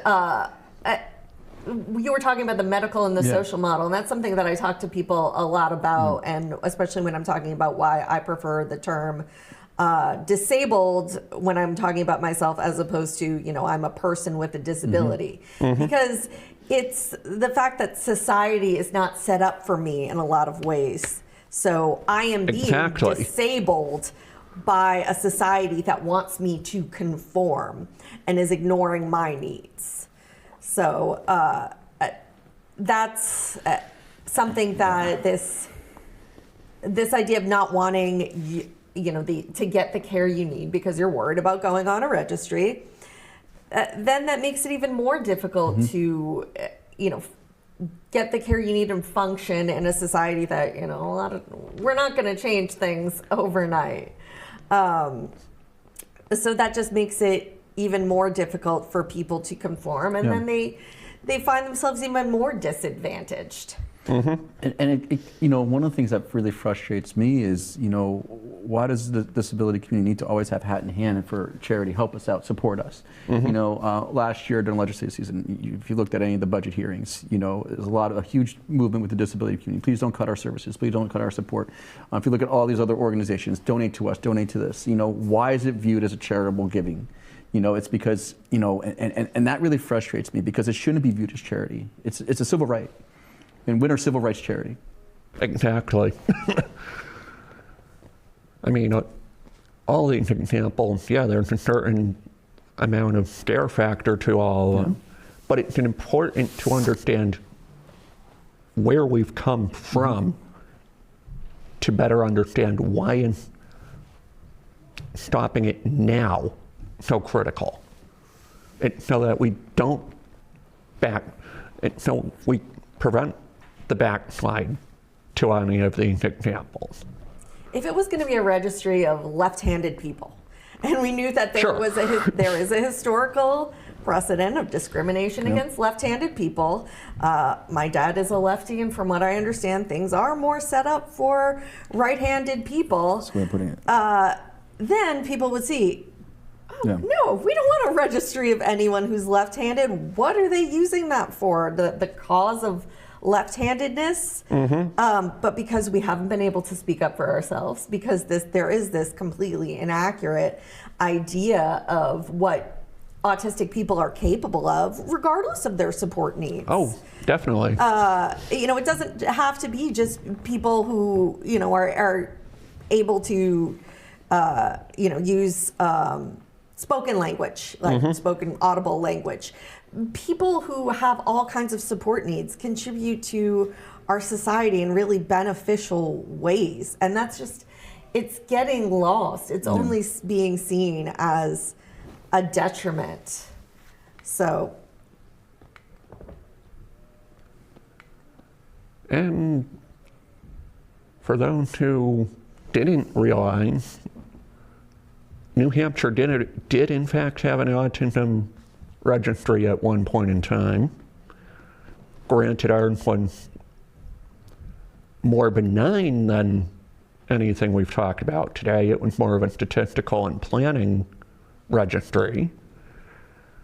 Enacted, from the best I could find, August of 2006. Statistically driven more for planning and allocation of support. And unlike the national one that was proposed last spring, it had a specific purpose. But it was also repealed in August of 2024, which I think is an important point to highlight, that, okay, we were doing it, but ours was repealed before it became a whole national subject.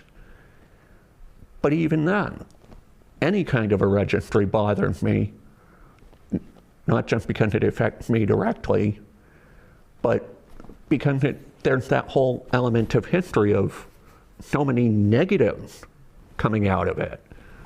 So much seeing a certain demographic of people as second class or less worthy. That is not the direction that I want our country going in. That's not the direction I want our state going in. And what drove me to speaking and publicly speaking out about it 2 different times last year, both at the State House in Concord. And it's like I said a little bit earlier, there was genuine appreciation and both appreciation and surprise that there's an actual real risk behind inaction or just following along with what's been said nationally.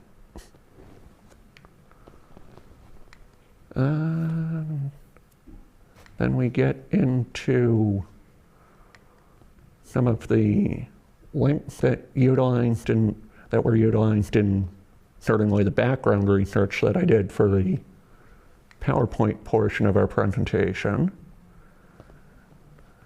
We've got Autism Spectrum, Developmental Service and Quality Council, New Hampshire Blue Envelope, initial text of both House Bill 1337 and 1316, and certainly what Representative Foss gave me for background by email when we started our conversation. And then we go into the 2 links corresponding to what purpose did the Autism Registry actually have, highlighted in the first sub-bullet point, and also the rulemaking behind it. And I had to go back to 2018 to find a actual version of that's usable, because you look those up now and they'll show and repealed in 24, just for the record. And then we get into some of the background that helped me describe what the National Autism Registry would potentially do. First, a CBS News article and then also one from the Guardian, US version of the Guardian, which I believe is a source out of the UK, if I'm not mistaken. And then we get into, and I mentioned this on the slide itself, what is Executive Order 2025-02 from Illinois, which is the foundation of what Representative Foss and others are working on. And then we did have a part 1 where Alejandro and myself did a more lighthearted overview of what autism and the autism spectrum actually is, which can be found on the Hudson Community Access TV website at the link shown, debuted early last month. And the screenshot for the program, so you know you found the right thing. All right, And I guess this is where we get into some of the final thoughts here. And when I heard Secretary Kennedy's proposal of an autism registry late last spring, certainly my first instincts were anger, disgust, and concern. Anger because he was he had been and is flat out misrepresenting people with autism to fit into his own narrative. Okay, yes, he doesn't believe in vaccine policy at all. He believes vaccines are part of the reason that autism's a thing. Autism's genetic. More likely than not, it's inherited. Sadness that, honestly, when I heard the proposal, initially I felt betrayed that our federal government would have the nerve to say such things about people like myself. And then after talking with both family, like-minded friends, and Representative Howard, among others, I came to the realization that what needed to happen was there needed to be a voice presenting what could potentially go wrong. What was at risk with what Secretary Kennedy put forward? Because I felt like all people were getting were the sound bites that they wanted us to hear, not the reality of what effect would it have. Representative Foss, I'll let you kind of run with that. Yeah, I think when everything that comes out of DHHS about autism, I think obviously all the same emotions, but just bafflement at how wrong they are about autism. And I said before, I really just have to think that he's never met an autistic person. I would certainly second that. Yeah. It's mad it hasn't realized. Yeah. Oh, yeah. Yeah, we walk among you. Yeah. Yeah. Just how completely wrong they get us. And that just really emphasizes how important it is for our voices to be heard. Oh, for sure. And our needs to be expressed by us. So I really hope that there are good things in the future for my bill. I hope that I can get everyone to see that it benefits people on both sides of the aisle if we do not set a precedent of sharing medical information for any condition without consent. And it's like I highlighted in the National Registry discussion we had, not taking those steps would lead us into a very dangerous, potentially slippery slope, because they're telling us one thing. Would that be what they actually did? Exactly. Lewis? I think, when he first got out there on the stage, it was more of a shock and outrage, but it was also motivating.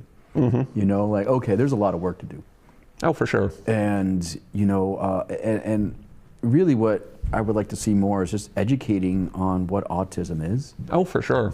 And I think there's such misconceptions of what what people feel like it is. And there needs to be public campaigns that are larger than more than just Autism Speaks or some of these other organizations out there. They it should be based off of just that qualitative information we talked about before. So there's a lot of work to do. There's a lot of different following your bill, and there's a lot of different bills that we're following as well. There's going to be a lot of work to do this year.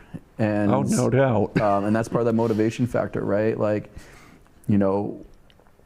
It's never going to be a shortage, and when we're talking about full inclusion for everybody with disabilities, that work, unfortunately, it's not going to end for a long time, and we're going to keep pushing and pushing until we get there.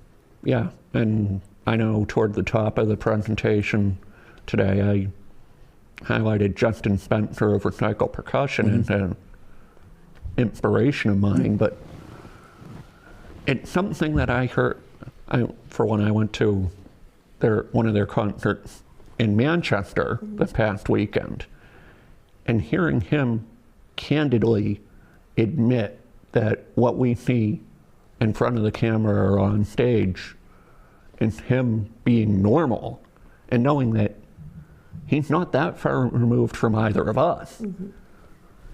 It's both inspiring and finally gave me the and one of the reasons that I finally decided that it's time I said something about it. Yeah. It's something I've been dealing with day to day since 2011, and have said during both portions of the program. But somewhere toward last May, and at the encouragement of Representative Howard, who I've mentioned a couple of times, the last 7-8 months has been something of an aha moment, something of an awakening, of not just accepting who I am, but trying to work toward not just making sure there's inclusion, but striving toward moving us forward rather than backward. Absolutely. Yeah, for sure.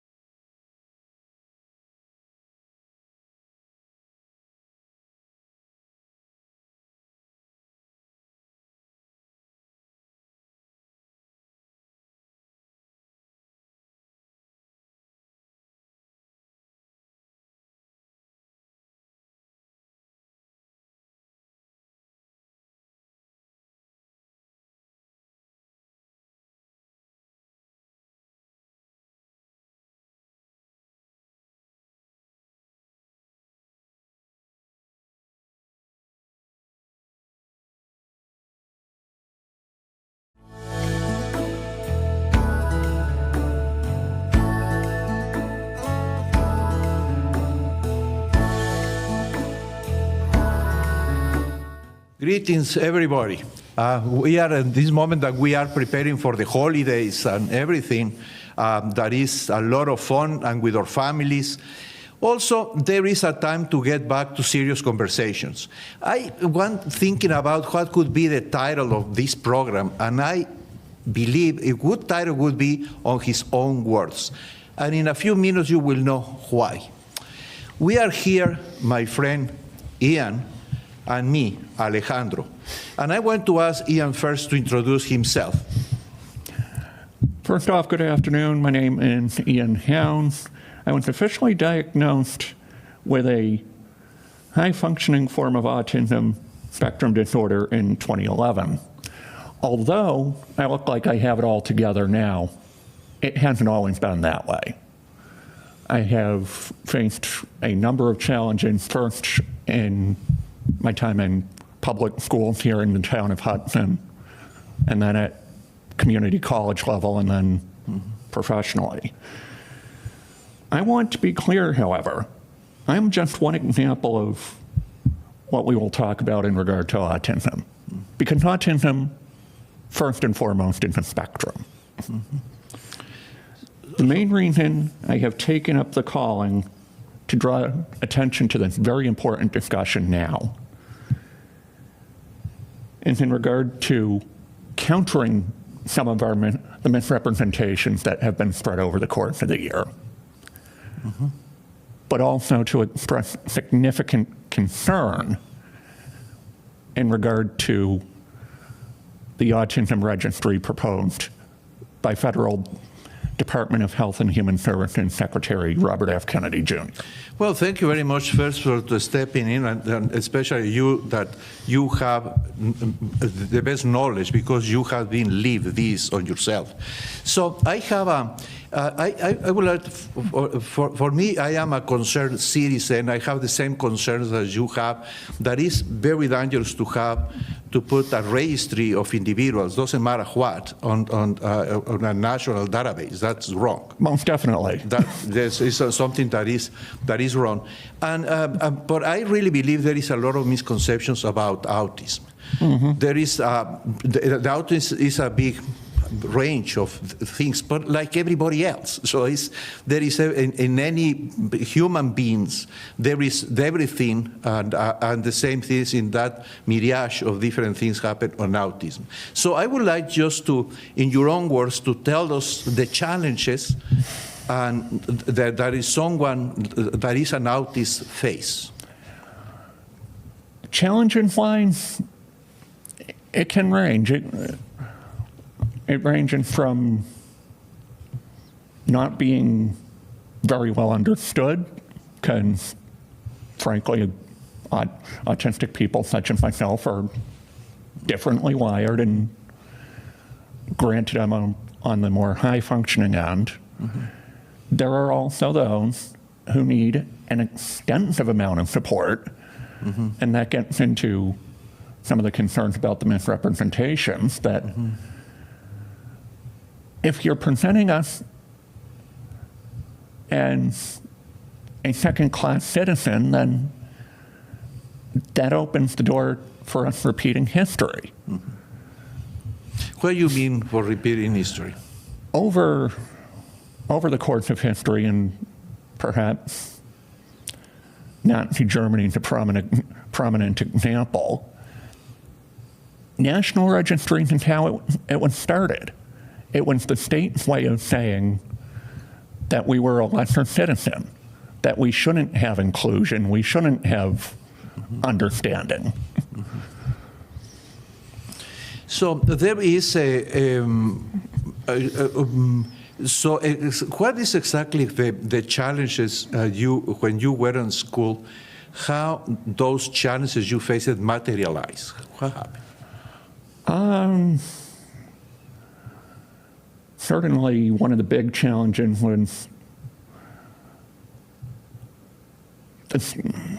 was needing extra time on taking tests, for example, because I'll admit to it, my own memorization is only so good.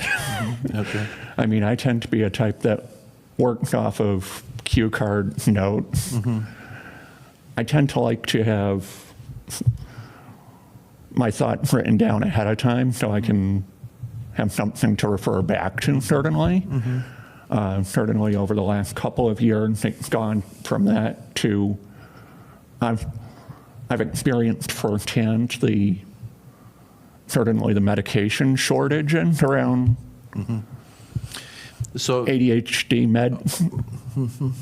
Certainly I've not been able to get my hands on them quite as readily as I would need them, because everybody else is looking for that alternative too. Because you said that is HD, so when you are hyperactivity person and some problems with attention deficit, but that is something that also happens in people that they are not autistic. And that is very interesting what you said, because that means that is the same kind of problems that is facing for other people's face for autistic. The challenge is when the person that is what I believe, but you need to tell me if I am correct. Sometimes that is when they know that person is autistic, that they make them, they believe that it's not really anything that could be done for them, and they are totally wrong. You're mostly correct. Okay. The best, and it gets to a main point that we'll make a little bit later too. With autism, it's a neurological difference. The best you can do, based on the current science, is manage it. Okay. That said, there is no definitive cure. Management is your best option. Correct. There is not a disease that needs to be cured. Just simply is to adaptation of the needs that the person that is autistic needs. Oh yeah, So definitely. that is, and they need to, and they need to know the individual, then to adapt to help that individual. And besides what is the challenges of the school, for learning and to have some adaptation to your way of learning. What else is challenging for someone that is autistic? I mean, first off, I appreciate the question. I can only really speak to my own background here, yes. and I'm one of the more put together types of Okay. autism, but there are some who would need quite a lot of support, certainly. Yeah. Granted, I'm not one of those, but Yeah. again, that's the whole point. It's a spectrum. Yes, I'm just the that's one correct. example. Yes, exactly. That is a very good point what you bring up. So you are talking about your own experiences, but at the definitely, same time, you recognize there is other individuals that need more attention, and it's very important that we all understand. First, it's not a disease. It's not something that needs to be cured. It's something that we need to help them to adapt to them in order that they could be learning and function. So they need, like everybody else, needs education and training, but there's specific ways to be done with someone that is autistic. And that support is essential. And it goes beyond that. Okay. And that's part of our main goal today. It's not just to inform people on this very important topic, important discussion, but it's also to help them realize how important it is to have inclusion, both from an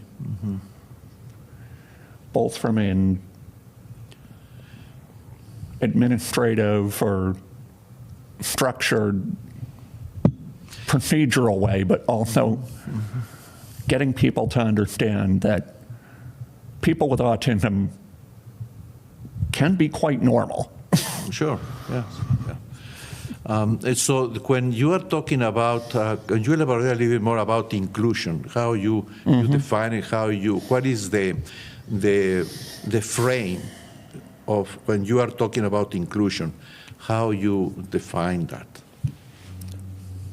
Once again, a very good question. And that is, I'm talking about for you, because in my mind, inclusion is having our audience understand that people with autism can in fact be quite average. They can be just like us and very capable of having this important, informed conversation today. And in my mind, inclusion also gets into recognizing the needs of those individuals and not trying to treat them as a second class or say that they're a bad person because they have a condition that there's a good bet they inherited because it's a genetic difference. So that is what they said in neuroscientists, that is a wiring difference on the brain, on the way that the cells of the brain interconnect with each other. And that is why that is called in that spectrum, and that appears different on different persons. And what we are doing is just create awareness of that in the people, because we are facing challenging times. That is what is really happening. There is a lot of misconceptions also that there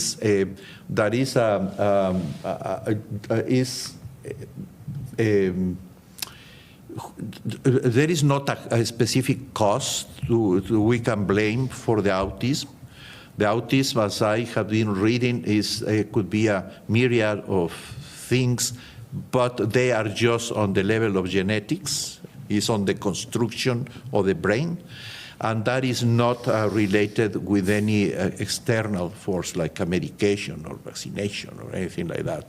That is always, has been very well, so far very well demonstrated. Also, there is another misconception I was reading. There is more boys diagnosed by autism than girls. Not entirely. I'm going to stop you there for just a moment and point out that that's not entirely true. Okay. And it's become more prominent, more known about autism. It presents differently in girls than it does boys. So there is a chance that it gets missed in girls, which is why it seems that, boys are disproportionately autistic. That's not true at all. Not true. No. It presents different ways. Different. That is, has been, for many years, has been ignored. That is what happens with girls. And there is, and actually, there many times has been ignored many things about autism. They have been different things, and until now, we are beginning to understand what is the autism, and that is the purpose of this program, and that is also the value that is you are talking about this. So, and that is very important that we consider on your screen, that is these three ideas: no single cause, that is a combination of genetic and environmental factors, and vaccines do not cause autism. Vaccines certainly do not cause autism, and I would encourage the audience to research this point themselves, and I'll point out that it has been in the discussion again in the last couple of months. Yeah. And also point out that in studies where vaccines and autism were measured, evaluated, the vaccines made such a small difference in those studies that you couldn't definitively say that it was the vaccines. Yeah. More times than not, it's genetic. And I would also,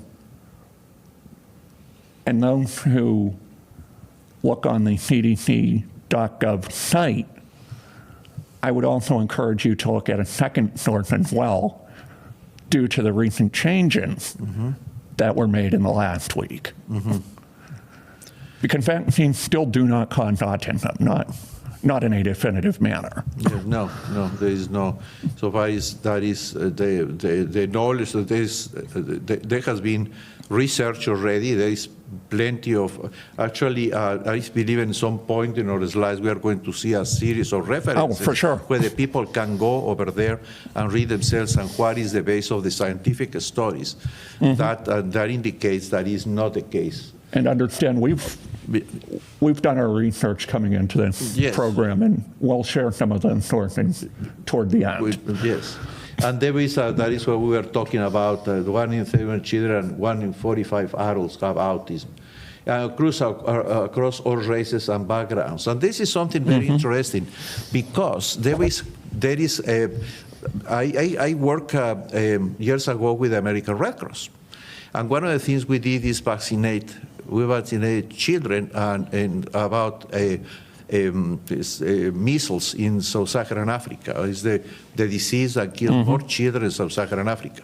And that is the interesting thing is that I was talking with someone from Uganda, and there is even regions that they do not have access to vaccination.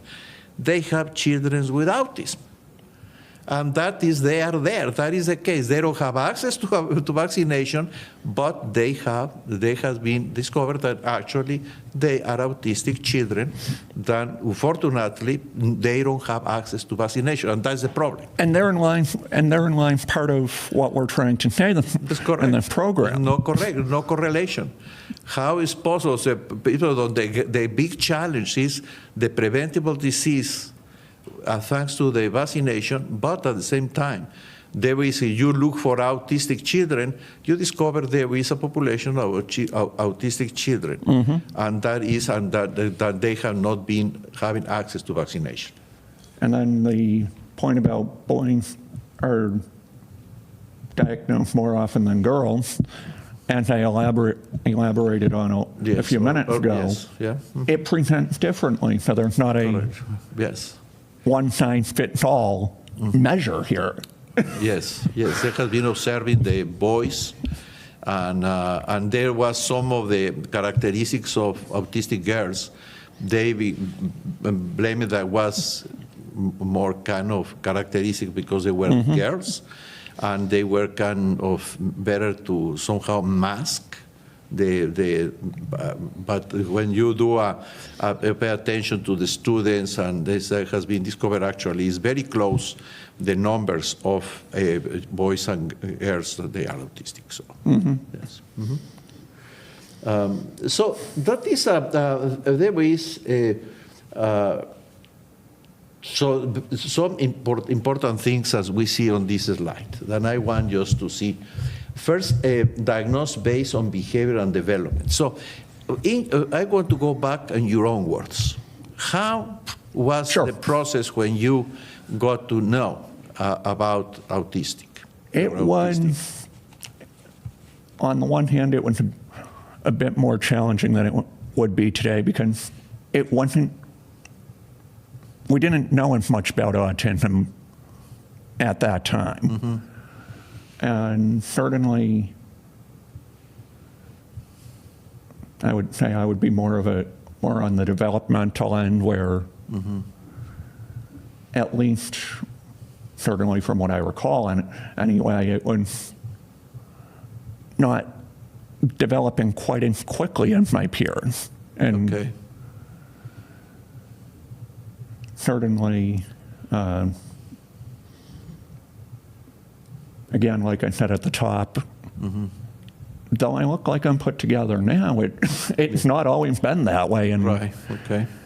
So do you think there has been, since the time you were a child, that now you see there has been, there's something positive, an improvement on the recognition of autism in children in the schools? In many ways, I mean, certainly I can only speak to myself here, but I would certainly believe that there's been improved recognition, additional knowledge on the subject, which is, and that's the only reason that autism's become, the autistic diagnosis rate has gotten so much better over the years. It's because we have learned more about what goes into it. There's a better understanding of it. So this is there is so. And actually, I'm looking at this slide here. Core characteristics, difficulty with and social communication and interaction. I mean, I'd certainly say that's an accurate example of what I was going through, certainly in school, that making and retaining friends was certainly not an easy thing, although I've gotten better over the years. Yeah. Now you have a lot of friends now. Oh, for sure. Point 2, restricted repetitive behavior or interest. That, in my mind, that sounds to be more of a broad description of. Yeah, that is not necessarily in everyone. It's not true in all examples, but it's true in. It is true, but not in my case, certainly. Okay, so that means that you say that is very common to see restrictive and repetitive behaviors or interests, but not necessarily. And that is bring us to something that is probably also a misconception. It's that the people who is autistic always they are very good at mathematics. Well, it's like everybody else. There's some people very good at mathematics and some people that are not. So I think I'm kind of somewhere in the middle, if I'm so candid there. So we are like me. I am in the middle there. And I would say that the third point, that each person is unique on how those appear, is certainly true, because as highlighted at the top, it's a spectrum. It's a range of characteristic. It's a range of behavior. Yeah. It's a range of how each person develops. Yes, of course. So that is like everybody else. So there is some people are very good at mathematics. Oh, for and sure. They are not autistic, and autistic people, they are very good at mathematics, and autistic people, they are very good at music or in painting, and like everybody else. It depends on who you are, yeah. It depends. Right? Exactly. So that is another a misconception about that. So, and each person is unique in how that person. So that is also very important. That they need to pay attention, because science is a myriad of people. So is to be able to know that student or that individual and give them the tools necessarily to develop correctly. So this is a matter somehow of equity. Do you believe that? Oh, definitely. And I certainly would say that gets into the second piece of our objective here, is to get people to understand that people with autism are not any different than everybody else. Than anyone else particularly. Yes, they're different. Yes, they're unique. But they deserve as much inclusion and respect as anyone else. Okay, yeah, this is. Yeah, that's the best way I can put it. I'm sorry, I believe that is, you said perfectly, is very clear, no? So there is some myths and some facts, no? There is, so vaccines cause autism. Yeah, already we said that is false. It's very clear. Very definitely. Not correlation. And there is going to be in the future, and also another program that we are going to be able to expand on this information, correct? Yes, we're intending to do a second part to this program. Second part, maybe we go farther on that. Coming up, and we're going to get into some of the more misconceptions, some of the more national debate, and also draw people's attention to the New Hampshire Legislature going to be taking up certain aspects of autism. That's pretty good. In their session beginning in January. Yeah, that's excellent. That is, so there is something that is, I'm sure that is a myth, that is autistic people don't want friends. Wow. Well, that's absolutely false, and you don't have to look any further than right here. Yeah, that is so. As I highlighted a few moments ago, that yes, it can be a challenge, but through experience, through practice, you eventually figure out the best way to make that work. One of our earlier slides addresses that autism affects only children. No, it's something you have your entire life. It's part of you. It's part of your personality. It's part of definitely. Who you are. Oh, definitely. Yeah, absolutely. And, okay, yes, it evolved from childhood, teenage years, to adulthood. Sure. So, it's evolved because you have, it's there the entire time. It's all your life. Like all of us, we have a different, when we are growing as children, and teenagers, and adults, and older adults, we are facing different phases with different characteristics, as definitely happen with the autistic people. And we all mature with the time. This autistic people mature, and the other people don't, they mature. And then one thing I'd like to reference back to my self-introduction at the top, that yes, I've had a share of challenges in dealing with this, but the important part is to learn what works for you, how to adapt and deal with the hand you're dealt, for lack of a better term here. So that is also on this slide that you brought out those lines in a very clever way. So sure. no cure. There is nothing to cure. There is not like someone have a... By current science, there's not. No cure. How are we going to cure? Is a personality, is the way that is constructed the brain, that is the way that the connections between neurons are. So there is something, first, is nothing need to be cured. It's not a disease. So there is also very important, it's not a congenital disease. Autistics born with specific characteristics that they are not a disease. It's not a malformation, it's not a disease, it's a difference. So there is no cure. And like I said at the top, the best you're going to do with a lot of support or not is manage it. And that's borne out by the current science. That is the therapies as needed, no? Whatever, he said examples there in speech, occupational, behavioral. For sure. Whatever is the situation to have the proper help. I believe that the third point on the slide is also the most key in having a not just educational or professional or support system that understands who you are and appreciates you for you. Having a family that recognizes who you are is also key. And that is absolutely accurate. Okay, so you highlight that piece. Oh, definitely. Oh, definitely. So that is when there is an early intervention, the cooperation of the family to know what is and how is the best way to help your son or your daughter, and also have a good communication with the schools. Oh yeah, definitely. That is, and in every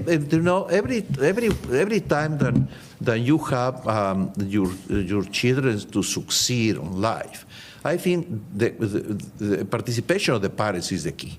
Every time, and also, for sure. and also the communication with the school, and be sure the school is doing what they're supposed to do.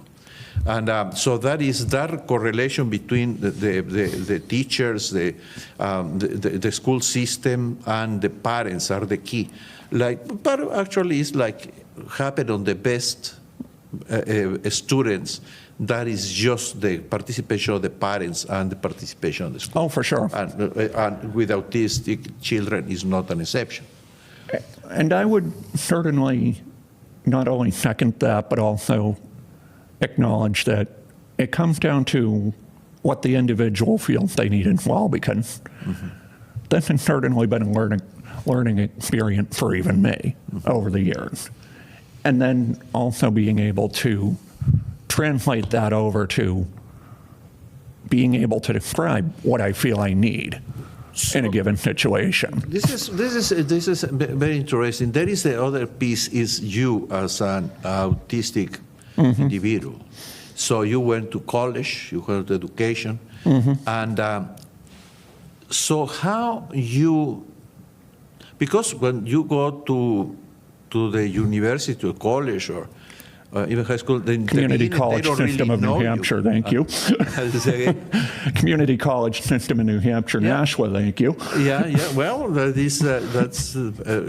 like actually the community college very much, but this is another topic. Shameless plug there. Yeah, but there is how you manage that. You go to college, you are going to have a class. How you connect with your teachers, the professors? It certainly varied depending on what subject area it went in. Okay.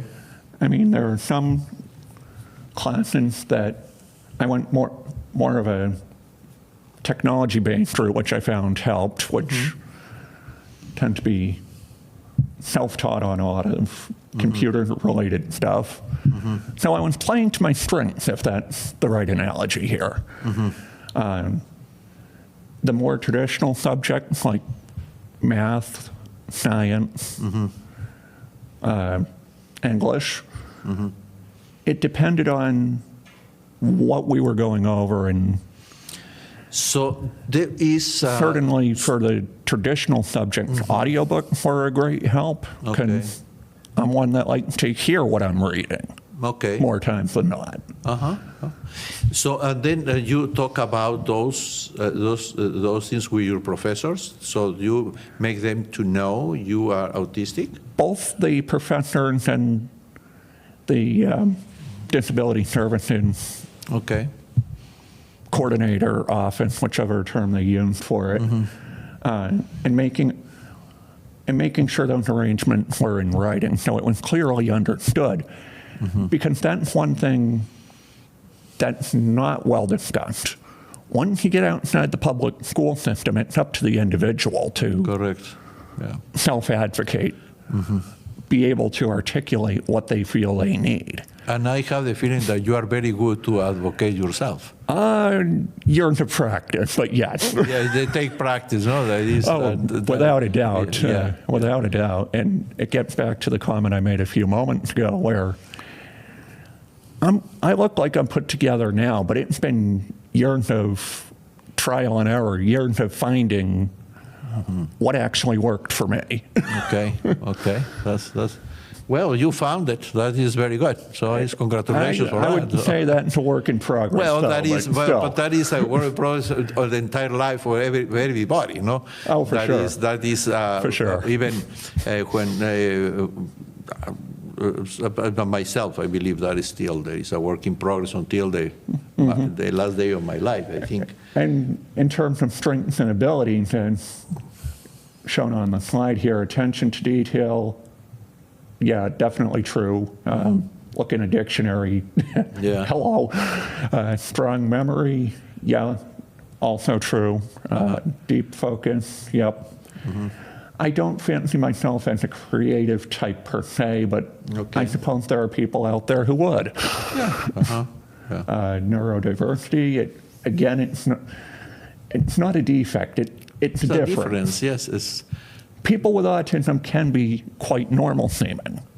Well, myself included. That is what I just would like to highlight, because when there could be autistic people that they are very, they are not functional at all, or very difficult, with a lot of challenges, and all their life, and people that is in the other side that is very capable to do and succeed and do many amazing things. But the same thing happens on people that is not autistic. Oh, for sure. There is people that they are not autistic, then they never really develop well, and they have challenges that never are able to overcome. And there is people that they develop, and there is bright autistic people, and there is bright people that they are not autistic. So that is why that is one of the that is a word that. But the thing is, I cannot bring a better word. So that is diagnosis. So sure. Diagnostic. What I'm going to diagnose. So it's diagnosis like looking for the cause of a disease, or what disease is. It's not. Well, it's not a disease. It's not a disease. It's not a virus. Those you can cure. That's correct. Despite our national health officials insisting to the contrary. Yeah, that is yes. I totally, and that is. So there is on this slide, there is at home clear routines and sensory-friendly environment. So do you think that is something that is good? And I suppose that, one, that is accurate, and two, how extensive those routines might be, or friendly those environments would be up to the individual and their family to so that need to further accommodate accordingly. Based on how significant the level of support that the individual would need. Like I said at the top, I like to have things written down. I like to have notes and stuff to refer back to touch upon it myself. I'm a person that makes a list. Okay, I'm sure everybody does, but I find that particularly helpful to address the at-home point here a moment. And then at school/work, I touched on the audiobook point when we were talking about the fact that I went to community college, and I would say that would be a fair and quite reasonable accommodation depending on the person's situation. And the third point is very true. Inclusion benefits everybody.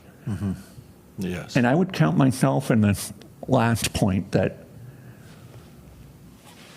an autistic person such as myself, people with autism, are just looking to be included, first and foremost. Yes, they're different, but that doesn't mean they should be treated any differently. That's the best way I can put it. so. And do you? What is now? We talking about autism in the nation, the government. So, do you believe that is something that jeopardizes the inclusion of autistic individuals? If we look at history in the, certainly Nazi Germany and the, looking at us as lesser citizens of the state, then yes. Absolutely, yeah. It's a very real concern, it's a very real hazard. And it also will lead us into part two of the discussion, considering I'm going to let the representative speak to it better, but there is a piece of legislation that's in front of the New Hampshire legislature this next session,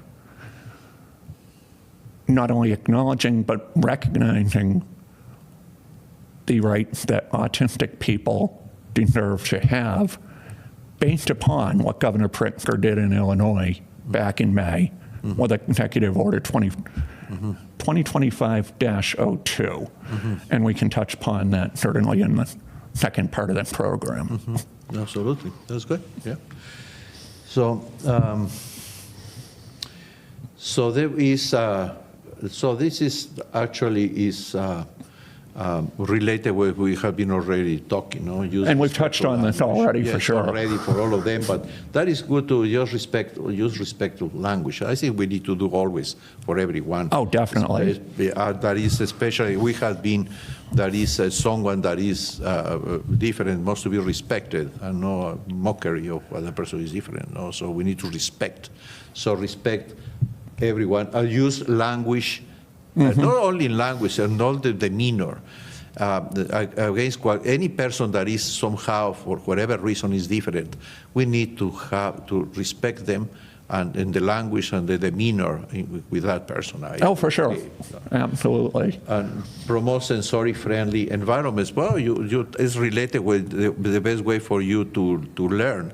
That you need specific things. You want to listen and take notes and read and listen. And granted, I'm not in that category myself necessarily, but with it being autism being a spectrum, there are people who do need that sensory-friendly environment because that's how they function day to day.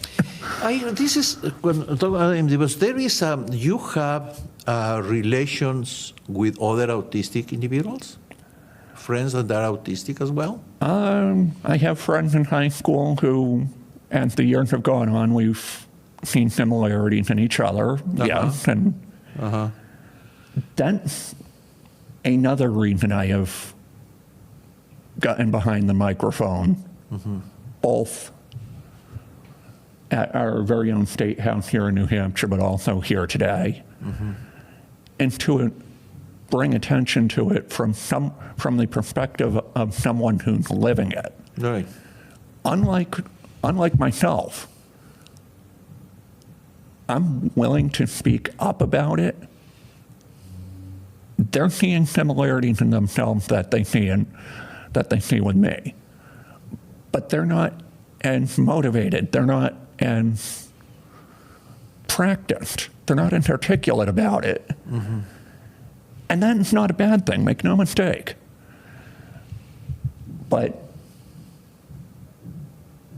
it's become apparent, certainly through the national discussion this year, and we'll get more into this in part two, that someone within the community needed to step up and acknowledge, not just hearing what autism is, hearing why the misrepresentations are incorrect, but here's why we should be concerned about the national discussion and certainly the discussion in the state legislature next year. Also, there is something that is very important, because it's like people that they are not autistic, and they are telling what the autistic community needs. And there is not enough to listen the people who is autistic. That is stupid. That I will tell you what you need. That is fair. I want to tell you what you need. You need to tell me what you need. And that is autistic citizens. They need to be listened, and that they need to have a voice, and that voice need to reach everywhere. And for sure. That is what you are doing is extremely important, and I'm grateful for you doing that. Absolutely. And I mean, it's certainly not a calling that I thought I would be taking up this calendar year. But as things have evolved, and we'll delve into it more in depth in the second portion, and it's been in the headlines every couple of months, I have come to the realization that the fact that I'm living with it, granted in a high-functioning form, I have a unique platform. I have a unique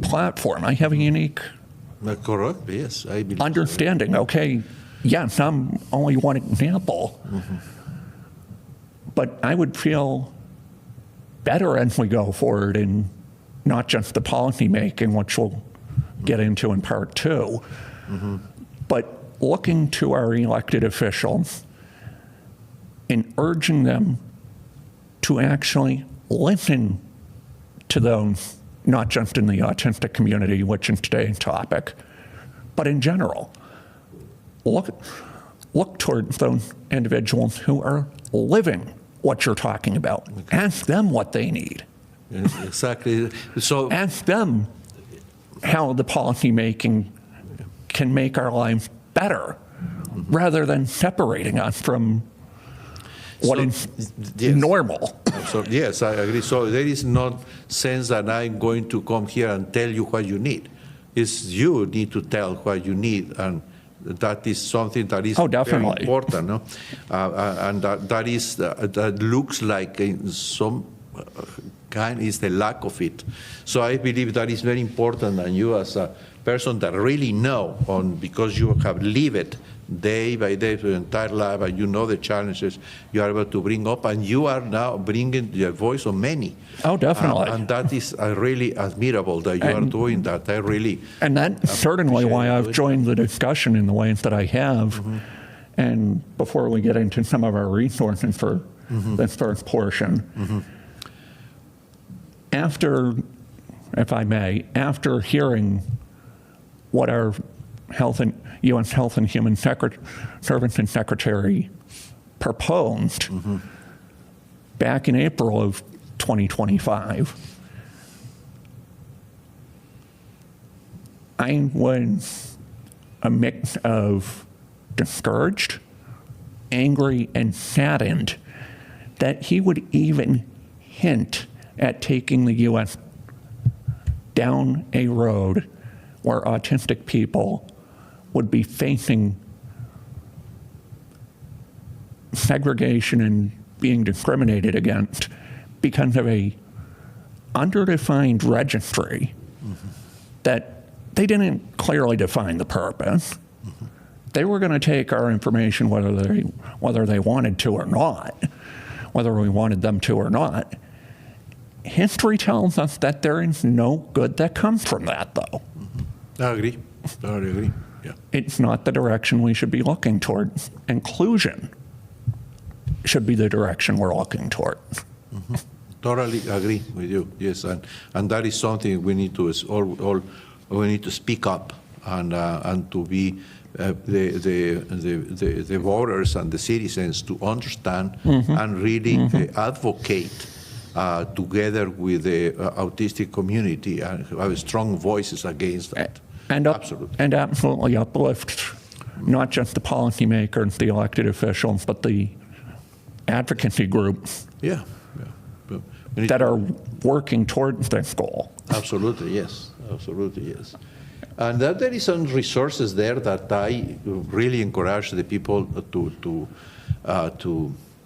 go. As the CDC, there is a web page, and the Mayo Clinic have a very good stories about autistic communities. The Autism Speaks is an excellent resource. It is a national resource for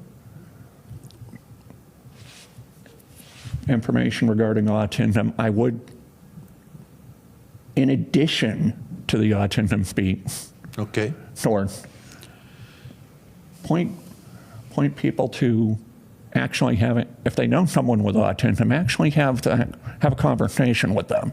Mm-hmm. Get to know them better. Mm-hmm. Get to understand what they actually need. Yes, that's very good. Yes, and there is a yes. We need to be proactive. When there is sometimes talking is that we need to learn more than when talking more tolerance. We need to have is accepting. That is, absolutely. We need to work more in accepting and accept the people who, whatever reason, is somehow different to us in some regards. Doesn't matter why. They could be autistic, or it could be a foreigner, or could be so. We need to create acceptance of individuals that they are different. And that's exactly the direction we should be striving towards, not just in our respective town, in our state, in this country. We should be learning from each other, because we all bring something different to the table, number one. Number two, deep down, we are all the same. Yes. At our core, even if it doesn't appear that way on the surface. Yes, I believe I totally agree. And then I want to just to highlight that really when we talk about, and I hear your speech in Concord, I admire you for doing that. That's brave and necessary, and you have took that lead, and that is really admirable, and that is very important that you are doing that, and you are an excellent example. Example of what is someone that is really proactive on help the community. Yeah, when I'm talking about the community, I'm not talking just because concentrating on the autistic population, no, the community, because that is part of the community that is cannot be segregated in any way, and we cannot allow the government use anything on the way to segregate individuals that are very important and contribute to the society in different ways. And certainly already this journey has been both very informative, but it also led me to see a piece that was not being discussed in the national headlines, in the state headlines. Pick your favorite thereupon. When I hear these misrepresentations, when I hear these misconceptions, and when I hear what's been proposed, what I didn't hear was a informed, well-reasoned rebuttal of why that could be why that's a problem, what could potentially go wrong with it. And that's what we're attempting to do here,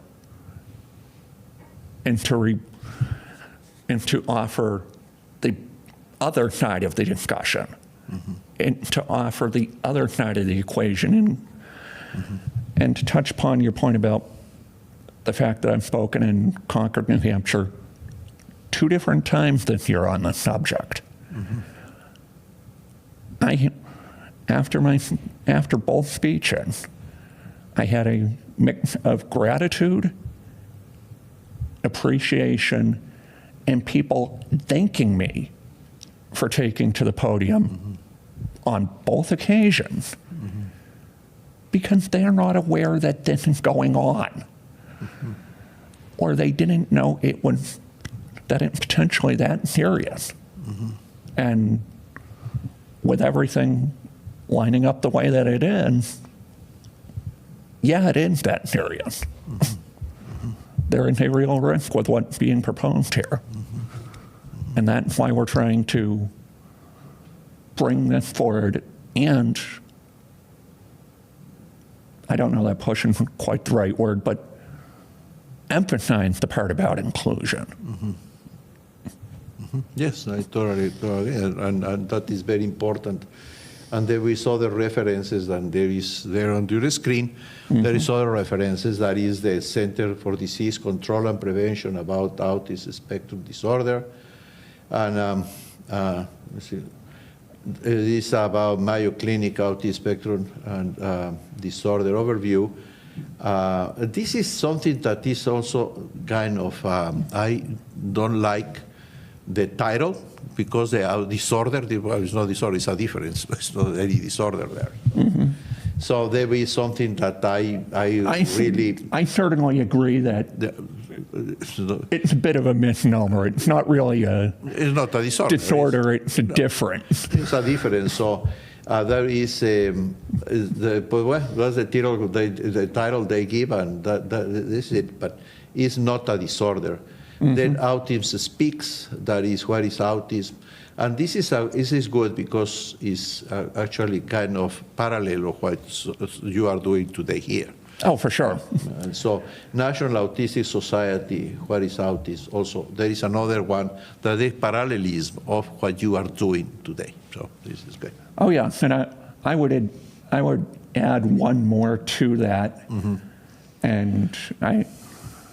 And it is the New Hampshire Council on Autism Spectrum Disorders. It's the New Hampshire level educational resource clearinghouse of support services and information regarding all things autism here in the state of New Hampshire, formed by vote of the New Hampshire Legislature in 2008.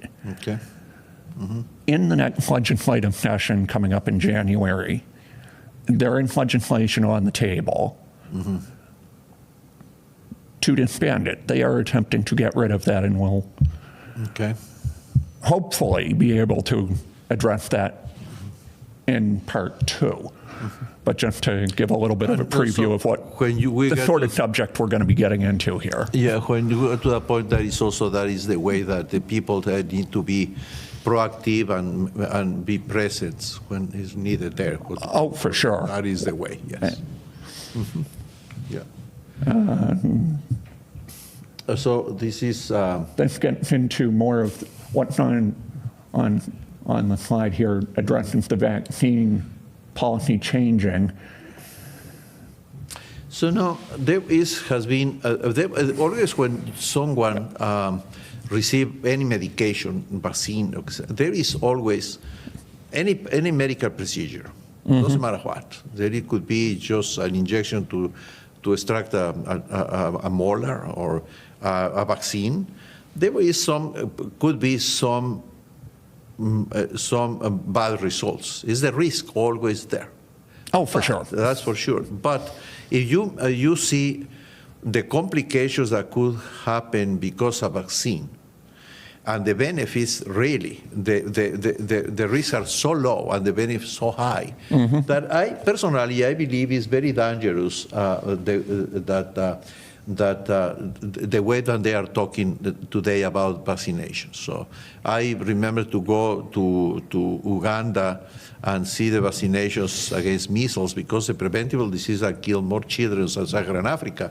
Well, that is, and now how it could be possible that we're having some cases of measles or polio that is actually, has been almost eradicated. We should not go back to the United States to have those diseases, because this idea that actually there is a correlation with the vaccine and autism, that is that we already said that is proved wrong, and even other things that could be arise as a consequence of vaccine I think is wrong. We need to tell the people they need to vaccinate, and the part that, and you can see on the slide, the part that disheartens me quite a bit is to learn that in September of this very year, Secretary Robert Kennedy Jr. announced that he was awarding a federal grant to Rensselaer Polytechnical Institute for the purpose of conducting a study to prove that vaccines cause autism. As we highlighted earlier in this presentation, they do not. Yeah.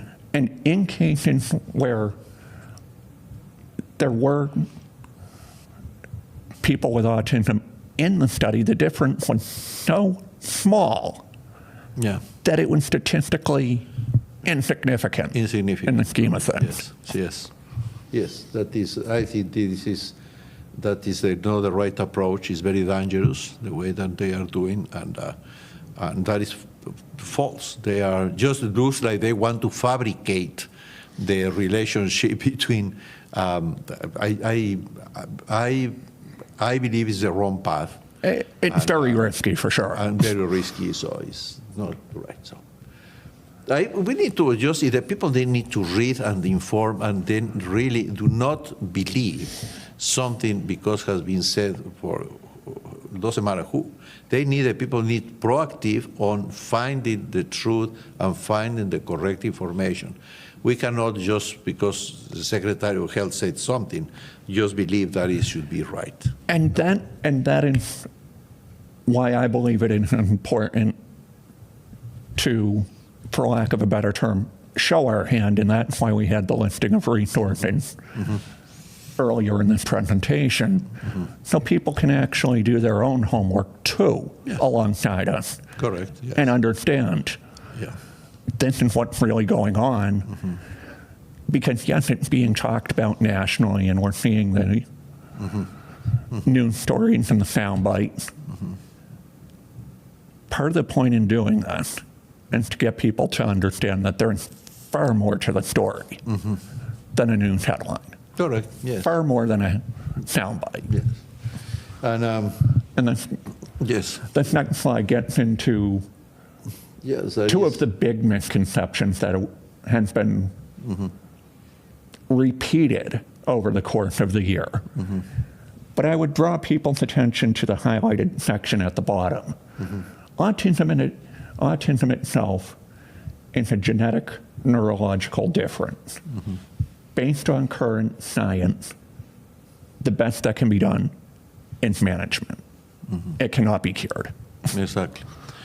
And that is another thing that is that the idea to people decide not vaccinate their children is not going to prevent for sure. autism. And there is actually going to put more risk in those children because of the lack of vaccination. That is true reality. Of this entire subject area. Yeah. And that's one thing I want to emphasize is not just the inclusion piece of that, which is very important. The second piece of that is I encourage our audience to refer to the sources that we have shared with you here in this presentation to do your own homework. That's correct. Yes, absolutely. Yes. And that appears to be the end of the slideshow. Yeah. So for a quick bit of background, after hearing what Secretary Kennedy proposed back in April, I proceeded to spend the next couple of weeks going to various outreach events with like-minded folks, various, dare I say it, rallies, and talking with people that I trusted, their judgment. And that's where I started to realize that I had a unique perspective, a unique platform to bring the other side of the discussion to the table. And that the one thing that we weren't hearing in the national headlines and the national news stories and the sound bites was, why is it potentially problematic? What is autism really? And that we should be including people rather than excluding, integrating rather than segregating. And that's what drove me, not just the concerns I highlighted in my introduction, but that's what drove me to this calling. That's why I wanted to seek out the help of both Alejandro and our fine folks here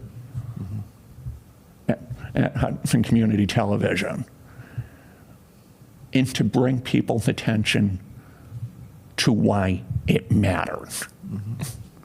Well, friends, I do not have anything to add. There is nothing better to end this program but with the words that already my friend Ian said.